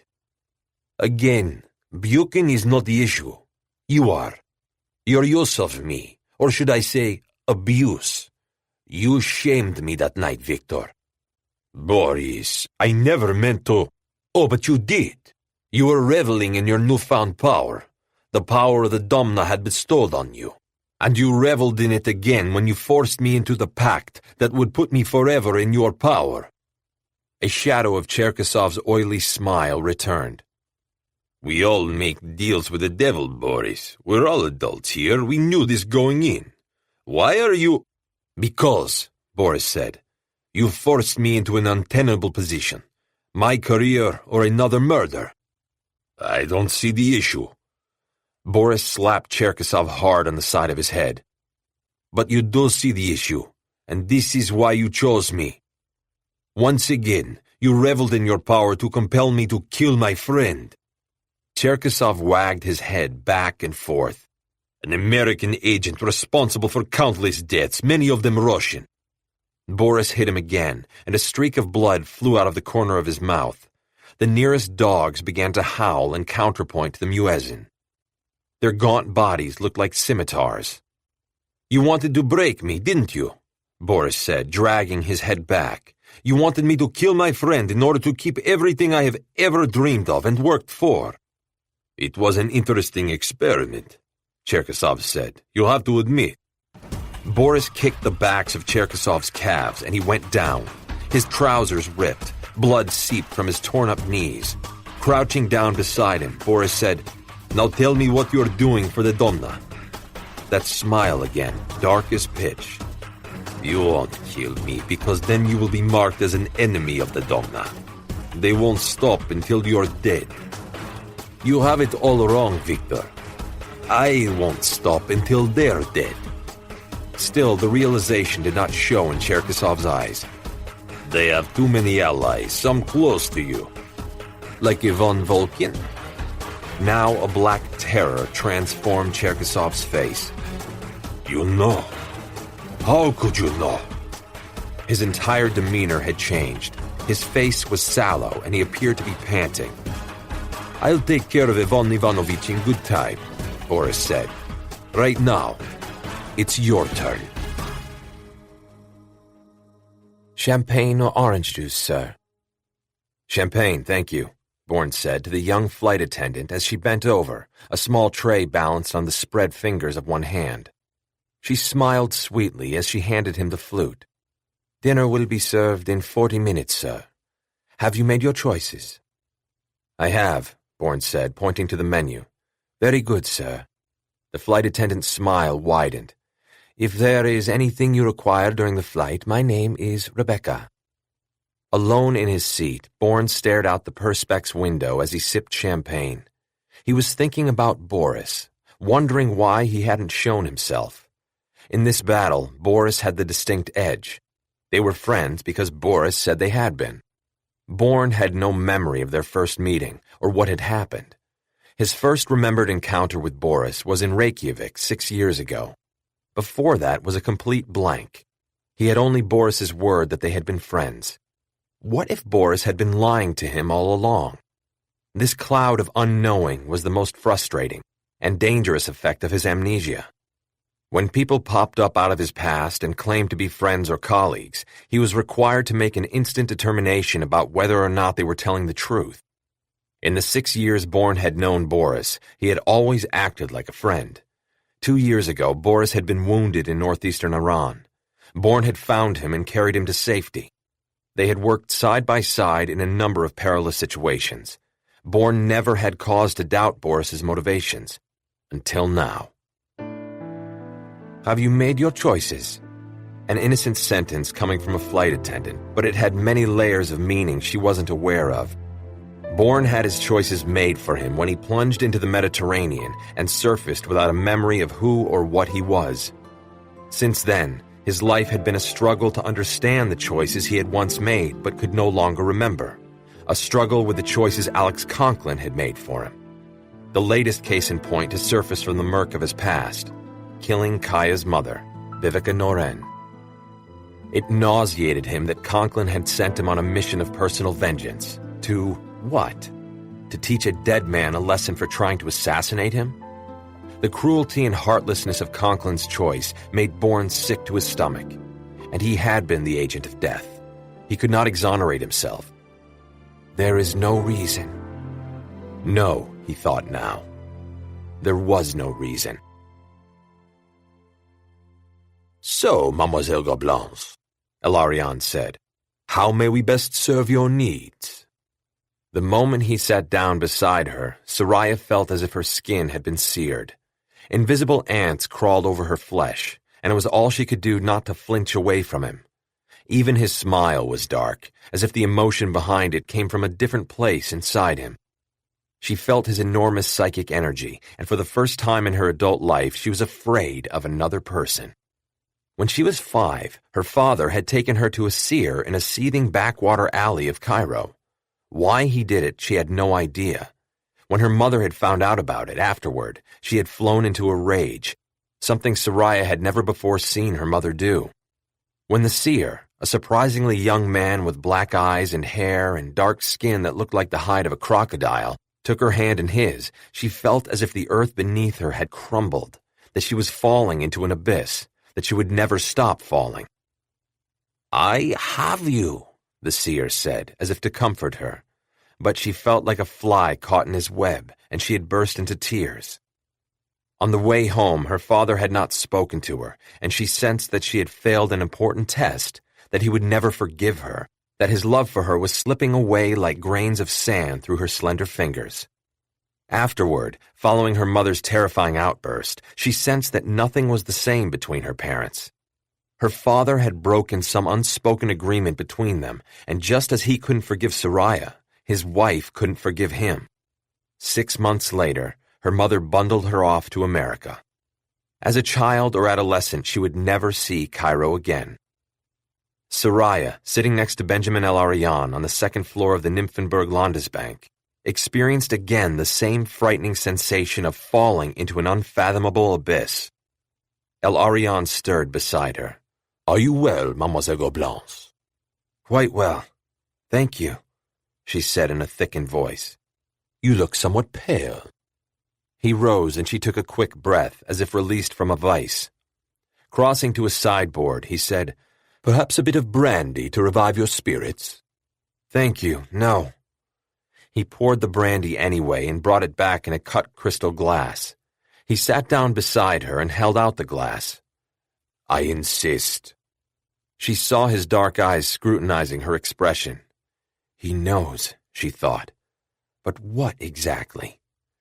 She brought a smile to her lips. I don't drink alcohol.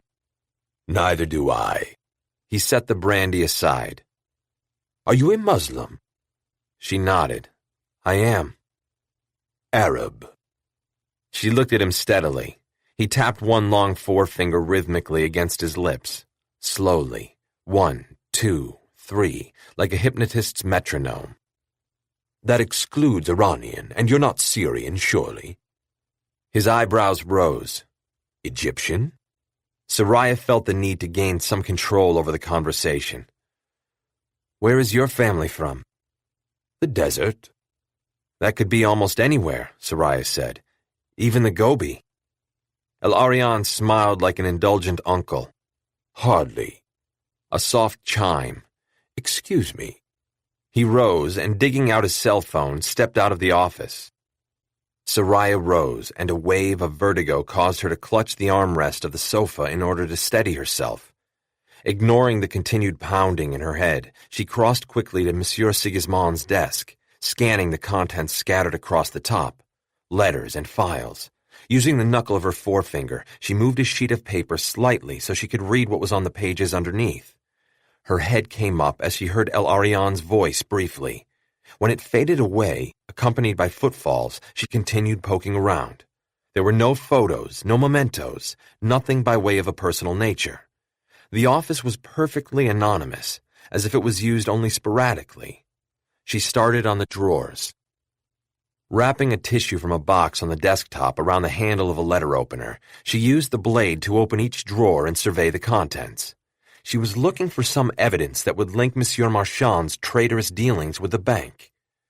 A moment later, she heard El Arian's voice approaching. She closed the drawer, dropped the letter opener, and was back at the sofa using the tissue to blow her nose when he reappeared, Monsieur Sigismond on his heels. My dear Mademoiselle Gobelins, my sincerest apologies for interrupting our meeting. It's quite all right, she said, stuffing the tissue away in her pocket. Ah, but first impressions are so important, don't you think? I do. He held out his hand and she took it, rising off the cushion. Monsieur Sigismond has an appointment. In any event, I believe you will find my office more conducive to concluding our business. He led the way down the hall and into a large office suite, this one furnished completely in a modern style. He stepped behind his desk, which held only an old-fashioned blotter, a set of fountain pens, a cut crystal paperweight with the name of the bank engraved in gold, an ashtray filled with butts, and a multi-line phone. He gestured for her to stand beside him. Please, I'm having papers drawn up for your intended deposit. He pulled out a printed card from a drawer. But first, we must gather some basic information. When she was at his side, he pressed a button and a video picture bloomed on the flat-screen panel across the room. Soraya saw herself in Monsieur Sigismond's office as she rose from the sofa and almost staggered. Her eyes followed herself as she crossed to Monsieur Sigismond's desk and began her clandestine work. I wonder, El Arian said, what were you looking for? His hand clamped her wrist in an iron grip and did not let go. Ivan Volkin was your friend for what? 30 years? Longer, Boris said. Cherkasov nodded. And when the time was right, he sold you out. Some color had returned to his face, and though he was still kneeling, he was breathing more easily.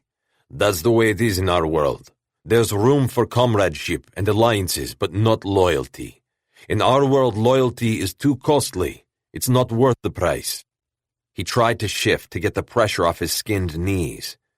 You think it's any different with Jason Bourne? The man's a natural-born killer. What does he know about friendship? More than you. Which is nothing. Cherkasov shook his head. I never had a friend in my life. Not the way you figure it anyway. How could I? It would leave me in a vulnerable position. Boris turned the knife point slightly. What the fuck do you call this? Cherkasov licked his lips. When he spoke, his words tumbled out, faster and faster. Don't you understand what a favor I've done you? I've given you the opportunity to kill Bourne before he has a chance to betray you the way your friend of over 30 years, Ivan Volkin, has. Some words seemed to catch in his throat, and he coughed, his eyes tearing with the effort. Volkin has been advising the Domna ever since his so-called retirement from the Gruprovka world. In fact, I'll tell you a secret. It was the Domna that put the idea of retirement into his head. Who knows how much the Domna paid him to come work for them? Boris sat back on his heels, considering the implications of what Cherkasov had just said. Sensing an opening, Cherkasov pressed on. Listen to me, Boris. I'm of more use to you alive than dead. You and me, we form an alliance. I tell you what the Domna is planning, and you use the power of FSB-2 to take Beria and his people down. We can then merge FSB-2 with SVR, with you at the head and me advising you. Boris, think of the possibilities of being in charge of clandestine services both inside and outside Russia. The entire world will open up for us. Victor, you surprise me, Boris said. Beneath that thick crust of cynicism, you have a streak of positivity. Cherkasov's fist connected with Karpov's jaw, knocking him to one side so that the knife pulled away from Cherkasov's flesh. Cherkasov grabbed for it, splitting a finger open on the edge. Using the spray of blood to blind Boris, he wrenched the knife away and jabbed it hilt deep into Boris's belly.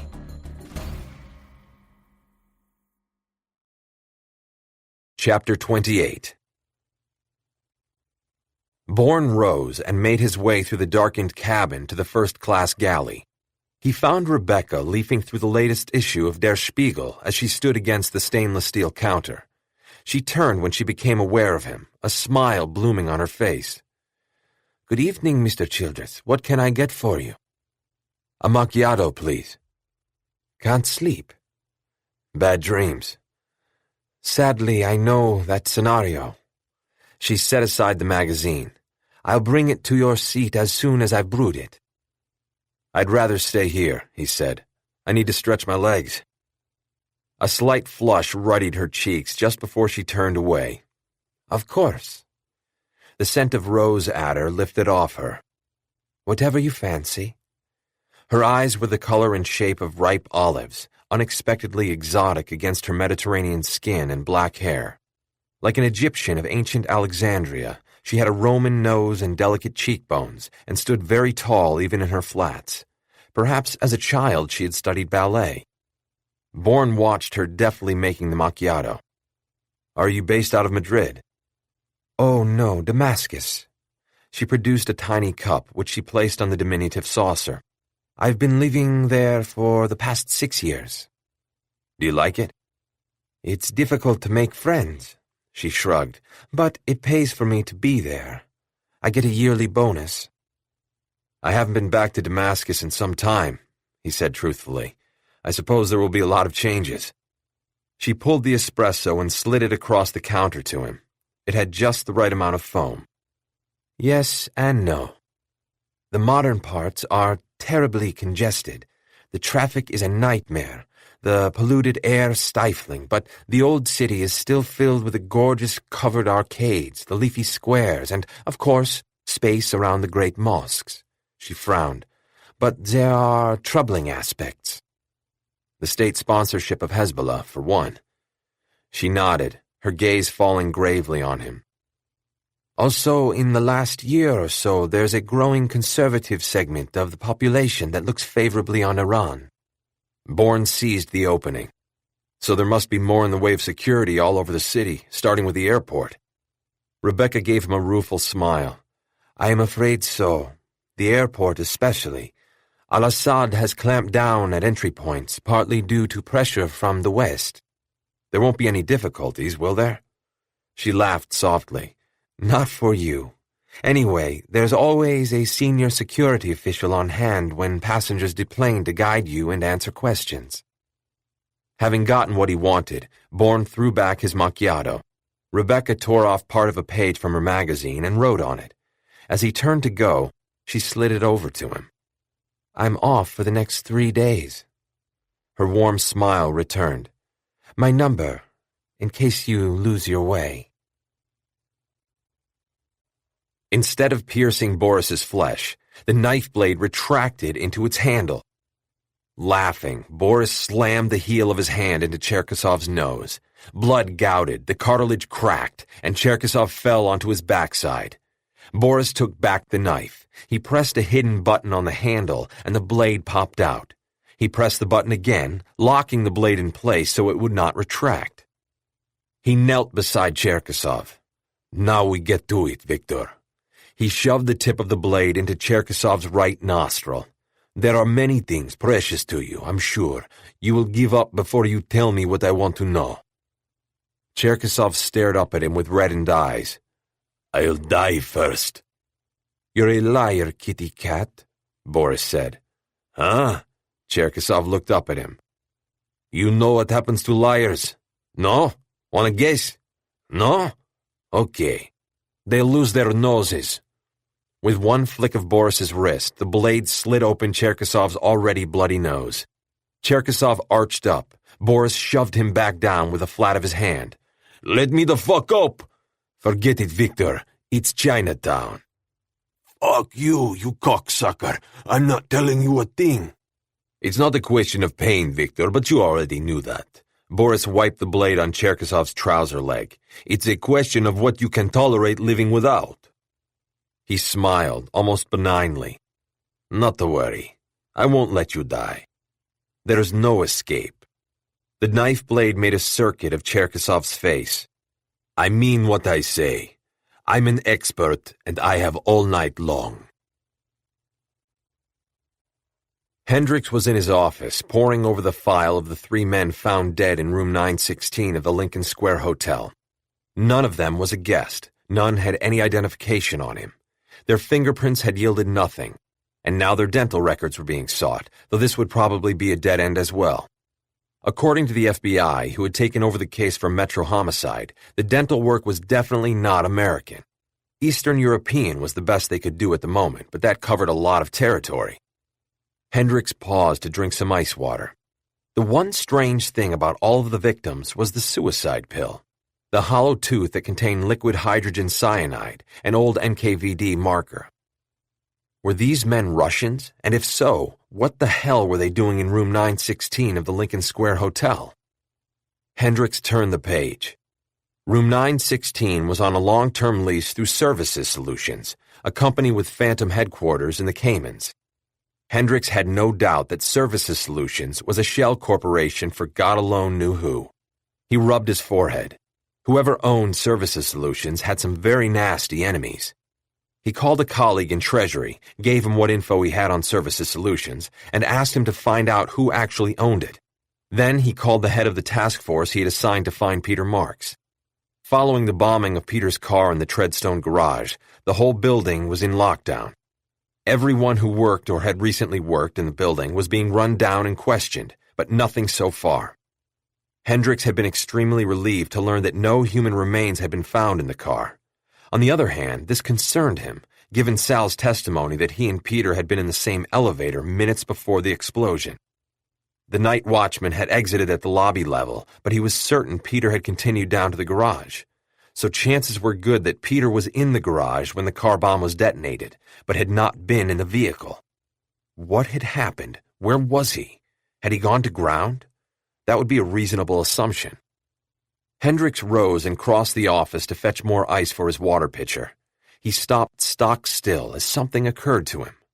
What if Peter had been injured?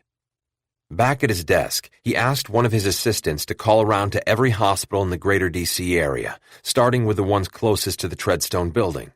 Then, as another thought occurred to him, he ordered the assistant to include all EMS and private ambulance services. "Put every available person on it," he concluded. He sat back, swiveled his chair around, and stared out the window. It was a dreary, wind-swept day. Beads of rain slid down the panes of glass, and beyond, on the street, people in shiny raincoats were hunched over, umbrellas trembling like leaves as they slogged their way to and from work. At the sound of his intercom, he turned back. "What?" His mind was buzzing with 1,000 possibilities. "Package just arrived for you, sir. It's been vetted by security." "What's in it?" "A DVD, sir." Hendricks frowned. "Bring it in." A moment later, one of his assistants placed the DVD on his desk. Hendricks looked up. "That's it? No note?" "Nothing, sir, but it was addressed to you and was stamped personal and confidential." Hendricks waved the assistant out, put the DVD aside, and returned to the case of the 3 dead men in room 916.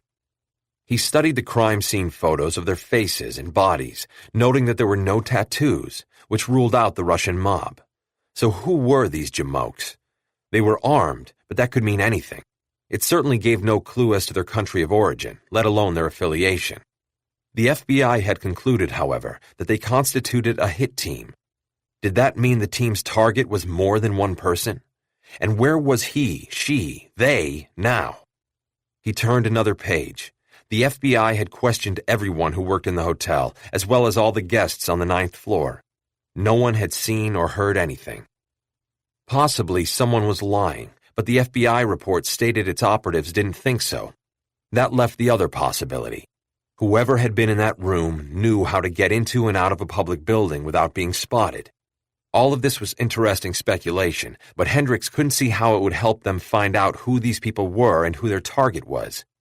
It was imperative that he find the answers to those questions ASAP. The threat of terrorism overhung them all. He needed something to make his day. He called a contact of his at CI. "How are the plans proceeding with security at Indigo Ridge?" "The place is in a fucking uproar." The disgust in his voice was evident.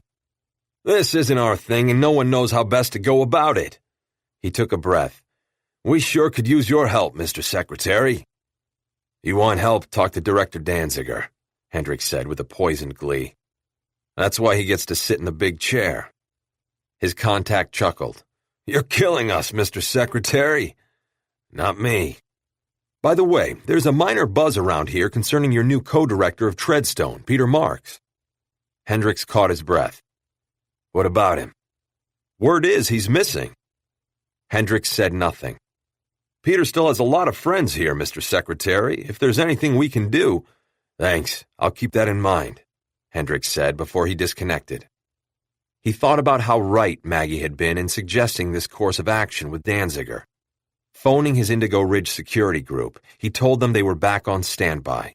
He could allow Danziger's fucking up to go only so far. Indigo Ridge needed to be secured. But his pleasure at the prospect of riding to the rescue was short-lived. What with an attempt on Peter's life, Peter missing, and the FBI material on the triple homicide at the Lincoln Square Hotel staring him in the face. Then his phone rang. "No luck with any of the hospitals," his assistant said, "and we went all the way out to Virginia and Maryland, same with EMS."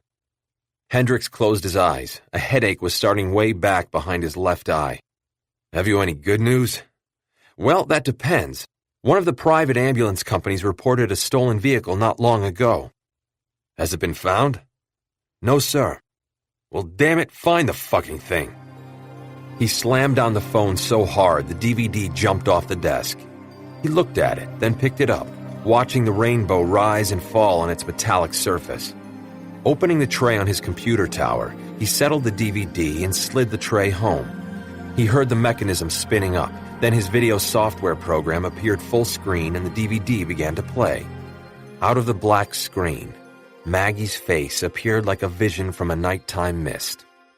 "Christopher, by the time you see this, I will be long gone. Please don't try to contact me." She paused, as if knowing Hendricks had reached for his cell phone, which he had. He felt his fingers tremble with the slender weight of it, as if he were touching the nape of her neck.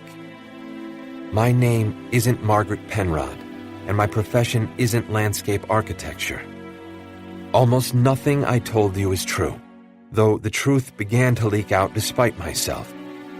Her eyes glittered, and even though Hendricks felt a fiery demon clawing at the lining of his gut, he was powerless to look away from her image, which shimmered like sunlight on water on the flat screen of his computer.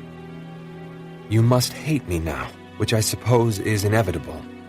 But before you judge me, you must understand something." Her expression changed, and Hendricks sensed that she was reaching out for something, a remote control, as it turned out. The frame drew back from her face to reveal her naked body. It was covered in blood. Hendricks hunched forward on the edge of his chair. "Maggie, what the fuck?"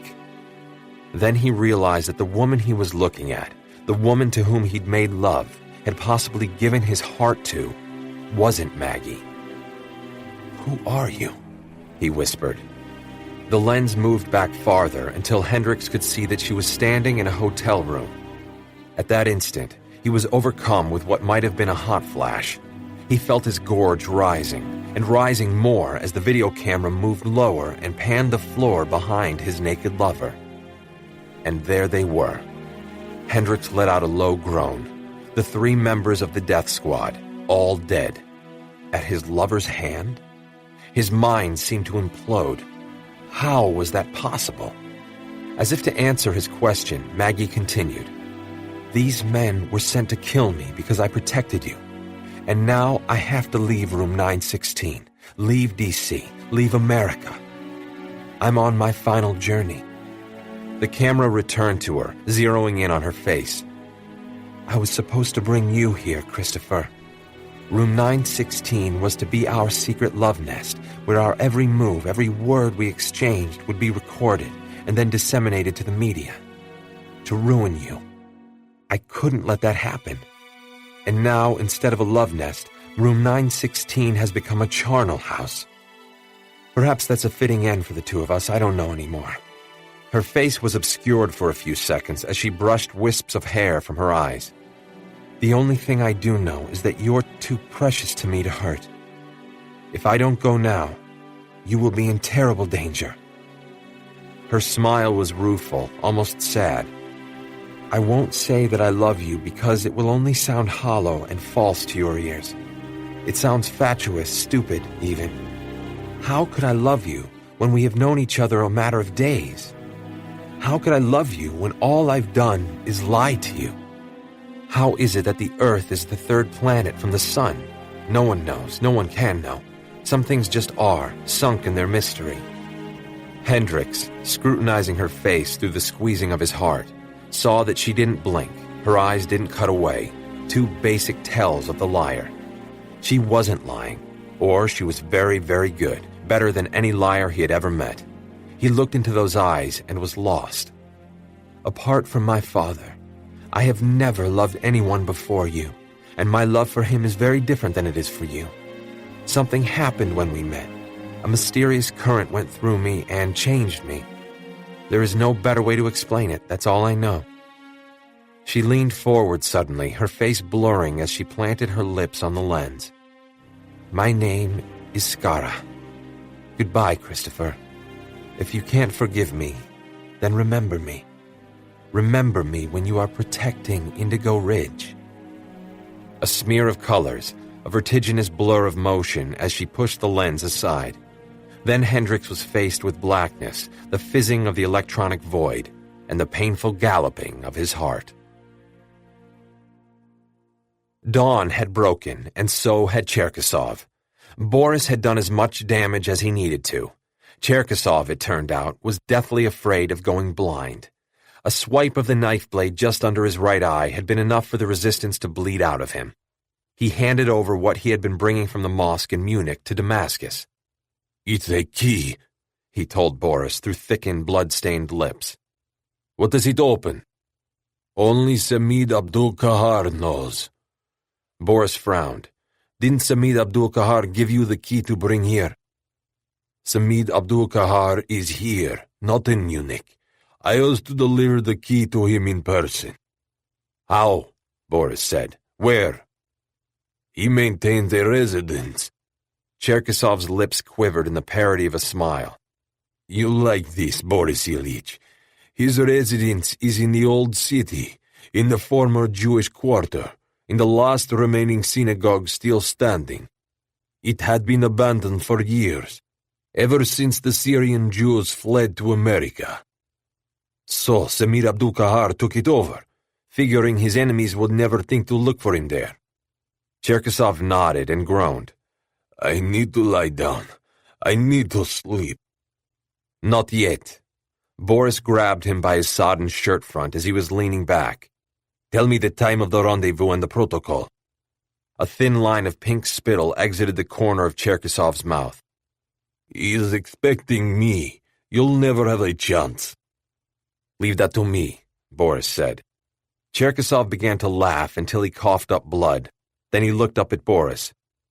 Look at me. Look what you've done. It's a sad day for you, Victor, I agree, but I can't sympathize. Boris shook his former boss until his teeth chattered. Now, fucker, tell me the details, and you can cry yourself to sleep. Soraya stood perfectly still. El-Arian's touch was toxic, as if he had somehow exposed her to polonium-210, and now she was rotting from the inside out, weak and defenseless. Who are you, mademoiselle? Soraya said nothing and stared straight ahead. The pounding in her head made it difficult to gather her defenses. It seems that we're a mystery to each other, Monsieur El-Arian. He wrenched at her wrists, and she gasped. Enemies by whatever names we call ourselves. Did Marchand order Laurent's death, or did you? Marchand was a bureaucrat. Elarian's voice was like the scrape of sandpaper. His mind was fixed on petty things. He lacked the vision to conceive of the traitor's death. She looked at him then, a terrible mistake. She was riveted, paralyzed. Never before had she believed in the concepts of good and evil. But his mesmeric eyes struck her as windows into an unbearable evil. She grabbed the paperweight and smashed it into Elarian's temple. He relinquished his hold on her as he staggered back into the chair. It spun away from him on its casters, and he pitched down onto the floor. Soraya turned and ran out of the office, down the hall. She heard a discreet alarm sound. Elarian must have pressed a panic button. A security guard appeared, pulling a sidearm from a black leather holster. Rushing him, she smashed her elbow into his throat, and he went down. She bent to take his weapon, but he grabbed her, and she had to kick him in the face to free herself. She passed up the elevator. It would be a death trap. Racing down the hallway, past open doors and startled faces, she reached the top of one of the staircases leading down to the ground floor. Behind her, she heard Elarian cursing her. She took the stairs two at a time, stumbling a bit because of the incessant pounding in her head, but managed to hold herself upright with one hand clutching the polished wooden banister. But she was less than halfway down when a pair of security guards converged from either side of the ground floor and rushed the stairs. Both men had their service revolvers out. Soraya turned back, but Elarian fairly flew down the stairs. He had a gun in his hand. He reached out, and as she tried to dive away from him, snatched her into his grasp. Chapter 29. Bourne returned Rebecca's smile as he exited the plane. He could smell the light rose of her perfume all the way down the jetway. He saw the security officer standing by just as she described. "Pardon me," Bourne said in Arabic. "This is my first visit to Damascus. Could you recommend a good hotel to stay at?" The officer stared at Bourne as if he were an insect, then grunted. Bourne bumped against him as he was getting out of the way of a woman being escorted off the plane in a wheelchair. Bourne apologized. The security officer shrugged while he was writing down his recommendations. Thanking him, Bourne walked off with his clearance card. He was already behind the rest of the debarking passengers, and now he fell farther back. Then he saw what he was looking for. A door marked "No admittance, official personnel only." Beside the door was an electronic reader. He swiped the stolen card and pushed the door open. He had no idea who would be monitoring passengers going through immigration. He only knew he didn't want to be identified entering Damascus by anyone, especially Severus Domna. He took the back halls of the airport, unsure of where he was going until he found a fire drill map of the area screwed to a wall. In 15 seconds, he had memorized the map and had worked out the route he wanted to take. Soraya felt herself being dragged backward, the cold metal of the gun's muzzle hard against the side of her head. Seeing the security guards hesitate, she felt disoriented. Didn't these men work for Elarian? Then they parted, and she saw Aaron, Jacques Robinet, and a young man she didn't recognize who was scrutinizing her with a cold physician's eye. The entire ground floor had been evacuated. "Put the weapon down," Aaron said. He was armed as well, with a cig. Aaron advanced between the two guards. "Put it down. Let the woman go, and we'll all walk out of here peacefully." "There is no chance of peace," Elarian said, "here or anywhere." "There's nowhere to run," Aaron said as he took a step forward. "This can end well or end badly." "It will surely end badly for her," Elarian said, jamming the muzzle of the pistol into Soraya's head so hard that she made a low sound in her throat. "Unless you move aside and allow us safe passage." "Let the woman go, and we'll discuss it," Robinet said. Elarian's lip curled upward. "I won't even dignify that suggestion with a response," he said. "I am not afraid to die." He rubbed his cheek against Soraya's hair. "The same cannot be said for your agent." "She's not our agent," Aaron said. "I'm done listening to your lies." Elarian dragged Soraya down the stairs. "She and I are going to walk across the floor and out the door. We'll disappear, and that will be the end of it." As he took the last several steps down to the marble floor, Robinet ordered the guards to move back. Elarian smiled. Erin looked into Soraya's eyes. "What is he trying to tell me?" she asked herself. Elarian apparently saw the look too, because he said to Erin, "If you kill me, you'll kill her as well. Her death will be your responsibility. Are you a gambling man? Are you willing to take on that weight?" As he spoke, Elarian moved across the floor. The space echoed with their footfalls, the vast empty space and arena where, Soraya supposed, the end of her life might play out. She knew that Erin had given her a signal. If her head had been clear, if the pounding weren't making her wince with every agonizing throb, she would know what part he wanted her to play in the endgame, because she had no doubt Erin had an endgame in mind. She would have if she were in his position. They were almost to the front door now, Erin and Robinette shadowing their every step. She felt helpless, like every damsel in distress in every action movie ever made, and this angered her to such a degree that she shoved the pain into a dark corner, holding it at bay while she tried to figure out position. That was it. Erin was moving into position to make a kill shot. He would do it just as Elarian reached the door. That's when she would do it.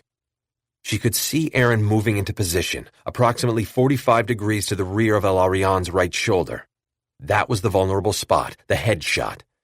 But she had looked into her captor's eyes, and she knew his heart. She knew that he would not go down easily, that his first instinct would be to shoot Erin, not her. It would be the soldier's reflex action, to fire back at his attacker, one Elarian couldn't control. He might shoot Erin and then her before he went down, but for certain Erin was in mortal danger.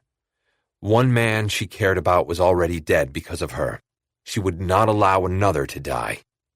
This decision was what drove the pain racking her skull down farther, the adrenaline pumping through her, the certain desire to do this one last thing that would give her a sense of rightness, of completion, of her life and death having meaning. Like Elarian, she was not afraid to die. In fact, she had considered it an inevitability when she had chosen fieldwork. But she was not a martyr. She loved life, and there was a sadness in her even as she and Elarian reached the door, as she saw Erin's sig come up, as she slammed the back of her head against Elarian, as she drove an elbow into his kidney, as she became his assailant, not Erin. She heard Erin shout, felt the air go out of Elarian. Then she was in the eye of a monstrous thunderstorm that blew her sideways. She tasted her own blood. She was falling. The pain in her head vanished. Then everything was obliterated by absolute stillness. Damascus spread out before Bourne as he took a taxi in from the airport. The sun-washed morning bounced off the windshield and set fire to the hood as they rumbled through the streets.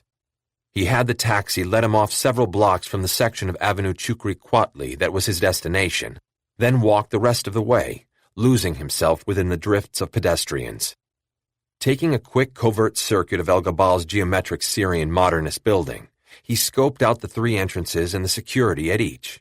The front entrance, all glass and hammered steel, had no overt security presence, but taking his time paid off, as at intervals of precisely 3 minutes, he observed a pair of uniformed guards passing in front of the glass doors. On the west side of the building was a single-door emergency exit. The metal door looked solid, made to seem impregnable, but Bourne knew that no door was impregnable. In the rear was a wide loading dock, which was currently empty. Beyond the dock were 4 wide doors, at the moment all closed. A uniformed security guard sat smoking and talking on his cell phone. Occasionally, he turned his narrowed eyes on the street, peering back and forth, checking for anything suspicious or out of place. Unlike the guards in the lobby, who carried sidearms only, this man had an AK-47 strapped across his back. At each angle, Bourne looked upward, studying the roofline and the possible means of gaining its height. There were no trees or telephone poles, but the building itself looked scalable.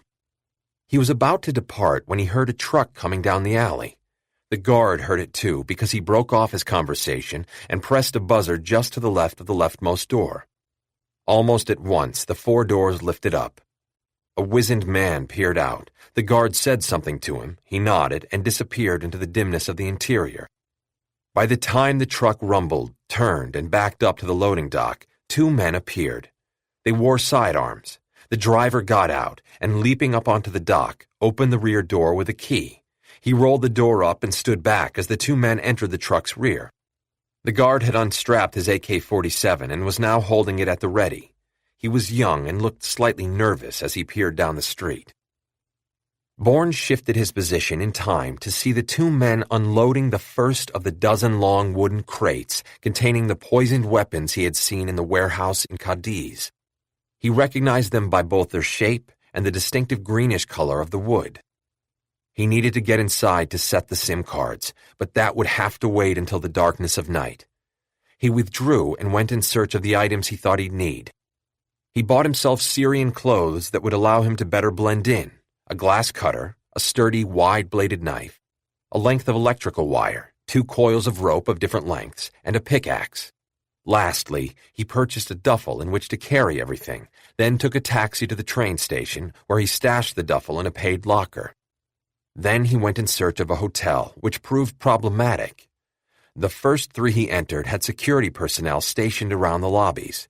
They might have belonged to the respective hotels, but he didn't think so.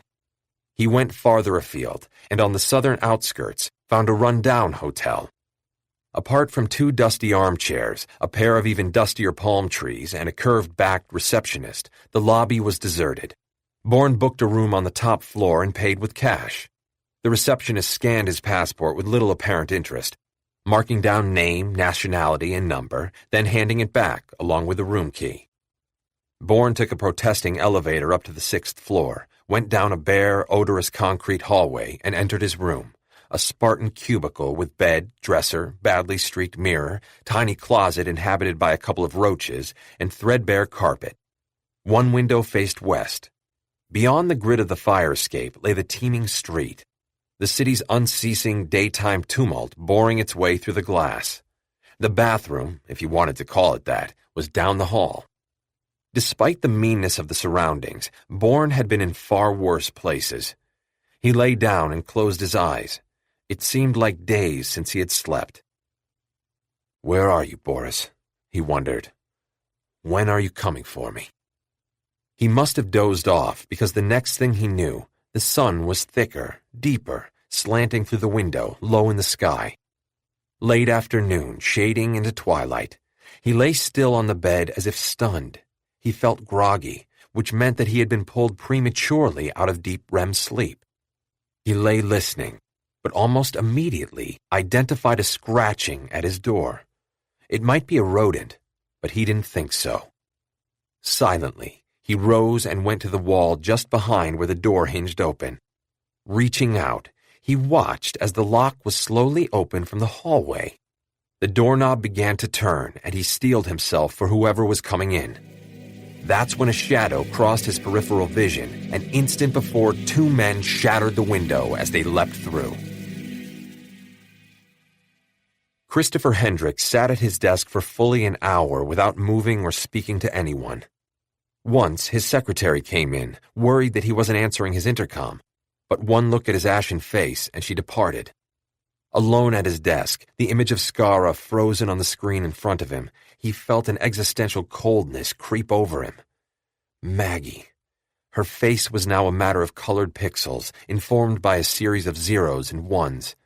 This was Maggie, a mirage, a dream, an electronic fantasy. Who, then, was Skara? How had she so successfully penetrated the government's vetting process? How had she pierced his own armor? How had she grabbed hold of his heart? Even now, with the shock of her revelation still running through him, his heart beat onto the rhythm she had set for it. "I have never loved anyone before you." He did not know whether to believe what she said in the video. "Something happened when we met. A mysterious current went through me and changed me." At last, at the end, had she told him the truth, or was that wishful thinking? Was her last message another lie, one to keep him from sending his people after her? "I'm on my final journey." What the hell did she mean by that? The words tolled in his head like funeral bells, sending a shiver down his spine. His head hurt, his thoughts frantically pinwheeling, getting nowhere. He no longer knew truth from fiction because he wanted what she said to be the truth. wanted it so badly it left a metallic taste like blood in his mouth. She was an agent, that was clear enough, and a demonically clever one. But who was she working for, and how did she know about Indigo Ridge? His mind raced backward, reliving in reverse their short but intense time together. He thought of their picnic, of what he had revealed to her, a hell of a lot less than she already knew, as it turned out. It had been her idea for him to dump security for Indigo Ridge into Danziger's lap, though he had, of course, not revealed names or places. Why had she made that suggestion? He ran a hand across his eyes, but at once he snatched it away. He felt magnetized to her eyes, pulled toward the image on the screen.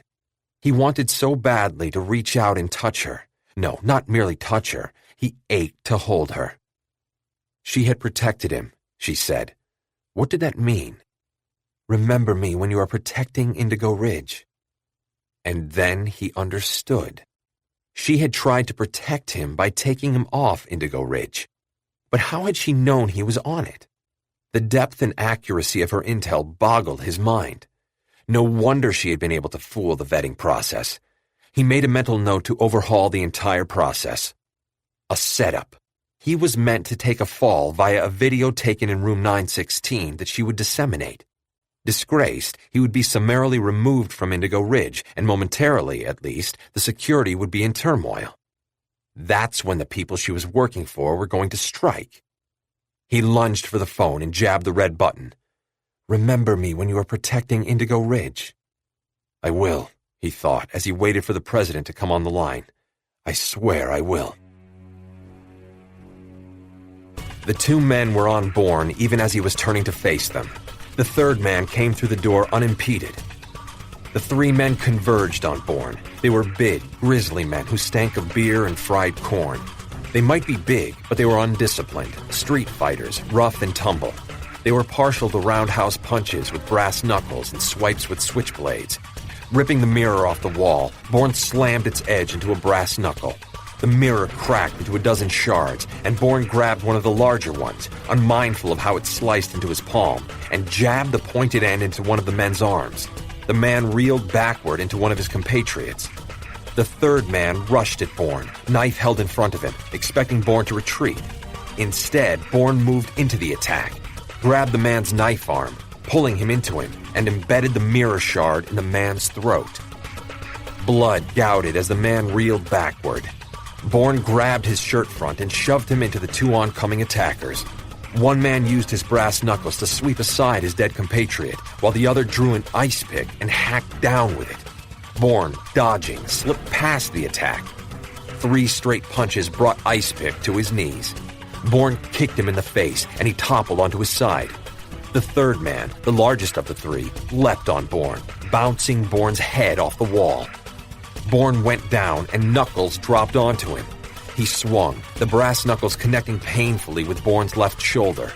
Bourne kicked him, at the same time twisting his torso, slamming his elbow into Knuckles' midsection. Bourne threw Knuckles off him, and in a crouch, rushed him, slammed him into the wall, wrapped one arm around his head, and joining his hands, jerked powerfully, breaking his neck. As Knuckles collapsed, Bourne took a moment to check out a hunch. Going through the men's pockets revealed Colombian passports. This was a death squad sent by Roberto Correos, who hadn't forgotten his vow of revenge against Bourne. How they had picked up his trail here in Damascus was anyone's guess. In any event, he had no time to try to find an answer. That would come later. He was about to exit the room via the shattered window when he turned back, scooped the ice pick off the floor, and stepping over bodies and through shattered glass, made his way out of the room, down the fire escape, and into the teeming twilight.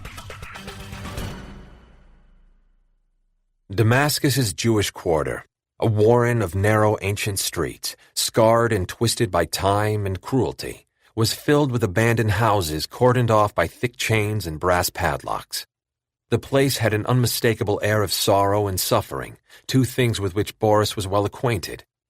The rendezvous with Samid Abdul-Kahar wasn't until 10 p.m., but Boris thought he'd better get the lay of the land before he tried what the late unlamented Viktor Cherkasov had described as impossible.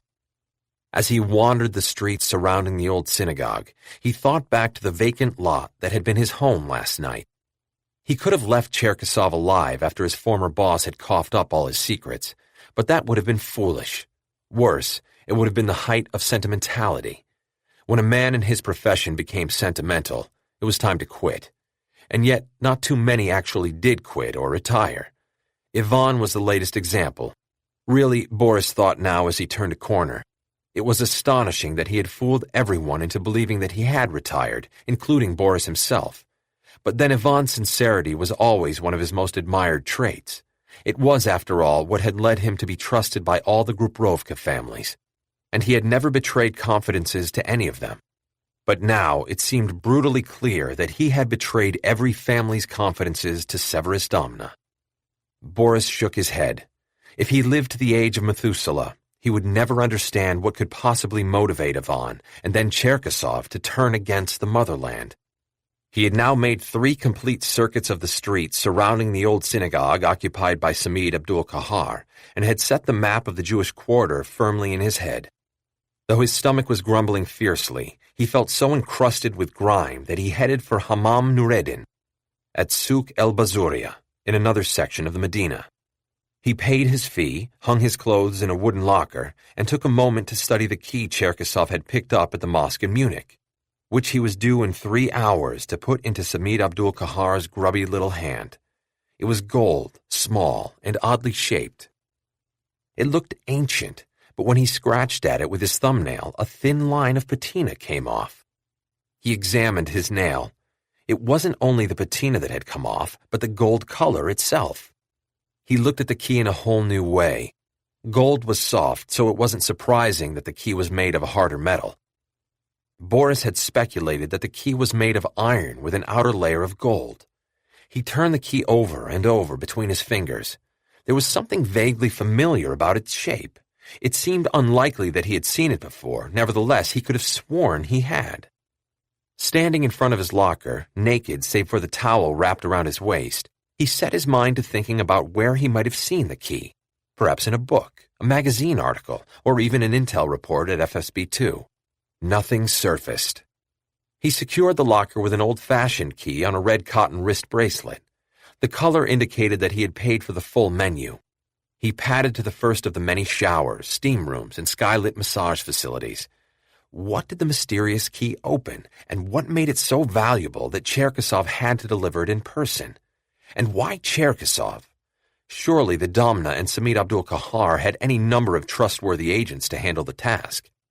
These questions swirled through his mind like a school of fish as he showered, was scrubbed by an attendant, then padded into one of the great tiled steam rooms. He sat, a towel draped across his loins, bent forward, forearms on thighs, and tried to free his mind of questions, doubts, and the myriad responsibilities he faced. His head hung, his vision going out of focus as his muscles slowly relaxed. He could feel the exhaustion oozing out of him with his sweat. His overactive mind eventually calmed. Suddenly, his head snapped up. He opened his left hand and stared at the key lying in the center of his palm. A laugh bubbled up. He laughed so hard his eyes began to tear. Now he understood why Cherkasov had been chosen to go to the mosque in Munich, even though he despised Muslims. 20 minutes later, he was lying face down on a massage table, having his muscles reduced to quivering jelly. He closed his eyes, listening to the slap of the masseur's hands on his back, humming to himself as his right hand played with a thick wooden peg under the tabletop that kept the parts together. A shadow fell across his face, and he opened his eyes and looked up to see Zaitchek, his face raw and red as just butchered meat, swollen on one side. Below the neck, his body was pale as milk. His torso was completely devoid of scars. Boris remembered when his own body had looked like that. "Fancy meeting you here, Boris." Zaitchek's smile was warm and ingratiating. "I saw what you did to Cherkasov." He clucked his tongue against the roof of his mouth. "A sorry end for a man of such power. But then power is fleeting and life is short, eh?" "You look like a fucking bureaucrat, Zaitchek. Go home." Zaitchek's smile was lopsided, as if stitched there by a bad tailor. "What did Cherkasov tell you?" "Nothing," Boris said. He had bigger balls than I had imagined. The smile froze. I don't believe you, Boris. I'm not surprised. You're out of your league here in the field. Zajacz's eyes narrowed. Aren't we partners now? Boris lay his cheek against his folded arms. He was getting a crick in his neck from keeping his head up. You're supposed to be in Moscow, tending to your part of our bargain. To be honest, I didn't trust you would keep your end. But I have. Astonishing, really. Zajac flicked the key dangling from Boris's right wrist. What was Cherkasov doing in Munich? Why did he come here? I told you. Zajac leaned over Boris. He was a mule, wasn't he? He was bringing something here, was that it? I have no idea. Zajac lunged for the locker key. When Boris tried to slide off the table, the masseur held him in place. What the hell is this? Boris said.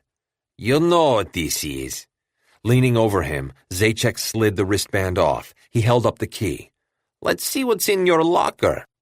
As Zajac sauntered off, Boris tried again to rise, but the masseur, leaning in with all his muscled bulk, held him even more firmly in place.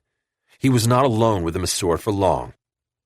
He saw another man enter the room. His face was triangular, vulpine, the black eyes never alighting on one thing for long. He was not a tall man, but he was nevertheless imposing.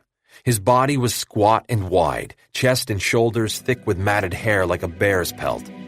Despite his lack of uniform, Boris recognized him immediately. He forced a smile onto his face as the man approached him. Konstantin Lavrenti Beria. At last we meet. Chapter 30. In the long Damascene twilight, Bourne walked down Straight Street, the main artery of Babtuma, the oldest section of the Medina. Not knowing where it might be safe, he dug out the slip of paper Rebecca had given him and called her. He heard the pleasure in her voice when he identified himself. I live in an alley off Haret al-Azaria, Rebecca said. It's very near the old Jewish synagogue, right around the corner, in fact. I'll come down to meet you, otherwise finding me the first time is pretty much impossible. Bourne liked that and told her so.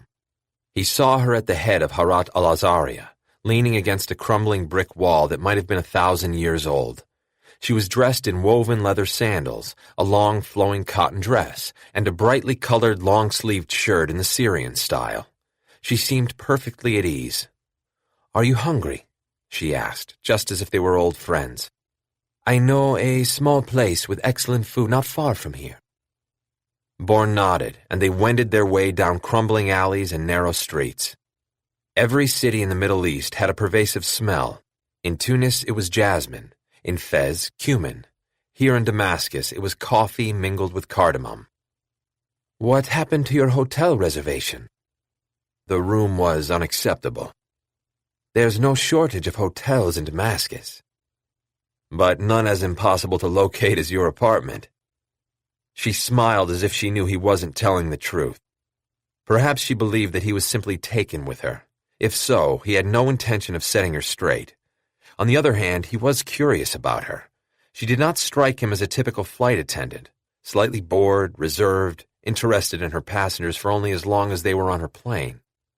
Walking along the streets of the Medina was like opening a pack of Advent cards.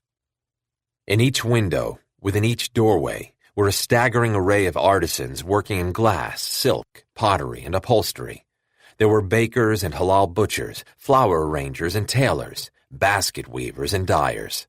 On the street itself were vendors selling everything from steaming cups of thick Turkish coffee to cardamom ice cream dipped in almonds. Then there were the flamboyant water sellers, dressed in the ornate Ottoman style of the Umayyad Caliphate. The Umayyad caliphs had made Syria their home, even while their fierce armies were expanding their empire east to Baghdad and north across the Mediterranean into Spanish Andalusia. When Bourne remarked on the number of Iraqi accents he was hearing, Rebecca said, "For some years, the Medina was declining in population. Iraqis, Sunni and Christian alike, fleeing the long war changed all that. Now the old city is packed." The restaurant she took him to was tucked into an outdoor patio, jam-packed and full of flavorsome odors. Vines climbed the walls and filigreed iron and brass lamps threw moonbeams of light across the tables and checker-tiled floor. Niches in the black and ochre walls contained brightly colored mosaics of Ottoman sultans and Umayyad warriors. The rotund chef bustled out from the kitchen. "Marhaba," he said. "Marhabtain," Rebecca replied. He shook Bourne's hand and said something Bourne couldn't hear over the hubbub. After they were seated, she said, "No menus. Balthazar will make us special dishes, probably farouche, because he knows it's my favorite. Do you know what this is?" "Chicken with chilies and onions," Bourne said. A plate of stuffed grape leaves was delivered to their table. Rebecca ordered mate, an Argentinian drink that had recently become beloved by many Syrians. "So," Bourne said as they ate, "why do you live in Babtuma?" Rebecca licked olive oil off the fingertips of her right hand. "The history of the Jews is here. Of course, there's history everywhere in the Medina, but the history of the Jews is the most evocative, stalwart, sorrowful, brave." "You must be sorry they're mostly gone." "I am, yes." The mate appeared, a waiter pouring the beverage for them both. Bourne ignored it, waiting for it to cool, but Rebecca drank it hot through a silver straw. "It's sad to see all the ruins," Bourne said, "the abandoned buildings, padlocked and dark. The synagogue most of all." "Oh, the synagogue, at least, is no longer empty. It's been renovated recently." "And worship has begun again?" "There's an Arab living there now, not full-time, but still." She shook her head. "Incredible, isn't it?" "That's sometimes the end of things," Bourne said. "Sad and ironic." She refilled her cup and shook her head again. "It shouldn't be that way. It mustn't." The empty plate was whisked away, replaced by another piled with falafel. "Tell me about the synagogue. Who lives there now?" Rebecca frowned. "No one knows, really. At least no one's saying. But then this city thrives on secrets." "You live near enough. You must have seen the Arab coming and going." She smiled, tilting her head so her eyes caught the light. "Why are you so interested in the synagogue?" "I have business with the Arab who lives there." She put down her cup. "You know his name?" "I do." "What is it?" He popped a falafel ball into his mouth. "Why are you so interested in him?" Her laugh was like velvet. "You and I have a mutual interest." "So it would seem." Bourne swallowed some mate. "His name is Samid Abdul Kahar." "Really? He's rather famous, isn't he?" "In certain circles, yes, he is." They looked at each other, and Bourne saw knowledge in her eyes that she had not spoken of. The farouche came, steaming and looking luscious. The babble of voices around them seemed to have built into a crescendo, forcing them to lean across the table to hear each other. "Samid Abdul Kahar is a terrorist," Rebecca said, "though he pretends to be otherwise." "How do you know that?" "I'm Jewish," Rebecca said. Now her interest in the Arab who had defiled the synagogue was clear. "He won't find anything of interest in my locker," Boris said. "The Czech will decide that." "I'm somewhat surprised to see you out of your Moscow central bunker," Boris said. "Some matters are worth pursuing yourself," Beria replied. "Otherwise, where is the satisfaction?" "You're wise not to trust a Czech." "You found that out the hard way." Beria folded his arms across his chest. "You know, General, your problem is you're too trusting. For the life of me, I cannot fathom how you have persisted so long." "Flourished," Boris said. "Use the correct term." Beria frowned. "You certainly evince no fear. We'll soon fix that up." He smiled cheerfully. "Really, General, no one believes that you would allow Cherkasov to die without him spilling his guts." Boris stared up at Beria. Then he crooked his forefinger. signaling for the SVR director to come closer. Beria glanced around as if he suspected a trap.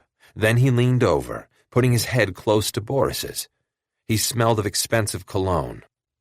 Stalin wore cologne too, Beria. Did you know that? Boris clucked his tongue against the roof of his mouth. Men who wear cologne. He shrugged to the extent he was allowed by the masseur's weight on his back. What can I say? Beria produced a pained smile. Zajac will be back in a moment, and then everything will change for you. If he finds nothing, trust me, he won't. If he finds nothing, Beria repeated with added emphasis on each word. Then we evacuate you to our safe house. I have men there, experts in their field. I probably know them either by name or by reputation, Boris said. Beria looked at him quizzically. I don't understand you, General. Few do. Boris unfurled his left hand and watched as Beria stared at the key. Beria plucked the key up. Is this it? It is what Cherkessov was supposed to deliver to Samid Abdul-Kahar. Beria's head snapped up, his black, feral eyes boring into Boris's. That terrorist is here? According to Cherkessov, Boris said. His residence is in the old synagogue in Bab Tuma. Assuming I've been in this hammam for about an hour, the meet is set for 2 hours from now. A flicker of suspicion momentarily crowded out Beria's expression of triumph. Why are you telling me this, General? I know when I've been outmaneuvered, and I have no wish to be evacuated to a safe house filled with sharp claws and teeth. Beria sighed just as Zajac returned and threw the locker key on the floor, shaking his head. My dear General, I do thank you for being so forthcoming, Beria said. But I'm afraid I can't leave you here. You are elusive, and I won't have that. He raised his eyes to look at the masseur and nodded. At once, the masseur trapped Boris in a fierce grip. Beria turned, no longer concerned with Boris. He held up the key, and Zajac nodded. As the two walked out, Zajac shot Boris one last look that could have meant anything. Boris paid him no mind. His attention was focused fully on what he had to do now. The masseur was leaning over the table, his left forearm pressed down across the back of Boris's neck, his right knee on the small of Boris's back. Boris's right hand found the wooden peg under the table and pulled it with the same fierce determination he'd once used when pulling the firing pin on a hand grenade. Without the peg's support, the front of the table collapsed. The masseur lost his balance, and with it, the pressure he exerted on Boris's torso. Boris slid down the table, curled his legs, and twisted out from under the masseur's sprawled body. As the masseur struggled to rise, Boris punched him in the side of the face.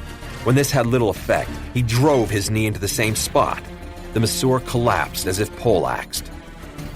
Boris scooped up his locker key and found his way back to where his clothes still hung, careful not to run into Beria and his little prick of a lapdog. If he never saw another SVR agent in his life, he'd die a happy Russian. But he knew that was too much to hope for. My head hurts. There was a ringing in Soraya's right ear that had nothing to do with the bandage covering half her head. Erin's face swam into view. I know. I mean, it really hurts. Be happy you're not dead. After that little stunt. Ilarion? He responded to the anxiety in her voice. Shot dead. You're sure? 3 shots to the chest and 1 to the head. He smiled thinly. Yes, I'm sure. Soraya relaxed visibly and licked her lips. I'm thirsty. Erin took a plastic cup off a tray, poked a straw into the water he poured in it. He did something to the bed so that Soraya's head, shoulders, and torso lifted off horizontal without her having to take her head off the pillow. She began to suck the water up. In the hospital again, I'm afraid. Erin's smile turned tentative. Not too much. We don't want it coming right back up. He placed the cup on the tray. When he turned back, his eyes engaged hers.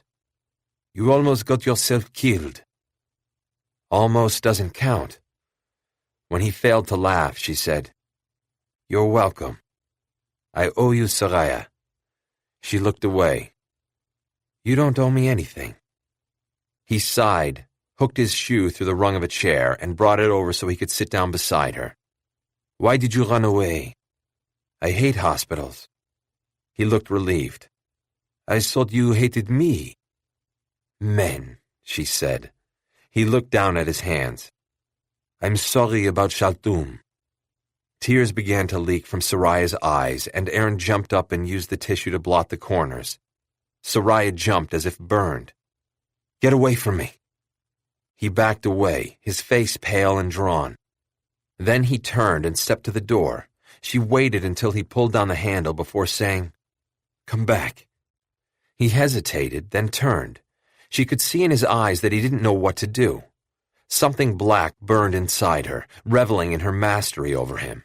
Then, as quickly as the spark flamed up, it died, leaving her empty and shaking. Which is it, Soraya?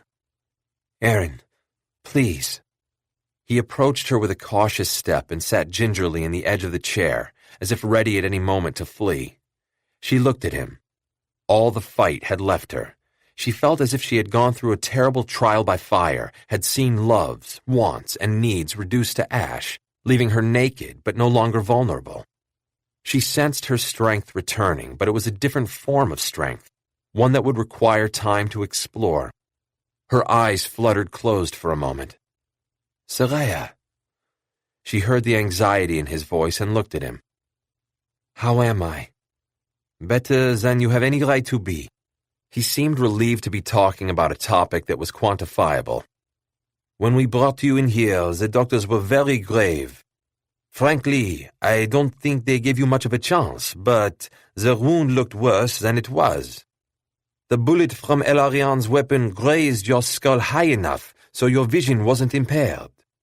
And we've been assured that your hearing will return to normal in time. Nothing paralyzed? No, but the concussion you were walking around with will need time to heal, or surely something neurologically bad will happen. No running, or falling off staircases. He smiled. Best to get out of that habit. I promise. Her fingers picked at the sheet as if she couldn't wait to get it off her. I suppose, then, you'll have to take me to safer places. His expression sobered. Soraya, I promise to get you out of here as soon as I can. No more than a day or so while they finish tests, and then I'll use Robinet's influence, assuming he's still talking to me. What happened between you two? I lost you. He was ready to end my career if we didn't find you alive and well. I'll talk to him. Finally, I have a champion. He laughed and she joined in, even though it pained her a bit. She didn't mind. The pain reminded her that she was alive, and that felt so very fine. But you have to be good, Aaron said. You still need plenty of bed rest. Don't worry. I now have a healthy respect for concussions. She grinned. Lucky I have that hotel room, huh? He nodded.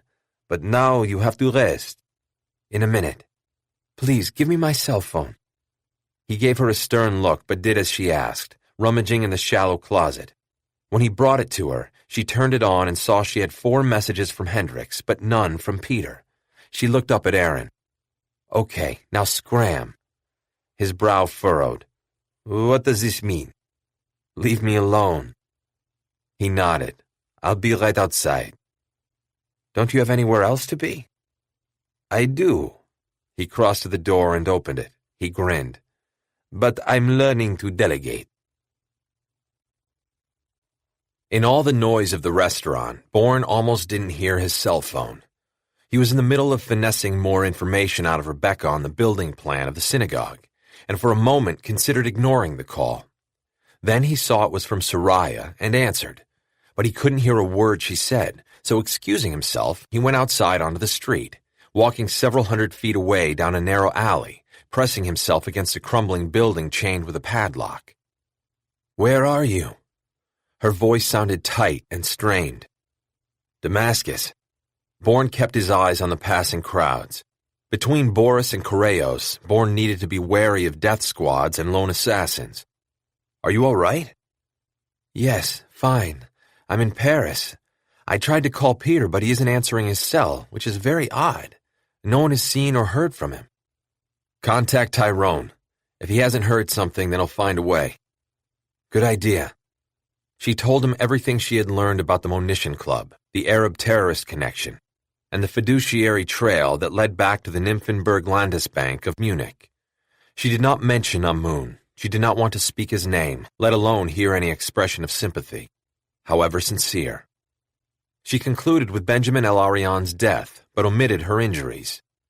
Bourne's mind was processing the information as fast as it was received. What interests me is that the Domna's finances are handled through a Munich bank, and Samid Abdul Kahar, the head of the mosque in Munich, is also here in the same city where Severus Domna has its headquarters and staging area. Staging area for what? Not sure, but I think it's an imminent attack on U.S. soil. Target? I don't. Bourne broke off the conversation. He had seen someone, a flash of a face among the bobbing heads. Slamming his phone shut, he took off after the figure. As he drew closer, he was able to identify the familiar gait. Even without a clear look at the man's face, he knew it was Boris. Bourne shouldered his way through the crowds as people squeezed together along the narrow streets. After several minutes, he had a sense that Boris was headed toward the synagogue. What was he up to? Surely, if he had followed Bourne here, he had lost the scent. But Boris did not give the impression of someone who was lost. On the contrary, his concentration was fierce. He was a man on a mission. The entrance to the synagogue was down a narrow, unprepossessing alley, which gave out on a cobbled courtyard with an olive tree planted in its center. When he reached a spot where he could keep an eye on the alley, Boris melted back into shadow. He crossed his arms in front of him like an Egyptian mummy and stood absolutely still, waiting. Bourne waited. Nothing happened. No one entered or left the alley leading to the synagogue. The sliver of sky visible was a carnival set. The night tinged a gaudy electric blue from the lights atop the minarets. Bourne took out his cell and dialed Boris's number. In the shadows, Boris started and grabbed for his phone. As he did so, Bourne stepped into the shadows beside him. "Hello, Boris," he said. "I understand you've been sent to kill me." Chapter 31. Jason, what in hell are you doing here? I could ask you the same question, Boris. Bourne studied his friend in the darkness. The question is whether either of us will tell the truth. When have we ever lied to each other? Who can say, Boris? You know far more about our relationship than I do. Right now, as far as I can see, nothing is what it seems. I couldn't agree more. I've been shafted by so many people these last couple of days, my head is spinning. Friendship is a matter of trust. Once again, I couldn't agree more. But if you have to think about it, trust doesn't exist. A bitterness in Boris's voice disturbed Bourne. What's at the heart of this issue, Boris? I just came from Munich. One of my oldest friends tried to have me killed there. As a matter of fact, you know him. Ivan Volkyan, never retired. He's been working for Severus Domna for years. My condolences. You don't seem surprised. The only surprise was that you two were friends. Well, we aren't. Boris turned his head away, peering down the street. It seems we never were. Bourne let a moment pass in honor of Boris's sorrow. Are you here to say your special form of hello to me? He said finally. Or to Samid Abdul Kahar? No secrets from you, are there? Why am I not surprised? Boris laughed humorlessly. Let me tell you something, my friend. Several hours ago, the man who forced me to make a decision between killing you and keeping my career was on the other end of my special form of hello. So you have removed the need to kill me? There was never any need, Jason. If I did what Viktor Cherkesov ordered me to do, there wouldn't be enough of me left to have a career. He grunted. And by the way, how do you know that prime dick Samid Abdul Kahar lives here? How do you? The two men laughed together. Boris slapped Bourne on the back. Damn it, Jason, it's good to see you. We must have a toast to our reunion, But first, I'm expecting Konstantin Beria, the head of SVR, and his little prick Zaitchik to show up here. How is that? Boris told him about the key that Cherkasov was tasked by the Domna to bring to Samir Abdul-Kahar. You let Beria have it? Bourne said.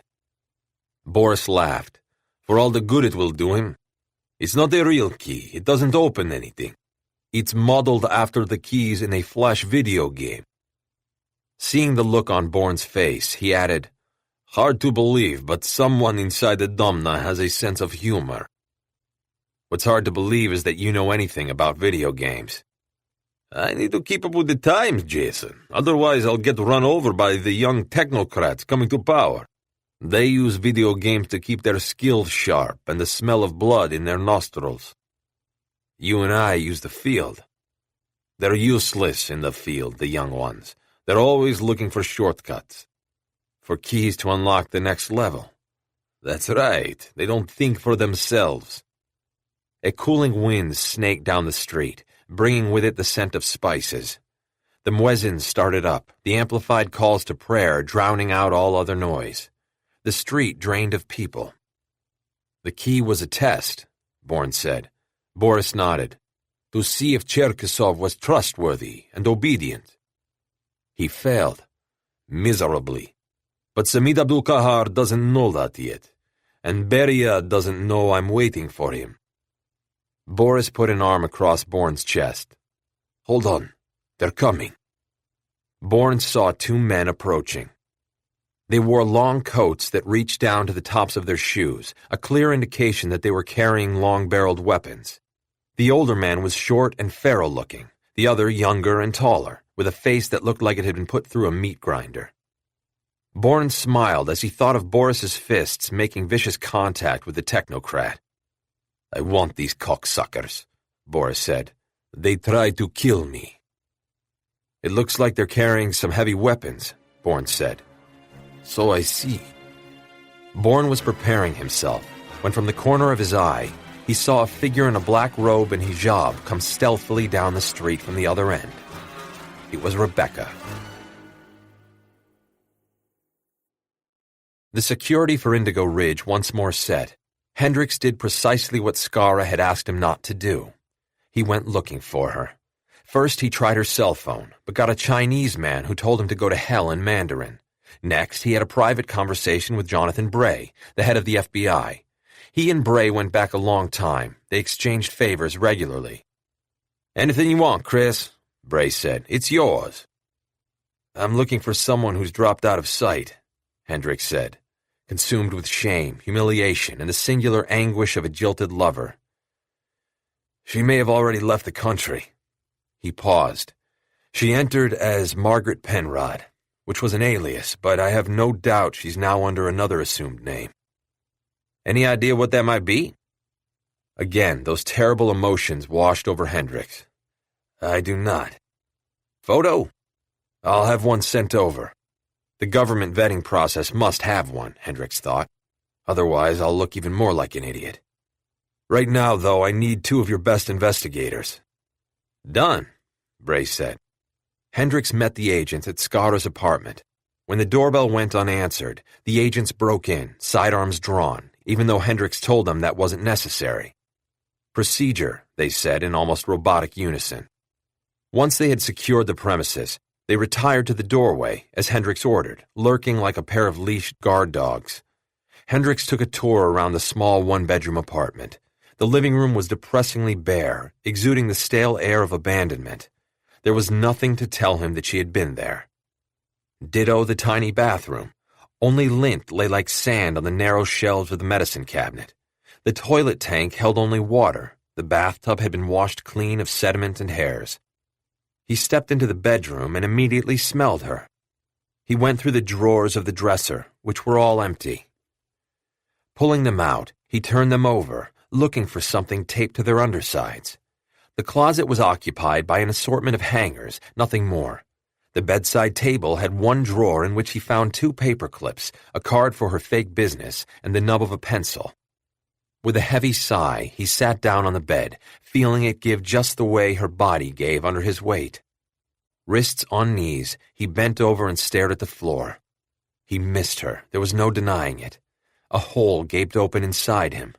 He thought he had made sure he'd never feel that way again. His eyes swam out of focus. His thoughts swirled like water down a drain. At that moment, his cell phone burred. Hendricks. Mr. Secretary, this is CIA agent Tyrone Elkins. The words slowly penetrated Hendricks's muzzy mind. How did you get my number, son? I have a message from Peter Marks. Hendricks's brow furrowed and tension came into his shoulders and arms. Where is Peter? He's safe, sir. He's been under attack. He needs to talk with you. Well, put him on. There was a pause. Peter? Yes, sir. Are you all right? I am, sir. What the hell has happened to you? Peter recounted the near miss with the car bomb and his escape from the ambulance with its imposter crew. It was sheer luck that Tyrone was behind me, Peter concluded. Where the hell are you? I'll send people to... All due respect, sir, after the breaches in security you warned me of and the breach at the Treadstone building, I'd rather no one know where I am for the moment. Soraya found me through Bourne. Bourne? Both Soraya and Bourne know Tyrone, sir. That's all it's safe to say at the moment.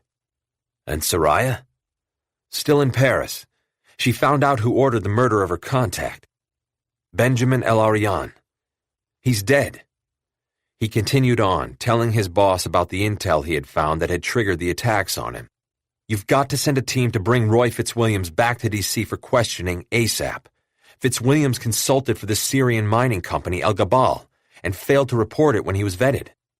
Another failure of the vetting process, Hendricks thought. It was a wonder this government was still standing. Peter said, We're looking at an imminent threat on U.S. soil. Remember me when you are protecting Indigo Ridge, Skara had said. Indigo Ridge? Hendricks breathed. My thought exactly. Good work, Peter.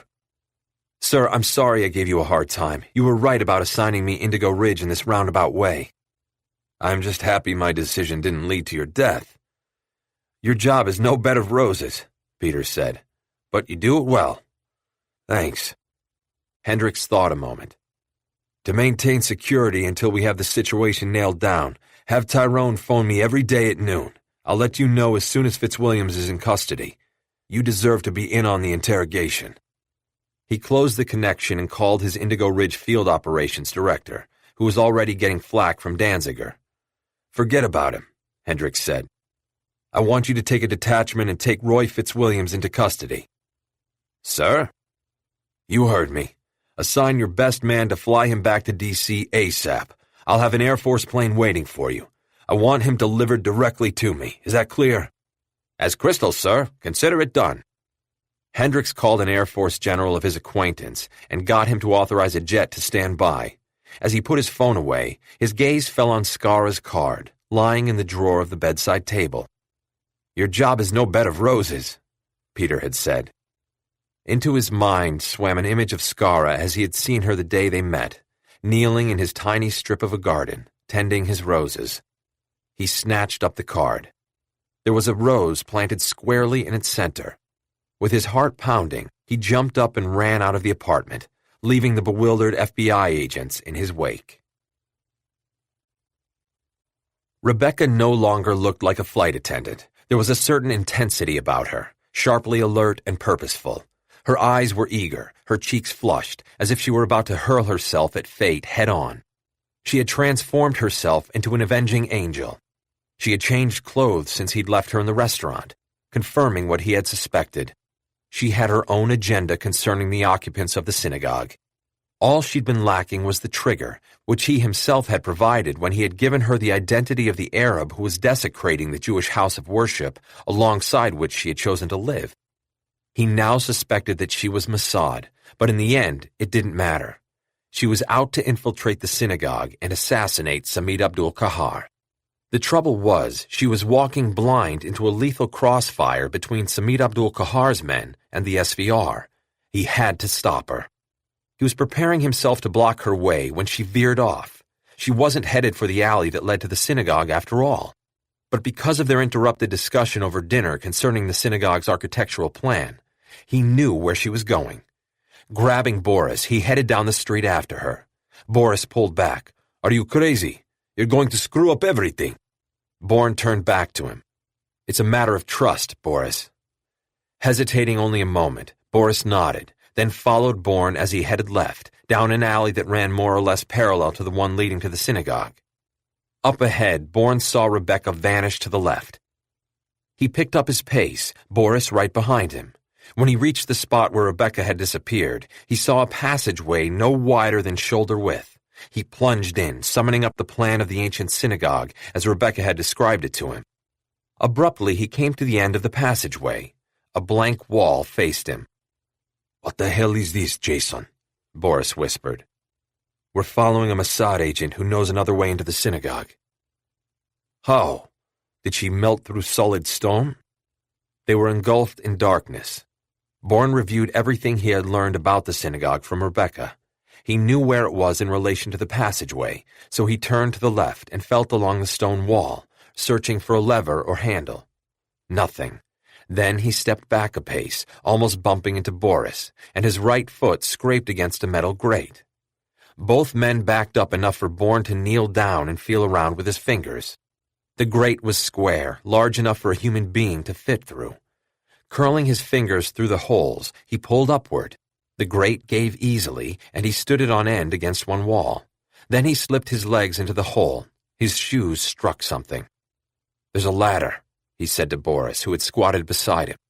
The two men climbed down. The ladder was made of iron, flaking off beneath their grip, attesting to its extreme age.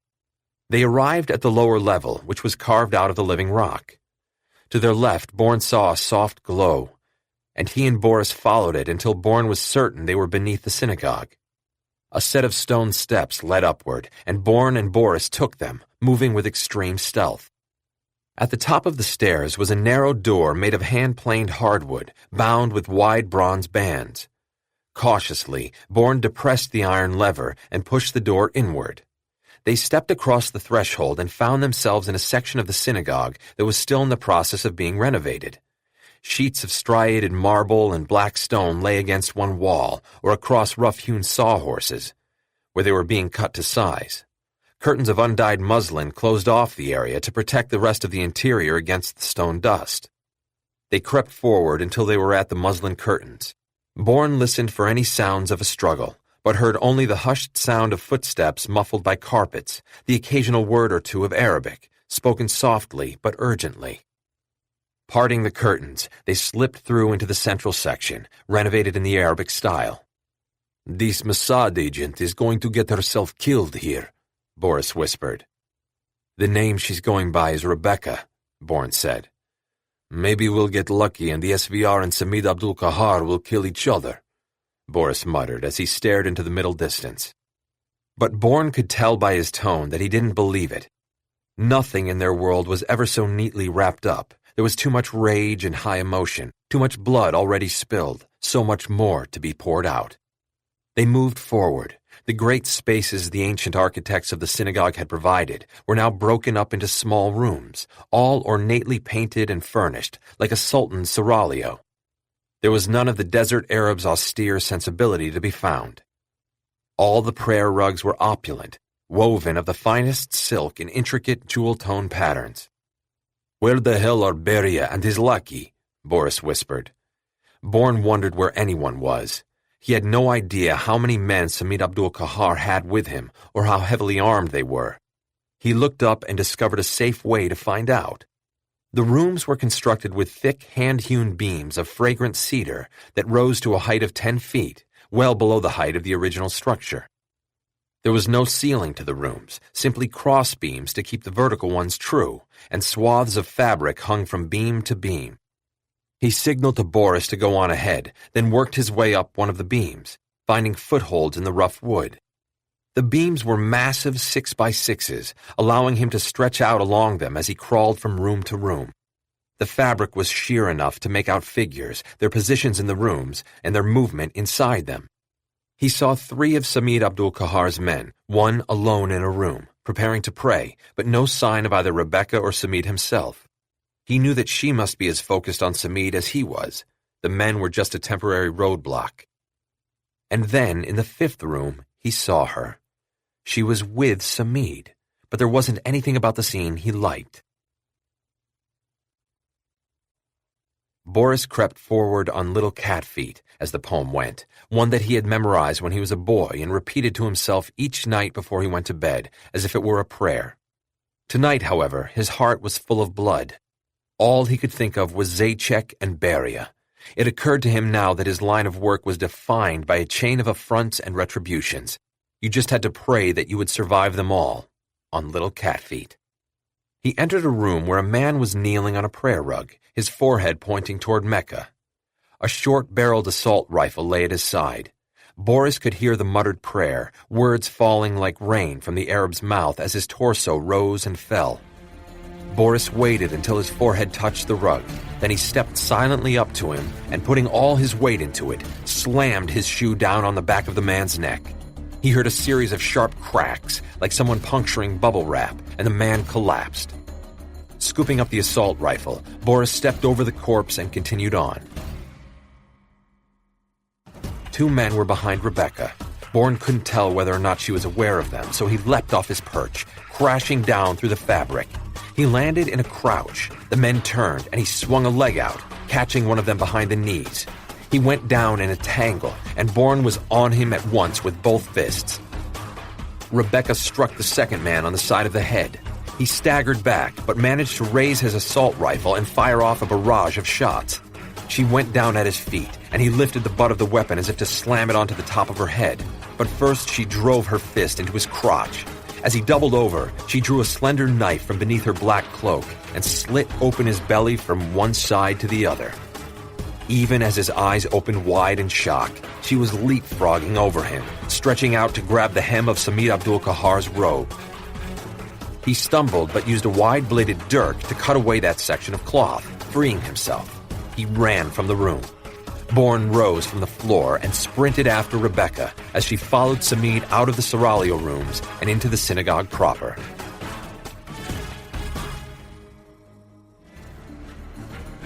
The moment Boris heard the rapid-fire blasts, he broke into a run. Beria and Zajíček, both wielding AK-74 assault rifles, were spread-legged, standing side by side as they mercilessly mowed down 6 of Samid Abdul-Qahar's men. Zajíček spotted Boris as he ran into the entry space and turned his weapon, firing indiscriminately. Boris retreated behind the doorway through which he had entered. The firing was so blistering he had to wait, crouched, heart hammering, before he could make a reappearance. By that time, only the bodies of the 6 men remained, twisted and bleeding from multiple wounds. No sign of either Beria or Zajíček. Keeping his rage and frustration in check, he took each room one by one, listening as well as looking.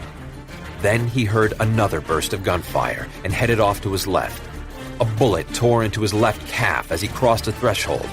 He went down, his left leg collapsing under him, but landed on his right shoulder, tucking it in so that he rolled, coming up onto one knee and returning fire.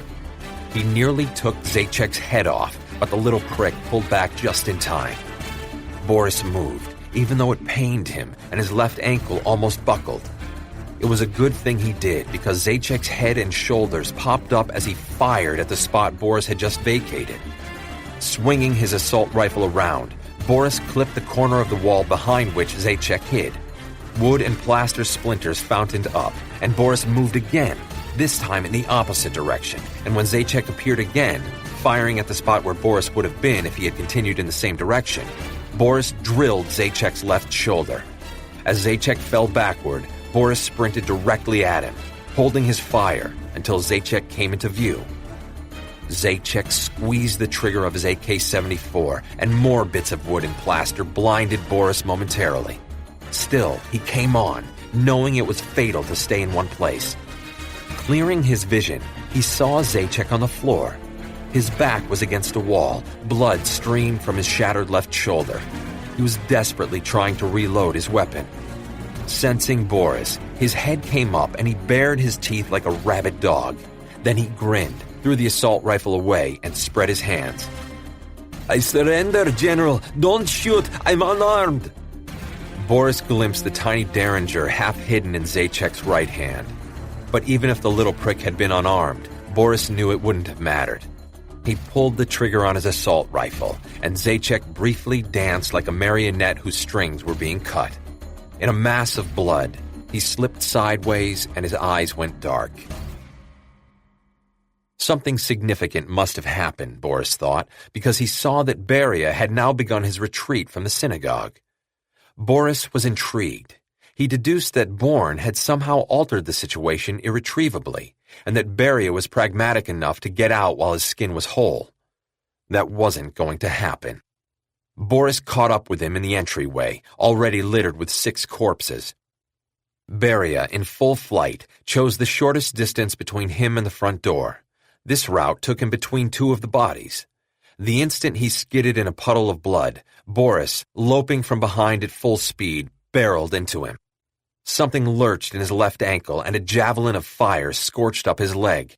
The bullet from Zajacz's assault rifle had gone completely through his calf, which was good, but the wound was bleeding profusely. The leg needed to be elevated, and the wound seen to. Boris's leg gave way, and he went down hard on one knee. A sea of pain swept through him. Beria, only partially recovered, swung the butt of his AK-74 across Boris's chin, knocking him flat. Beria aimed the assault rifle, about to pull the trigger, when he heard voices echoing suddenly and frighteningly. Unwilling to give away his position by firing, he whipped around and fled the synagogue as fast as his legs would carry him. Bourne saw Samid Abdul-Kahar take a swipe at Rebecca with his gleaming dirk. She countered with her thin-bladed knife, then closed with him, slipping inside his defenses, slicing his left cheek from just beneath the eye to the corner of his mouth, which opened wide but made no sound. He struck her in the side with his fist, then delivered a vicious kick to her ribs, which slammed her against a wall.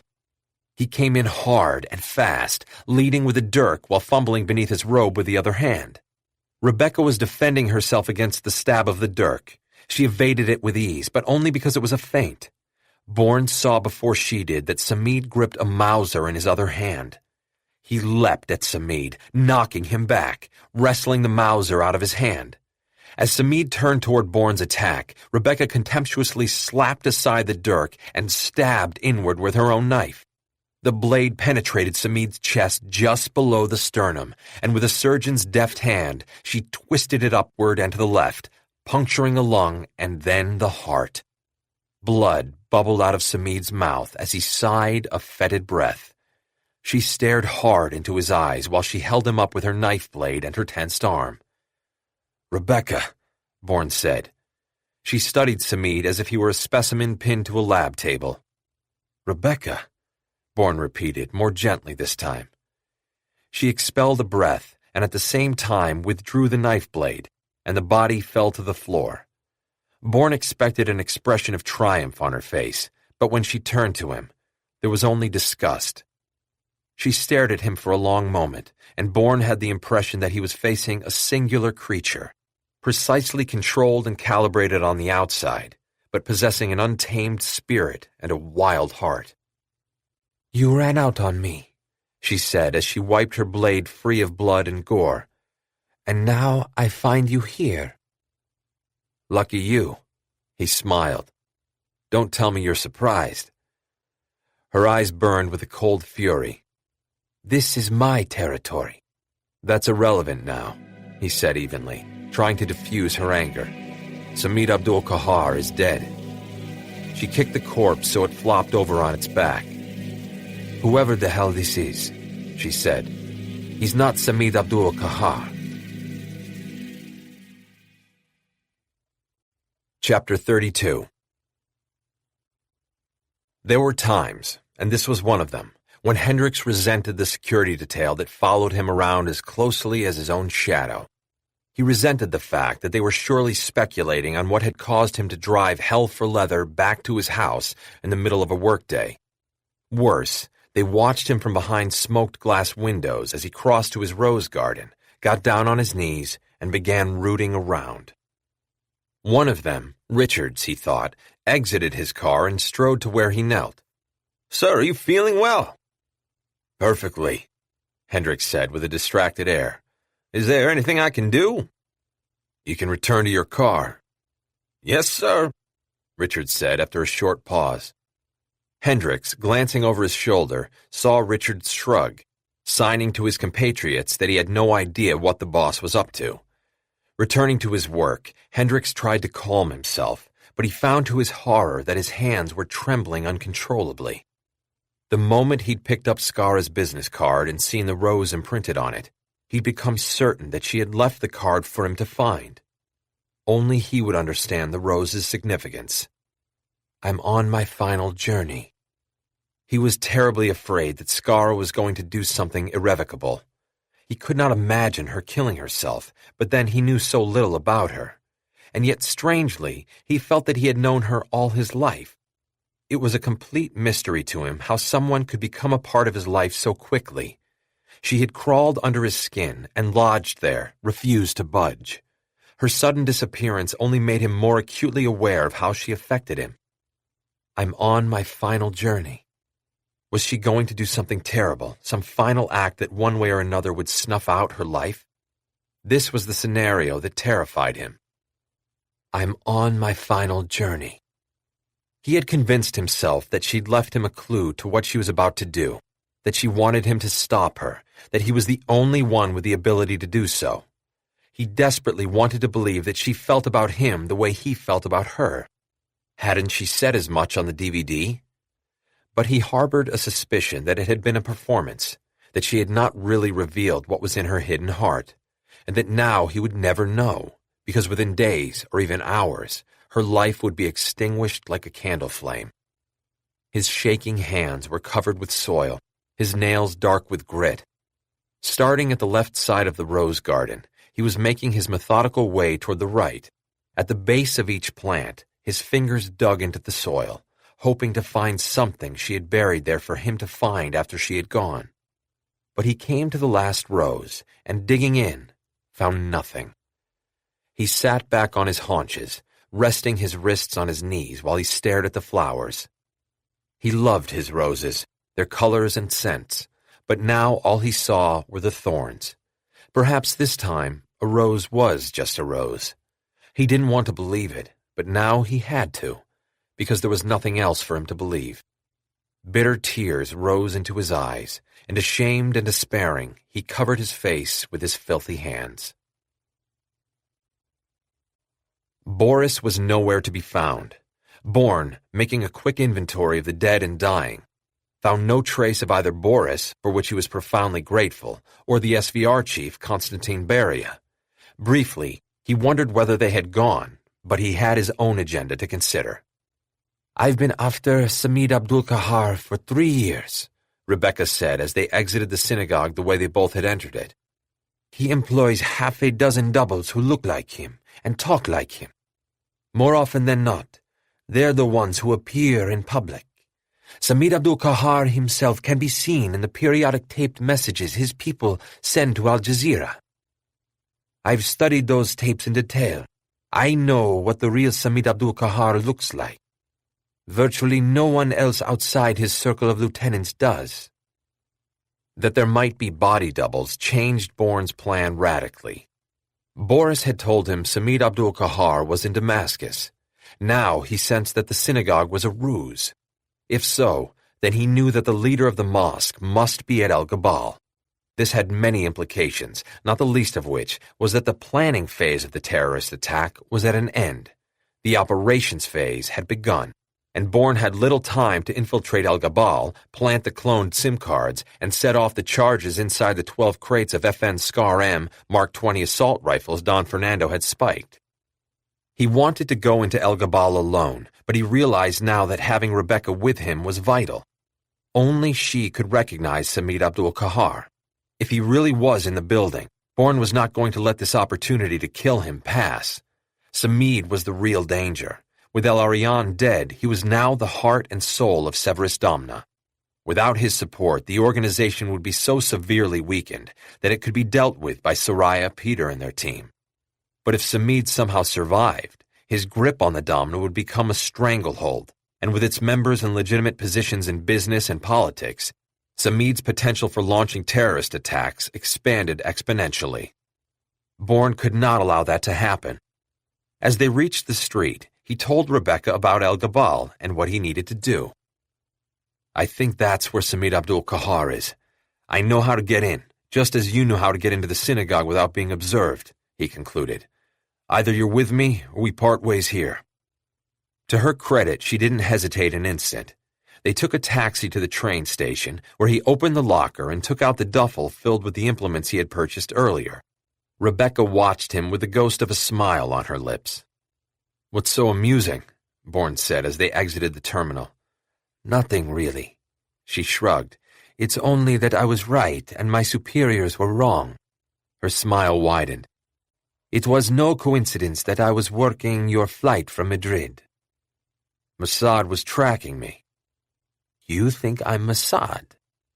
He did not reply as he guided her along the wide streets that led to Avenue Chukri Quatli. They both wore Syrian clothes, so no one gave them a second look. Rebecca's head was completely covered by her hijab. "I've been tracking you," she said. "Once I had identified the connection between Samid Abdul-Kahar and Severus Damna, I knew our paths were going to cross. Your false name didn't fool me. I'd seen your photo and matched it to ones we have in our files." "So you didn't care that I ran out on you?" "Frankly, I expected it." "I owe you for the check." She grinned. "My treat." "Now that I'm taking you in with me." She laughed softly. "Everything my superiors think they know about you is wrong." "Let's keep it that way," he said. Within 20 minutes, they had reached the area around the El Gabal complex. Lights were blazing inside, though it was after 2 a.m. Bourne crouched in shadow, observed the uptick in both activity and guards. The loading dock and surrounding area were crawling with armed men. Trucks had not yet pulled up, but the first of them was rumbling down the street. He had less time than he had thought, an hour at the outside, probably less. Rebecca, crouched in the shadows beside him, said, "You're sure you can get us inside? The building is crawling with armed guards." Bourne unzipped the duffel.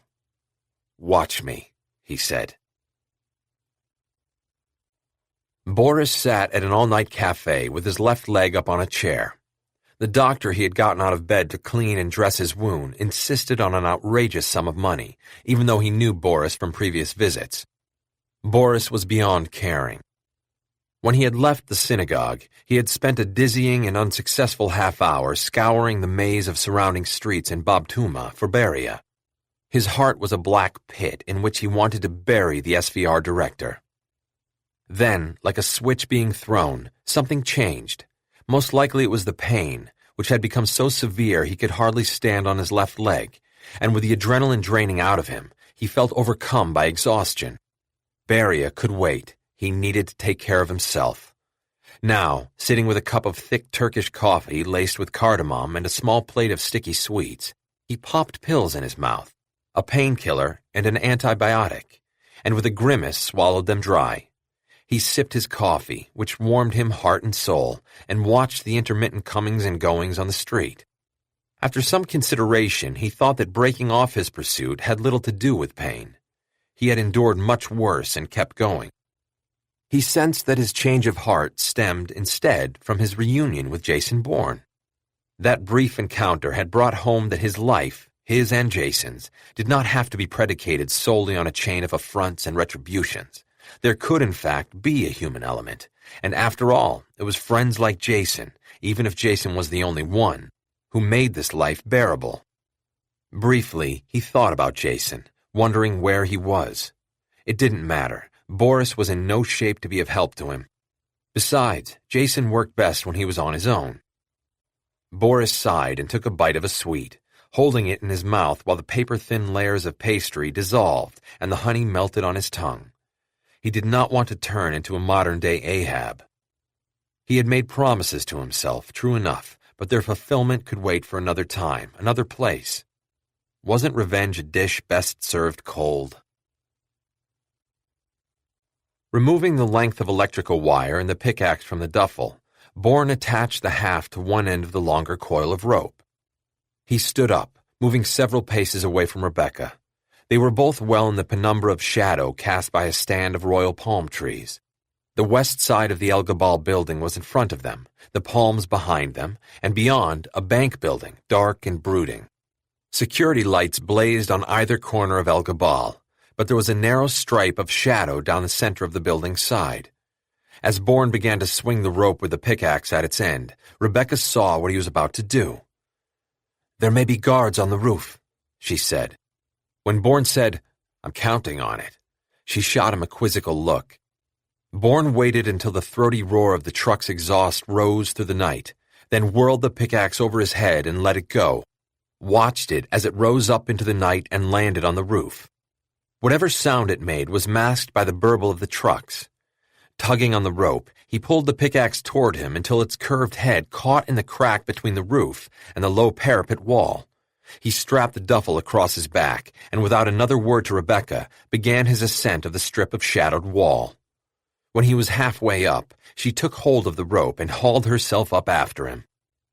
The noise from the trucks had ceased, making them hypervigilant about any noise whatsoever. Bourne reached the parapet, grabbed hold of it with one hand, and rose up high enough to peek over the top. 2 guards were visible. One was standing in the center of what looked like an enormous target painted onto the flat roof. Outlining its circumference were a series of small blue LED lights, which burned very brightly. The second guard was at the rear of the roof, his hands on the parapet as he leaned over, staring down at the increased activity on the loading dock. Bourne launched himself over the parapet and crouched down onto the roof. A moment later, Rebecca joined him.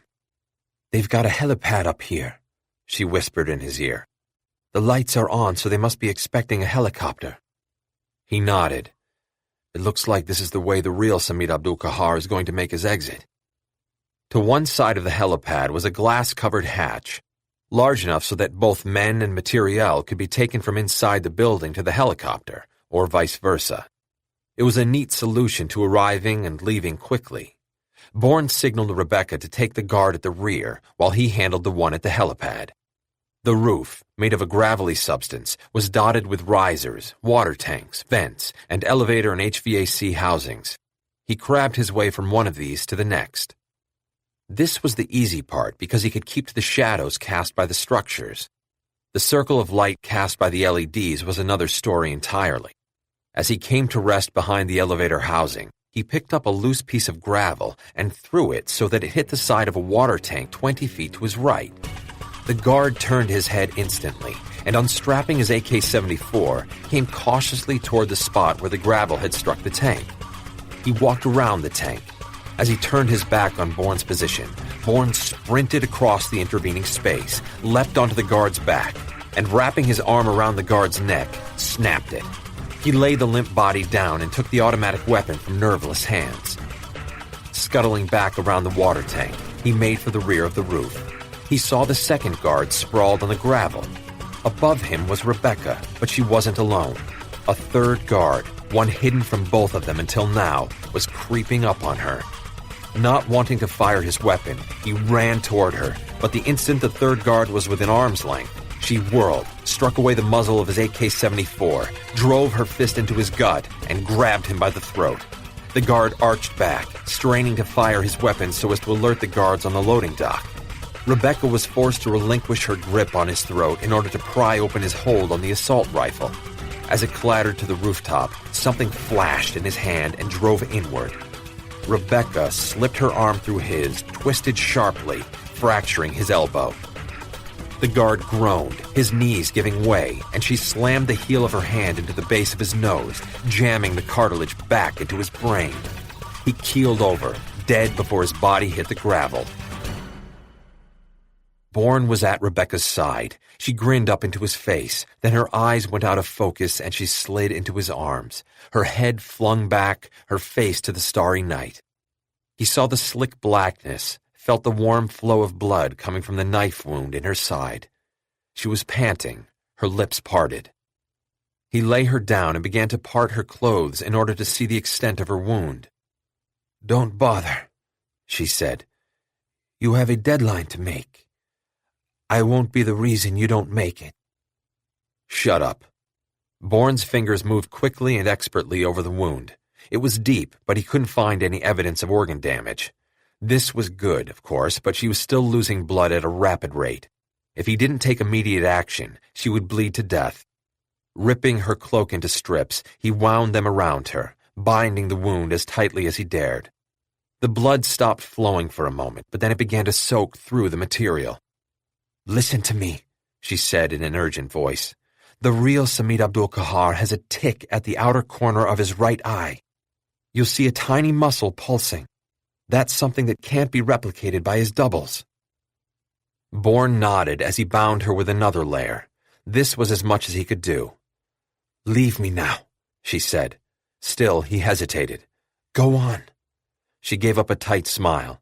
"I can take care of myself. I'm Mossad. I'll come back for you."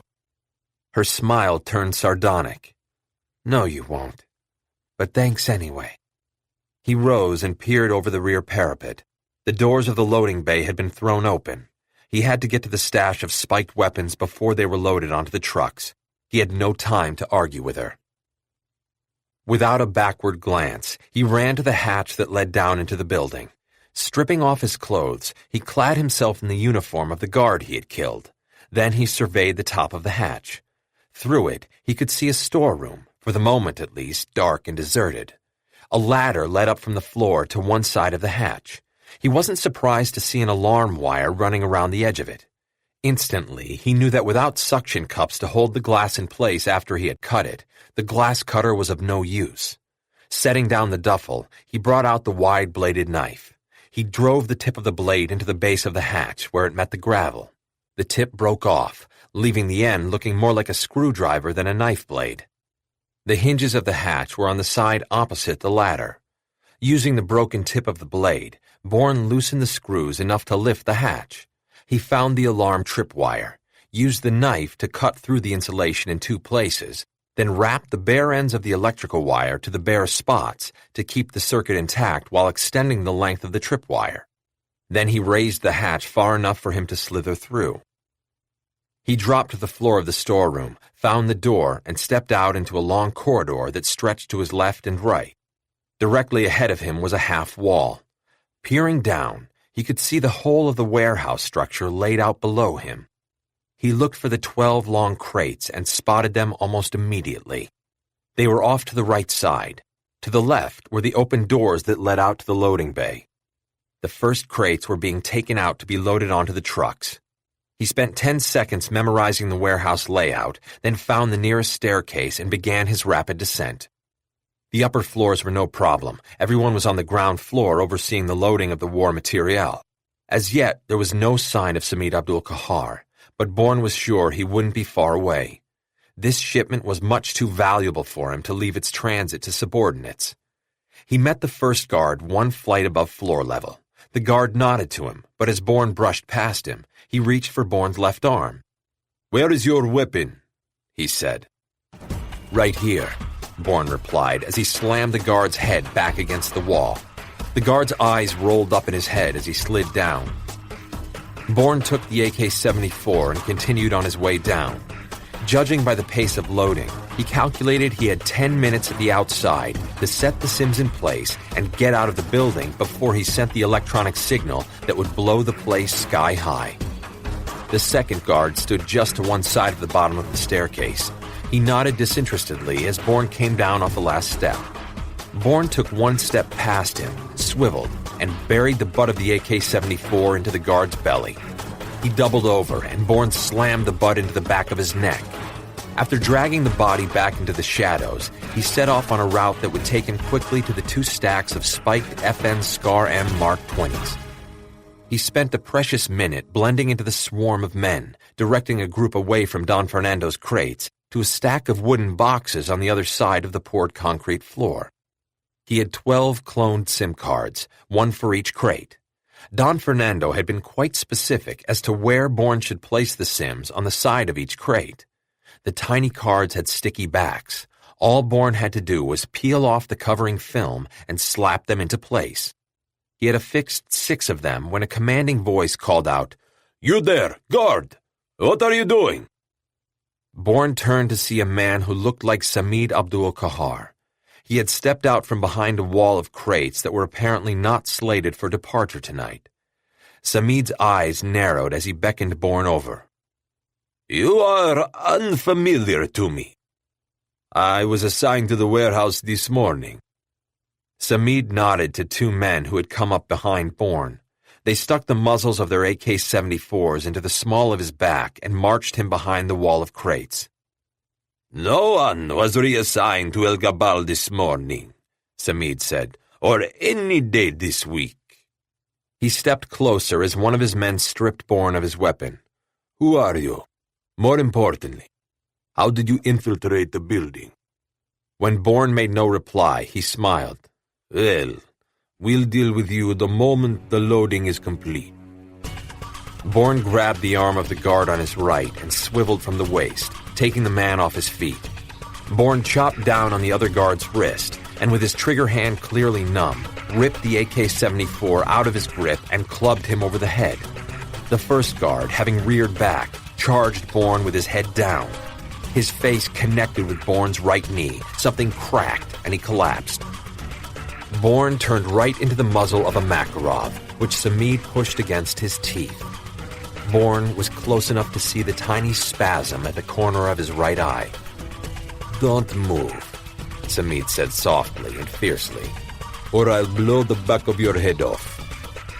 He patted Bourne down with great precision and expertise. Hands at your sides. Finding nothing, he leaned in so that his nose was almost touching Bourne's. The overpowering scent of cloves filled Bourne's nose.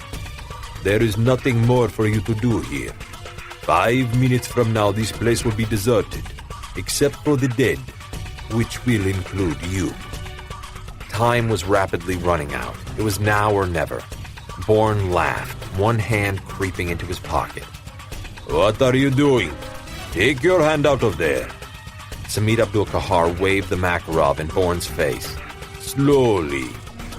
Bourne did as he was asked. Open your hand. Bourne did so. As Samid Abdul-Kahar grabbed his hand, he leaned in to take a closer look. The Makarov wavered a little, and Bourne shoved one of the false teeth he had been carrying between Samid's teeth. At almost the same instant, he slammed the flat of his hand into the bottom of the other man's chin, forcing his teeth together. The false tooth cracked, and the hydrogen cyanide flooded Samid Abdul-Kahar's mouth. Samid swallowed convulsively in order not to choke. Instantly, his eyes opened wide, and he brought the Makarov to bear. Bourne was ready for him, knocking the handgun away. Samid tried to grab a handful of Bourne's uniform to steady himself, but he slid to his knees. Bourne unknotted his fingers. A blue froth appeared at the corners of Samid's mouth. He made sounds without words, the stuff of nightmares. Then his eyes clouded over, and Bourne kicked him, dragging him back behind a niche in the wall. Emerging from behind the wall of crates, he affixed the last 6 SIM cards in place. A contingent of 4 men were coming in his direction. Bourne pressed 666 on the cell's keypad. 3 minutes until the building and everyone in it would be blown to atoms. These need to be taken onto the truck, Bourne said to the men. The lead man frowned. I thought they were to stay here. Change of plan, Bourne said in the clipped voice of authority all soldiers automatically obeyed. Orders from Samid Abdul-Kahar himself. The man shrugged and beckoned to his men.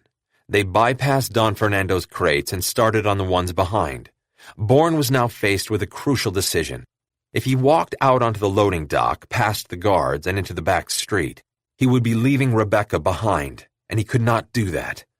As soon as the men hefted the first crate, Bourne turned on his heel and retraced his steps across the floor, up the stairs, and out onto the open hallway that led to the supply room with its ladder up to the roof, and the longer but preferable route to safety.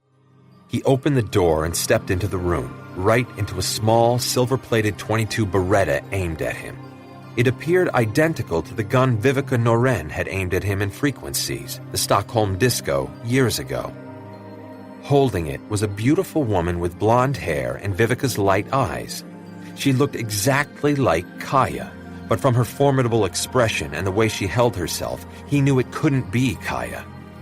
It was her twin sister, the dangerous multiple personality, Skara. Chapter 33.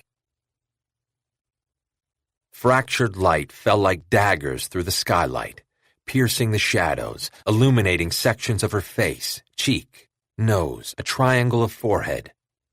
Skara. She frowned. Who are you? I've met your sister, Bourne said. Kaya. Kaya. She traced her oval lips with the tip of her tongue, as if tasting the name. Isn't she dead? 2 minutes left. Skara, we have to get out of here. I am getting out of here. Abdul Kahar and I together, leaving this hellhole of a country far behind. She cocked her head to one side. Hear that? The roaring of rotors overhead. Lights played crazily across her face. Her eyes glittered. It's the sound of the copter landing. She smiled viciously, baring her teeth. It's also the sound of your death. A heavy thump above their heads caused her attention to flicker, and Bourne leapt at her. She fired the Beretta, and he felt a small flame in his left shoulder. Then he had her. He tried to snatch the .22 away from her, but she was quicker and more tenacious than he expected, and she retrained her grip on the handgun, trying to bring it to bear on his chest. He strode into her, pushing her back with his superior weight and strength so that the handgun was trapped between their bodies. The backs of her calves struck a box, and she stumbled backward. He made another grab for the .22, twisting it. As they struggled for control of the Beretta, her eyes were fierce in the dimness. There was something different about them, something familiar. Kill me, she cried. Kill me now and end this. He tried to wrest the .22 away, but she resisted. The Beretta turned awkwardly, and her finger pulled the trigger twice in rapid succession. Blood fountained out of her, the bullets rupturing major arteries, including her aorta. Skara! Bourne called as he pulled her back toward him, but she was already beyond hearing him or anyone else.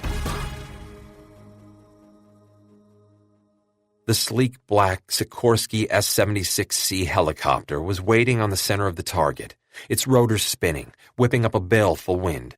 Bourne saw the pilot, but no one else inside. He ran hunched over to where Rebecca sat, her back against the rear parapet.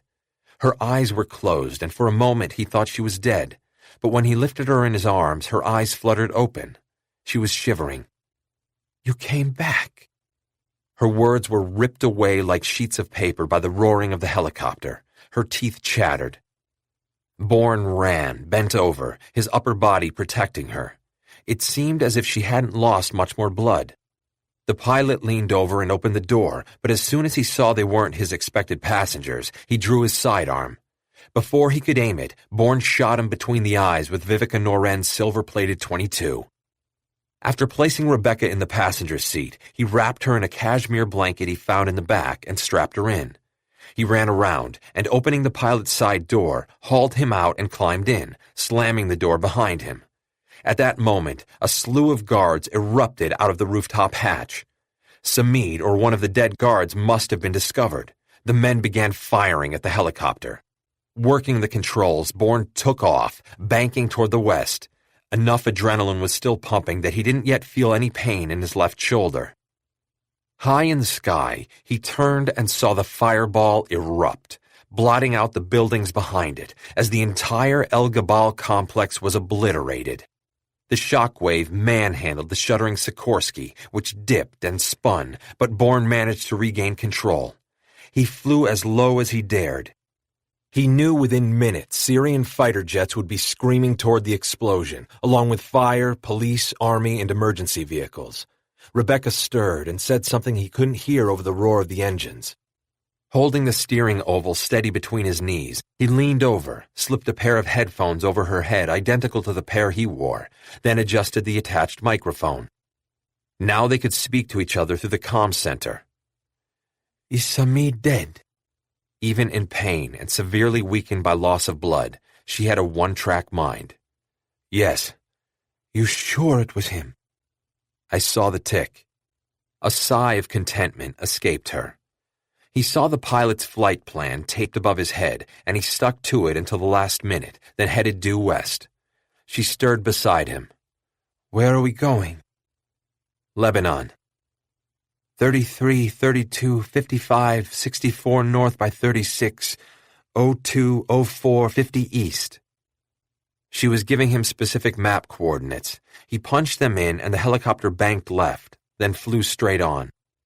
"Radar," she said. Her voice was thin and reedy. "I'm going in as low as possible," Bourne said. In the pearly light of dawn, he could make out the snaking line of barbed wire with the periodic signs warning of landmines. "Close now." Overhead, a silver flash drew his attention. The plane was too high to see whether it was a commercial flight or a Syrian army fighter. He flew on, only several thousand yards now. The silver flash grew in his vision as the plane commenced a steep dive. It was a Syrian army jet. Even before he heard the first volleys of machine gun fire, he put the helicopter into a series of daredevil evasive maneuvers. The Syrian jet was coming fast, but now the barbed wire of the border was below him. The jet sent one last volley, hoping to set off one of the landmines, and then they were through. The jet veered off, climbing steeply until it vanished into the sunrise. "We're in Lebanon." Bourne glanced over. Her head was lolling. "Rebecca." Her eyes opened, and she drew a deep, shuddering breath. "I'm tired." "Rebecca, we've crossed over." A sphinx-like smile spread across her lips. "The Red Sea has parted." Momentarily revived, she peered out through the perspex at the arid landscape, shimmering like copper. "Head southwest. Make for Dar el-Amar." She gave him the new coordinates. Bourne saw pinpricks of blood seeping through the blanket. She must have been shaken up during his violent maneuvering. "Hold on," he said, making the course correction. "I'll have you down in no time." She started to laugh, and when Bourne looked at her, she said, "You come to the end of your life, and who are you with? A virtual stranger who has saved your mission." Her cough was thick and phlegmy, and she almost choked. "Don't you think that's funny?" "You're not going to die, Rebecca." "From your mouth to God's ear." "I have enough experience to know. You need blood and a good surgeon." "We'll find them both in Dar. We have a field unit there. Your shoulder will be as good as new." He was surprised that she had had the presence of mind to notice. "My shoulder is fine." "Nevertheless." "Nevertheless what?" "I have an obligation to see you restored to health." "That works both ways." Her sphinx-like smile reappeared, flickering like a guttering candle. They flew on. Bourne could see the first outbuildings of Dar el-Amar, looking like sugar cubes in the morning's strong, slanted sunlight. They passed over clumps of sentinel palm trees, their fronds, like tongues, set wagging in the helicopter's backwash. Soon they would be down. His shoulder was on fire. "El Gabal," Rebecca shivered. "That felt like the end of the world." Bourne put his hand over hers. "We survived." Her eyes were half closed, and she looked very pale. Her dark hair lay damp against her cheek. "In the long history of my people, that's the important thing."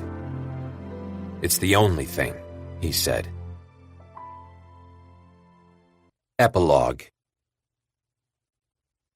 It was snowing in Stockholm, just as it had been the last time he had been there. Bourne, shoulders hunched against the wind-driven snow, crossed Stureplan, the crowded square that was the hub of Stockholm nightlife. He had flown into Stockholm that morning in response to a brief but telling text that had shown up on his cell phone 3 days before. Back home after 13 years, at frequencies every night from 9 till you come. Kaya. The small package he had sent on ahead was waiting for him when he checked into the small family-run hotel in Gamla Stan, the island between Stockholm proper and Södermalm. He had the contents of the package tucked in the inside pocket of his fur-lined greatcoat as he crossed the busy street and stepped into the entrance of frequencies. The electronic music hit him with the force of a jackhammer. Lights blazed across the ceiling. The dance floor was jammed with bodies bobbing to the trance-like beat that seemed to rise up from the floor, the shimmering air thick with sweat and perfume. The long, underlit bar was 3 and 4 deep, with guys trying to score and girls checking them out. It was a mystery how Bourne saw her amid all the throbbing mob and pinballing energy, but there she was, her mother's eyes shining. Her hair was its natural blonde color, and her tan was completely gone. She was standing near one end of the bar, a glass in one hand, slightly detached from the mingling crowd. As Bourne approached her, someone asked her to dance, and she declined. She had seen Bourne by this time, handing her glass to the bewildered guy and moving toward Bourne. She was dressed in umber, snow boots, a 3/4-length leather skirt, and a wool cable-knit turtleneck. They met in a small, briefly calm space amid the swirl. There was no point in having a conversation amid the ear-splitting noise. She took his hand and led him around the periphery of the club to the bathrooms. Inside the door marked Dahmer. No one batted an eye when she led him across the tiled floor. The young women were too busy snorting coke and telling one another war stories about the guys out on the dance floor. She opened one of the stall doors and they went in, the door closing behind them. "Kaya," he said, "I have something for you." He took out the silver-plated .22 that had belonged to her mother and handed it over. She studied it briefly, then looked up at him. There was something subtly different about her. But maybe it was her blonde hair, or how much she resembled Vivica Noren. Or maybe it had something to do with where they were, the Beretta between them. "I don't understand," she said. "Why are you giving this to me?" "It belonged to your mother, Kaya. She tried to shoot me with it." "I'm not Kaya," she said. "I'm Skara." For a moment, time seemed to stand still. The throbbing noise from outside seemed to fade, and Bourne's mind ran in circles. "You must be Kaya," he said. "Skara was in Damascus with Samid Abdul-Kahar." "Kaya died in the destruction of El Gabal," the woman said. "It was my sister, Kaya, you met there." Kaya. Skara. One of them was lying, but which one? "Skara has dissociative identity disorder," he said, "which fits with the sister I confronted in Damascus." "Well, that seals it, doesn't it?" Kaya was the one with dissociative identity disorder. Bourne felt as if the ground had fallen away under him. As if divining his confusion, she said, "Let's go somewhere less charged." She took him to a small cafe in Gamlastan. It was filled with teenagers and 20-somethings, which would include her if Bourne's calculations were correct.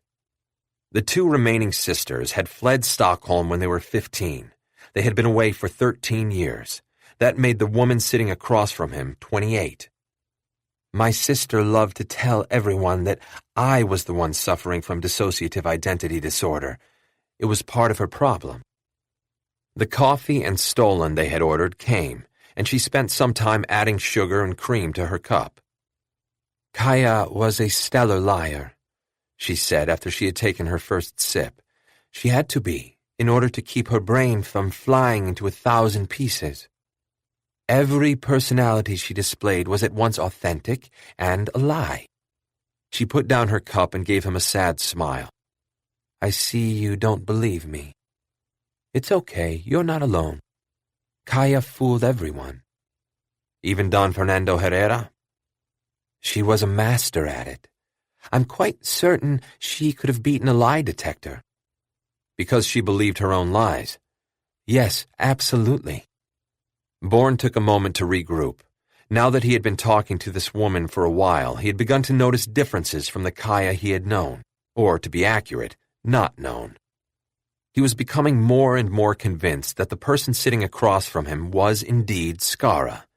Into his mind swam the final encounter in the storeroom at El Gabal. There had been something different in the woman's eyes, something achingly familiar. "Kill me," she had cried. "Kill me now and end this." Had that woman returned to being Kaya just before the end? There was one way to be absolutely sure. Bourne leaned toward her. "Show me your neck." "What did you say?" She looked at him quizzically. Kaya was mauled by a margay. She has scars down the sides of her neck. All right. She pulled down her turtleneck, revealing a long, beautiful neck with skin a luminous pink and perfectly clear. Do I pass? Bourne relaxed, but there was a sadness inside him. Kill me now and end this. Poor Kaya, tortured by the nightmare of personalities she couldn't control. What was Kaya doing with Samit Abdul-Kahar? He said at length. Skara sighed as she rearranged her turtleneck. One of her personalities hated our father. She wanted to strike back at him for walking out on us. So she told the truth about that. Skara regarded him for a moment. First of all, the best lies are always embedded in the truth. Second of all, the truth she told you is incomplete. Bourne felt chilled. He took up his cup and drank off some of the coffee, black, bitter, but invigorating. Tell me. For a moment, her gaze was lost in the dregs of her coffee. I'd rather not. No? Bourne felt a rising anger. The feeling of being manipulated was all too familiar. It's not for me to tell you. She smiled. Please, be patient just until tomorrow morning. She took a small leather notebook out of her handbag, wrote out an address, tore it off, and handed it to him. 10 o'clock tomorrow morning. She raised her arm to summon the waitress and got their cups refilled. Her eyes went to his left shoulder. You were injured in Damascus. I'm fine, Bourne said. He was going to ask her how she knew about him and what had happened in Damascus, but decided against it. He sensed he would find out soon enough. Now tell me about the Beretta. She frowned. I had no idea my mother owned a gun, let alone was armed when she was killed. Did you take it from her? Your sister had it, he said. I have no idea how. Skara nodded, as if coming upon a fact that had been self-evident all along. She must have given it to Vivica. That would be just like Kaya. At 15? After my father left, we were all terrified. I can imagine Mother grabbing it without a second thought. There's more to this story, isn't there? Skara summoned up a bleak smile. Unfortunately for all of us, there always is. Sometime during the night, the snow had stopped falling. Sometime during the night, Bourne had called Rebecca, who sounded tired but happy to hear from him.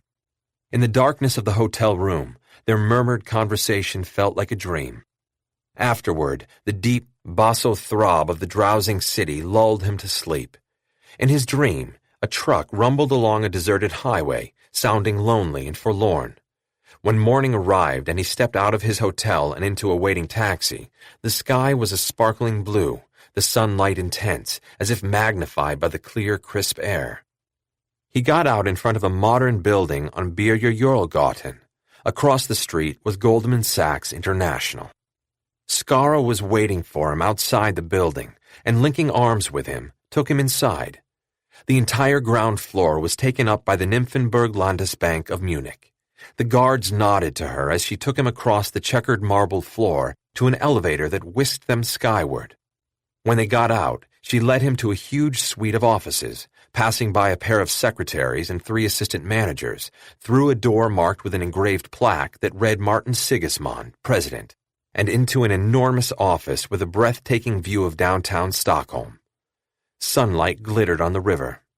Sigismund, a tall, handsome man, slim and very fit, with straight blonde hair and blue eyes, was waiting for them. He wore a navy blue suit. His tie was a tongue of flame.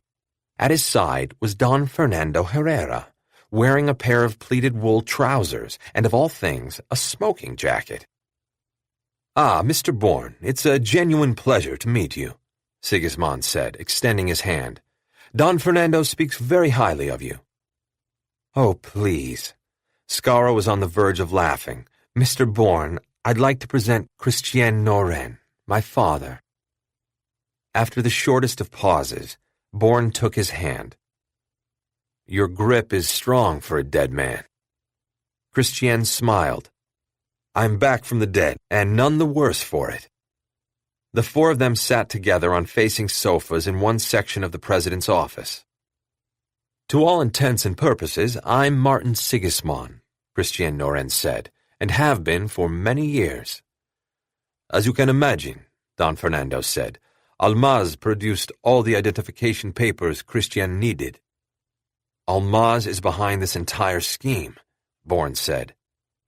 I'm sorry I couldn't tell you everything, Don Fernando said. We needed you focused on the connection between Severus Domna and Samid Abdul-Kahar. More specifically, we needed you in Damascus to cut off their arms and legs. Samid Abdul-Kahar had engineered an armed attack on Indigo Ridge, a rare earth mine in California, Christian said. He had a man inside Indigo Ridge, Roy Fitzwilliams, whom he had recruited to his cause years ago. That's where all the material was being shipped, Bourne said. Don Fernando nodded. Along with a cadre of hand-picked terrorists, American-born Muslims, sad to say. There was silence for a time. Then Skara said, Dad. Christian made a gesture acknowledging his daughter. Mr. Bourne, Don Fernando and I owe you an enormous debt of thanks. What you owe me, Bourne said, is a full explanation. And you shall have it. He looked abruptly rueful. I have made many mistakes in my life, Mr. Bourne, but none more grievous than walking out on my family. My wife is dead, and so are 2 of my 3 children. The fact is, I miscalculated grievously. No, Dad, Skara said with some vehemence. You were lied to. Christian seemed in no mood to abdicate responsibility. I was already in a bind with the Domna. Benjamin El-Arian was growing suspicious of me, which is why he sent me to kill Alex Conklin. It was a test. We both made mistakes, Don Fernando said with a sigh. I wanted to recruit Conklin into Almaz, and I thought Christian's mission was the perfect opportunity. Somehow, Christian said, El-Arian found out. I faked my death so he would have no cause to go after my family. That was a terrible mistake. Bourne shook his head. Then why did Conklin send me to kill Vivica? Another mistake, pure and simple. He thought she was a spy. No, Skara said. It was Kaya's doing. Bourne and Don Fernando looked at her in astonishment. Christian just looked sad. I didn't really understand until Mr. Bourne gave me this. She produced the silver-plated .22. Mom had this on her when she was killed. She shot at Mr. Bourne, isn't that right? It is, Bourne said. Kaya gave Mom the weapon, Skara said. Just as in one of her personalities she hated you, Dad, in another, she despised Mom. Christian pressed his palms together as if in prayer. Kaya became a scourge. His expression revealed the emotional body blow he had been delivered. She had the advantage of looking 3 or 4 years older than she was. She was precocious and, in her own way, brilliant. I told no one about her, not even you, Don Fernando. For one thing, I was ashamed and horrified at the way in which she was trying to follow in my footsteps. For another, I thought I could control her. That was my biggest mistake. He stared down at his shoes. No one could control Kaya. She used her body as well as her twisted mind, Skara said. Christian shuddered. Doubtless you're right. He shrugged. In any case, Conklin discovered that I had been sent to kill him. That aborted the mission. But even after he heard I was dead, he sent you, Mr. Bourne. Skara sat forward. On the strength of Kaya's dreadful lie. She turned over the .22. At least the Beretta redeemed itself, Bourne said. It saved my life in Damascus. Thank God for that, Don Fernando said fervently. Another silence descended. It seemed they were all spent. When Christian rose, so did everyone else. Bourne shook his hand. There was nothing else to do. Skara, Christian said, why don't you take the day off and show Mr. Bourne some of the sights he might have missed when he was here last? Don Fernando embraced Bourne and kissed him on both cheeks. Goodbye, Jason, he said, but not farewell. When Bourne and Skara had left, Christian turned to Don Fernando. Do you think he suspects? Not at the moment, Don Fernando said, but I have no doubt he will put it all together once he returns to Washington and speaks to Peter Marks. Christiane frowned. Are you certain that won't be a problem? It's what we want. Don Fernando smiled. You have bought enough shares of Neodyme so that we have a controlling interest in Indigo Ridge. We will have wealth beyond even our imagining.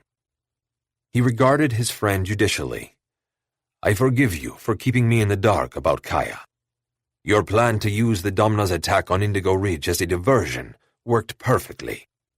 The notables in the American government were too busy unraveling the Domna's scheme to investigate the companies we used to buy up all the Neodyme shares. Christiane crossed to the window. He looked down as Bourne and his daughter exited the building and crossed the slushy street. What will Bourne do when he finds out? Don Fernando joined him at the window. The sky had clouded up. More snow would soon be on the way. With Bourne, it's often difficult to predict. My hope is that he will come back here to have a talk with us. We need him, don't we? Yes, Don Fernando said gravely. He's the only one we can trust.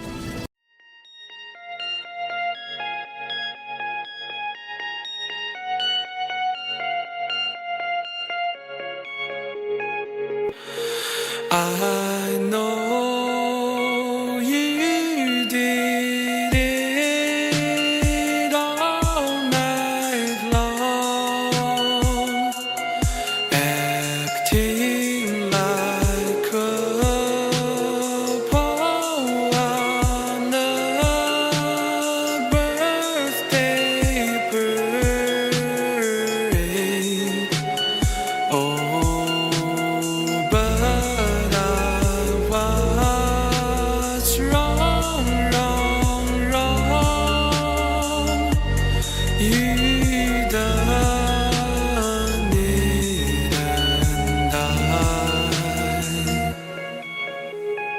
revealing a long, beautiful neck with skin a luminous pink and perfectly clear.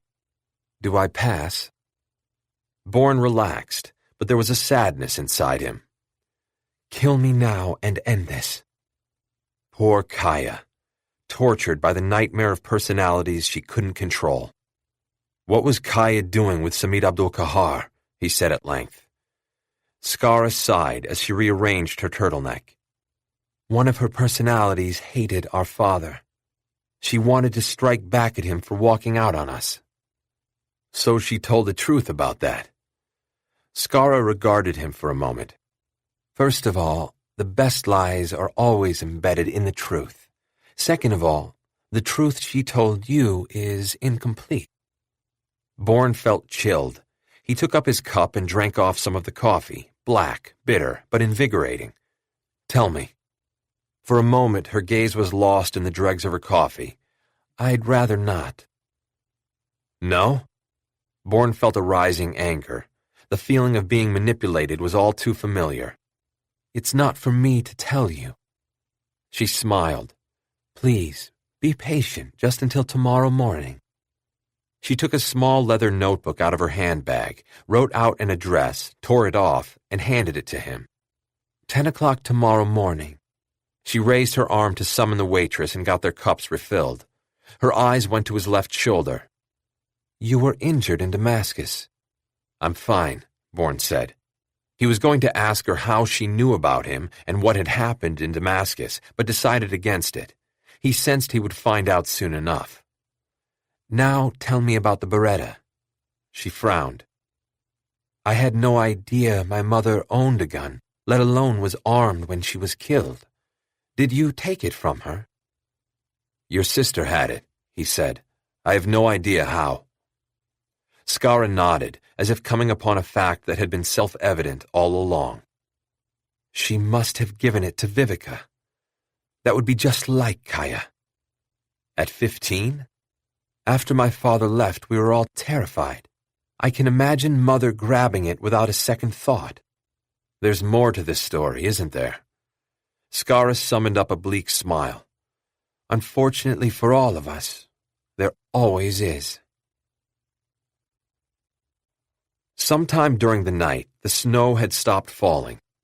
Sometime during the night, Bourne had called Rebecca, who sounded tired but happy to hear from him. In the darkness of the hotel room, their murmured conversation felt like a dream.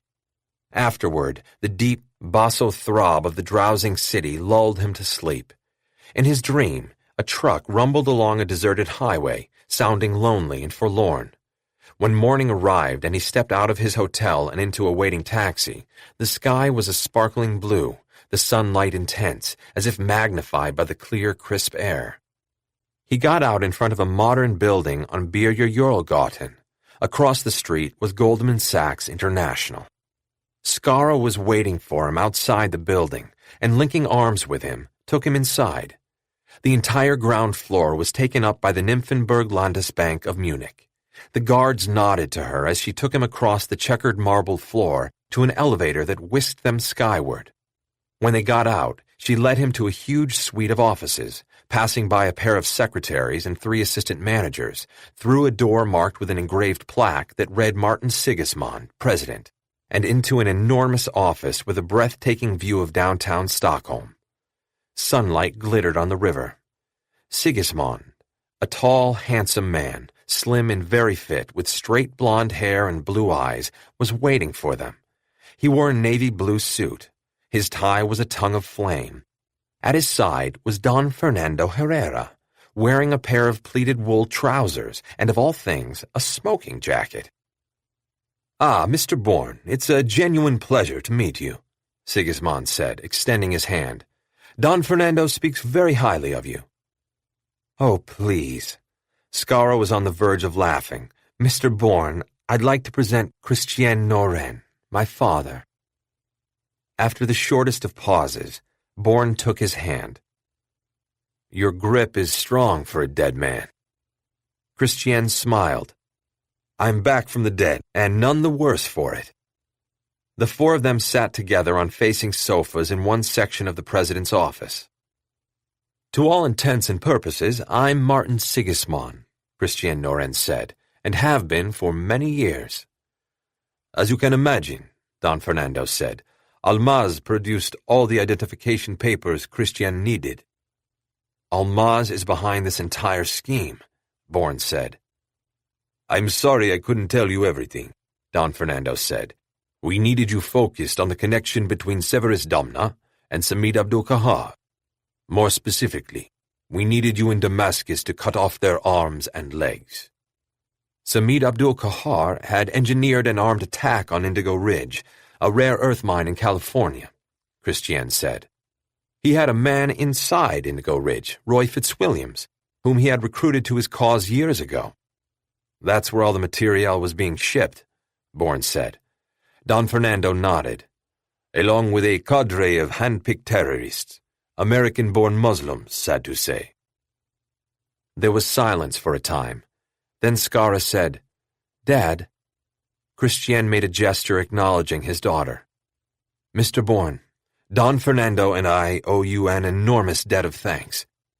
"What you owe me," Bourne said, "is a full explanation. And you shall have it." He looked abruptly rueful. "I have made many mistakes in my life, Mr. Bourne, but none more grievous than walking out on my family. My wife is dead, and so are 2 of my 3 children. The fact is, I miscalculated grievously." "No, Dad," Skara said with some vehemence. "You were lied to." Christian seemed in no mood to abdicate responsibility. "I was already in a bind with the Domna. Benjamin El-Arian was growing suspicious of me, which is why he sent me to kill Alex Conklin. It was a test." "We both made mistakes," Don Fernando said with a sigh. "I wanted to recruit Conklin into Almaz, and I thought Christian's mission was the perfect opportunity." "Somehow," Christian said, "El-Arian found out. I faked my death so he would have no cause to go after my family. That was a terrible mistake." Bourne shook his head. "Then why did Conklin send me to kill Vivica?" "Another mistake, pure and simple. He thought she was a spy." "No," Skara said. "It was Kaya's doing." Bourne and Don Fernando looked at her in astonishment. Christiane just looked sad. I didn't really understand until Mr. Bourne gave me this. She produced the silver-plated .22. Mom had this on her when she was killed. She shot at Mr. Bourne, isn't that right? It is, Bourne said. Kaya gave Mom the weapon, Skara said. Just as in one of her personalities she hated you, Dad, in another she despised Mom. Christiane pressed his palms together as if in prayer. Kaya became a scourge. His expression revealed the emotional body blow he had been delivered. She had the advantage of looking 3 or 4 years older than she was. She was precocious and, in her own way, brilliant. I told no one about her, not even you, Don Fernando. For one thing, I was ashamed and horrified at the way in which she was trying to follow in my footsteps. For another, I thought I could control her. That was my biggest mistake. He stared down at his shoes. No one could control Kaya. She used her body as well as her twisted mind, Skara said. Christiane shuddered. Doubtless you're right. He shrugged. In any case, Conklin discovered that I had been sent to kill him. That aborted the mission. But even after he heard I was dead, he sent you, Mr. Bourne. Skara sat forward, on the strength of Kaya's dreadful lie. She turned over the .22. At least the Beretta redeemed itself, Bourne said. It saved my life in Damascus. Thank God for that, Don Fernando said fervently. Another silence descended. It seemed they were all spent. When Christiane rose, so did everyone else. Bourne shook his hand. There was nothing else to do. Skara, Christiane said, why don't you take the day off and show Mr. Bourne some of the sights he might have missed when he was here last? Don Fernando embraced Bourne and kissed him on both cheeks. Goodbye, Jason, he said, but not farewell. When Bourne and Skara had left, Christiane turned to Don Fernando. Do you think he suspects? Not at the moment, Don Fernando said, but I have no doubt he will put it all together once he returns to Washington and speaks to Peter Marks. Christiane frowned. Are you certain that won't be a problem? It's what we want. Don Fernando smiled. You have bought enough shares of Neodyme so that we have a controlling interest in Indigo Ridge. We will have wealth beyond even our imagining. He regarded his friend judicially. I forgive you for keeping me in the dark about Kaya. Your plan to use the Domna's attack on Indigo Ridge as a diversion worked perfectly. The notables in the American government were too busy unraveling the Domna's scheme